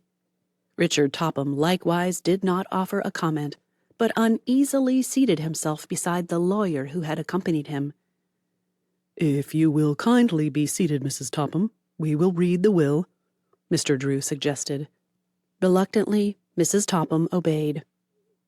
As you have probably learned by this time, Mr. Drew began, a second will of the late Josiah Crowley has been found in a safety deposit box in a Masonville bank. The will is unusually long, and with your permission, I will read only the portions which have to do with the disposal of the property. Mr. Drew picked up several sheets of typewriting from the table, and after a moment's hesitation, began to read in a clear voice. I, Josiah Crowley, do make this my last will and testament, hereby revoking all former wills by me at any time made. I give and bequeath all my property, real and personal, as follows. To my beloved friends and neighbors, Allie and Grace Horner, the sum of $75,000 each. Oh, I can't believe it, Allie gasped. Neither can I, Mrs. Topham snapped. $150,000 when they aren't even relatives. Why, that's nearly half of the estate. The will is a fraud. There is no mistake, Mr. Drew told her quietly. Again he picked up the will and began to read. To Abigail Rowan, in consideration of her kindness to me, the sum of $75,000. Oh, I'm so glad, Grace murmured. Now she'll be able to get the medical attention she needs, Allie added. I wish she could have been here, Nancy said quietly, but I'll see to it that she is notified before the day is over.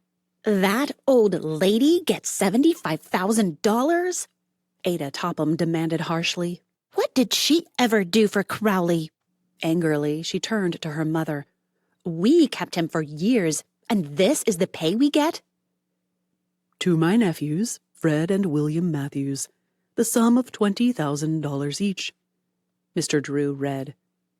We didn't expect that much, the Matthews brothers declared in genuine surprise. To my cousins, Edna and Matilda Turner, the sum of $20,000 each. Oh, how generous, Edna murmured. Aren't we mentioned at all? Mrs. Topham broke in sharply. Mr. Drew smiled. Yes, you are mentioned, but perhaps not in the way you anticipate. I'm coming to that now. To Grace and Allie Horner, my household furniture now in possession of Mrs. Richard Topham.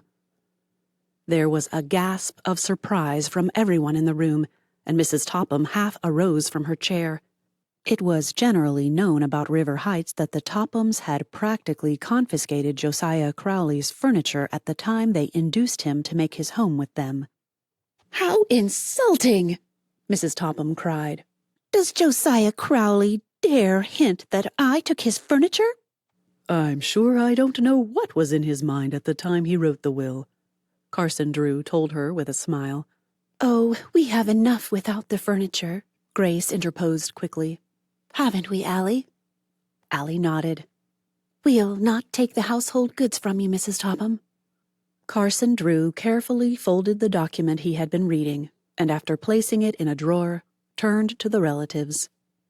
That is all there is, except that there is a proviso to pay all his just debts, including his funeral expenses, and that what little balance is left, maybe $3,000 or $4,000, goes to the Manningham Old Men's Home.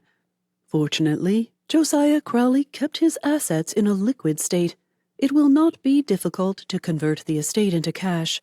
For that reason, I should think it would be possible to draw on your inheritances at once. We're actually cut off without a cent? Richard Topham asked in disbelief. His face was unusually white. I am afraid you are, Mr. Drew replied. But it can't be, Mr. Topham returned. You don't understand. I must have the money. I can't help you. I did not make the will. It's a conspiracy, Ada cried bitterly. She wheeled upon Nancy, her face convulsed with anger. You had something to do with this, Nancy Drew, she said bitterly. Perhaps I had, Nancy admitted pleasantly. We'll break the will, Mrs. Topham announced firmly. Of course, you may drag the matter into court if you like, Mr. Drew responded. But I warn you, it will only be a waste of your time and money. If you don't wish to accept my judgment, ask your own lawyer." "Mr. Drew is right," the lawyer said promptly, without waiting for Mrs. Topham to question him. "Oh, he is he?" Mrs. Topham retorted. "If that's all you know about law, you're discharged. We'll get another lawyer and we'll fight to the last ditch." With that, she arose and stalked grandly from the room. Isabel and Ada followed, after bestowing a withering glance upon Nancy. Mr. Topham brought up the rear. As soon as the door had closed behind them, their lawyer arose and picked up his briefcase. "Well, I can't say I'm sorry to lose the case," he remarked to Mr. Drew, as he too took his leave. At once, the atmosphere became less strained. Everyone began to talk at once. "Oh, Nancy, I can hardly believe it yet," Allie declared happily. "The money means so much to Grace and me, and we owe it all to you, Nancy Drew. You haven't told us how you came to find the will, but I know you were responsible." As the Horner girls and Mr. Crowley's relatives begged her for the details, Nancy Drew told of her adventure with the robbers at Moon Lake.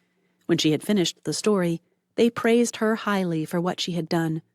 "We'll never be able to thank you enough," Grace said quietly. "But after the estate has been settled, we'll try to show our appreciation." It was on the tip of Nancy's tongue to say that she did not want a reward when Mr. Drew turned the conversation into a different channel. "The Tophams will not give up the money without a fight," he said. "My advice would be to ask the court to appoint an administrator at once." "We all want you, I'm sure," Grace Horner declared quickly.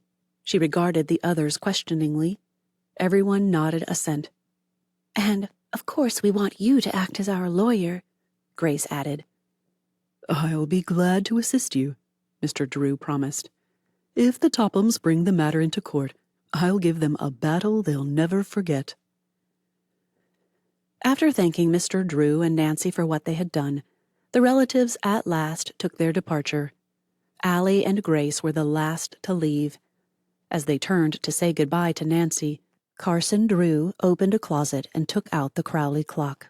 "I guess this belongs to you now," he remarked, handing the clock to Allie. "It was included in Crowley's household goods." "I don't know what we'll do with it." Allie laughed. Presently, the Horner girls departed with the clock. On the porch, they paused to whisper significantly to Nancy. "You'll hear from us again." After everyone had left the house, Mr. Drew turned to his daughter with a smile. "Well, we administered the coup de grace to the Tophams all right." "Yes. Wasn't it funny to watch their faces when they learned they were cut off without a cent?" "They took it hard. It's my opinion the Tophams won't be able to hold their heads so high after this. Richard Topham looked rather sick when he left. I suspect he's desperately in need of ready cash." "The Tophams deserved to be cut off without a cent," Nancy Drew declared. "I'm so glad everything came out right and that Allie and Grace received the bulk of the fortune." "Yes, they are charming girls. Unless I am mistaken, they intend to reward you for what you did, Nancy." "It wouldn't surprise me, but of course I'll not take money from them.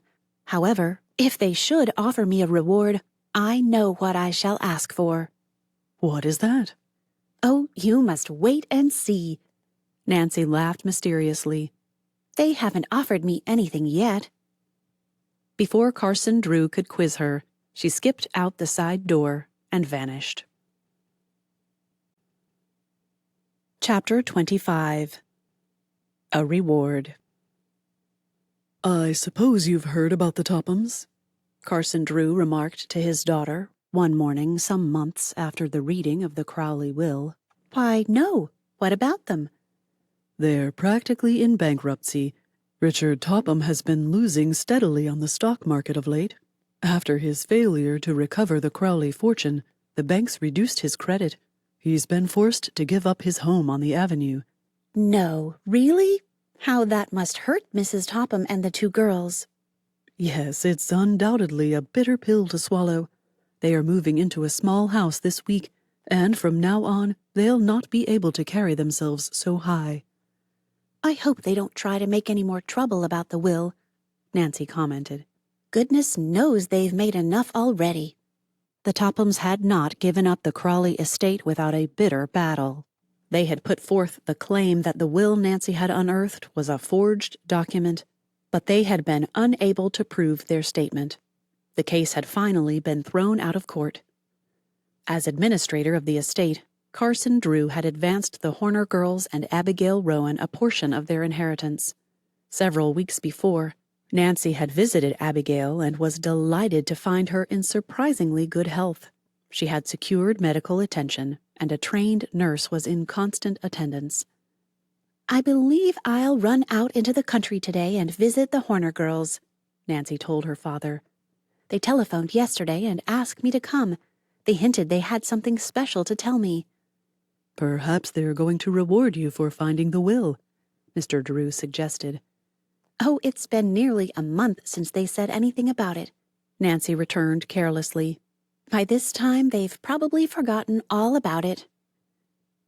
After luncheon, she set off for the farmhouse in her blue roadster. It was a beautiful autumn, and Nancy Drew thoroughly enjoyed the ride. As she came within sight of the farmhouse, Nancy was astonished at the transformation which had taken place. The house had been given a fresh coat of white paint, and a bright green roof replaced the old one. The yard was well kept, and beds of hardy plants had been set out. In the barnyard, many new hen houses were going up. Perhaps the most surprising thing was the large number of chickens in evidence. "Welcome to the chicken farm," Allie Horner cried enthusiastically as she ran from the house to greet Nancy. "I never saw so many chickens in all my life," Nancy declared. "All leghorns, too," Allie told her proudly. By this time, Grace Horner had reached the roadster, and she too gave Nancy a hearty welcome. "Allie is in her element these days," she laughed. "She's putting in incubators, and from now on we'll raise nothing but high-grade fowls." "You must see everything," Allie insisted. Nancy was piloted from one place to another. She saw the new chicken houses which were being built and the incubators. But the thing which pleased her the most was the realization that Allie and Grace were happy in their work. "Well, I must be getting back to River Heights," she remarked after a time. "Oh, you can't go yet," Allie interposed with a quick glance at her sister. "You tell her, Grace." "We asked you here today for a special reason," Grace began a trifle awkwardly. "You see, we've been thinking for a long time that we've never done a thing to show our appreciation for what you did. We've talked with the others, and everyone has agreed that we should reward—" "Oh, I don't want a reward," Nancy broke in. "I wanted to help, and anyway, it was fun for me." "But we wanted to do something really handsome," Allie cried in disappointment. "It doesn't seem fair not to give you a reward." "There's one way you can reward me if you really want to," Nancy said after a little hesitation. "How?" Allie and Grace demanded in one breath. "Well, it may sound silly, but I would like to have the Crowley clock for my very own." "And is that all you want?" Grace questioned in disappointment. "We'll be glad to give you 100 clocks if you will only take them. Just the old Crowley clock. That's all I care for. And if you particularly want it yourself—" "Oh, goodness, no," Grace assured her quickly. "It doesn't keep particularly good time, and we have more heirlooms than we know what to do with. Wait a minute, and I'll get it for you." She disappeared inside the farmhouse, returning in a few minutes with the old-fashioned timepiece. She handed it to Nancy. "You're more than welcome to it," she declared warmly. "But it isn't a reward at all." "It's the only reward I want," Nancy replied, smiling at the two Horner girls. "I don't see what you want with the thing," Nancy commented. "It's not much to look at." Nancy did not reply at once, but gazed meditatively at the clock. Truly, it was not handsome, but for her it had a peculiar appeal. She could not explain to Allie and Grace just why she prized it, for her feeling was something she could not put into words. Certainly she was attached to it because of its suggestion of her recent adventure. I wonder if I'll ever have another half so thrilling, Nancy thought. As she stood gazing wistfully at the old clock, she could not know that before many months had passed, she would be involved in a mystery far more baffling than the one she had just solved. Her adventures, recounted in the next volume of this series, The Hidden Staircase, were before her. Nancy Drew did not have the power of projecting herself into the future, and yet, as she looked down at the timepiece, she seemed to know that exciting days were soon to come. I'll always prize this clock as a trophy of my first venture as a detective, she said quietly, turning to Allie and Grace. It will serve as a pleasant reminder of a thrilling adventure, and who knows, perhaps as a promise for the future. The end.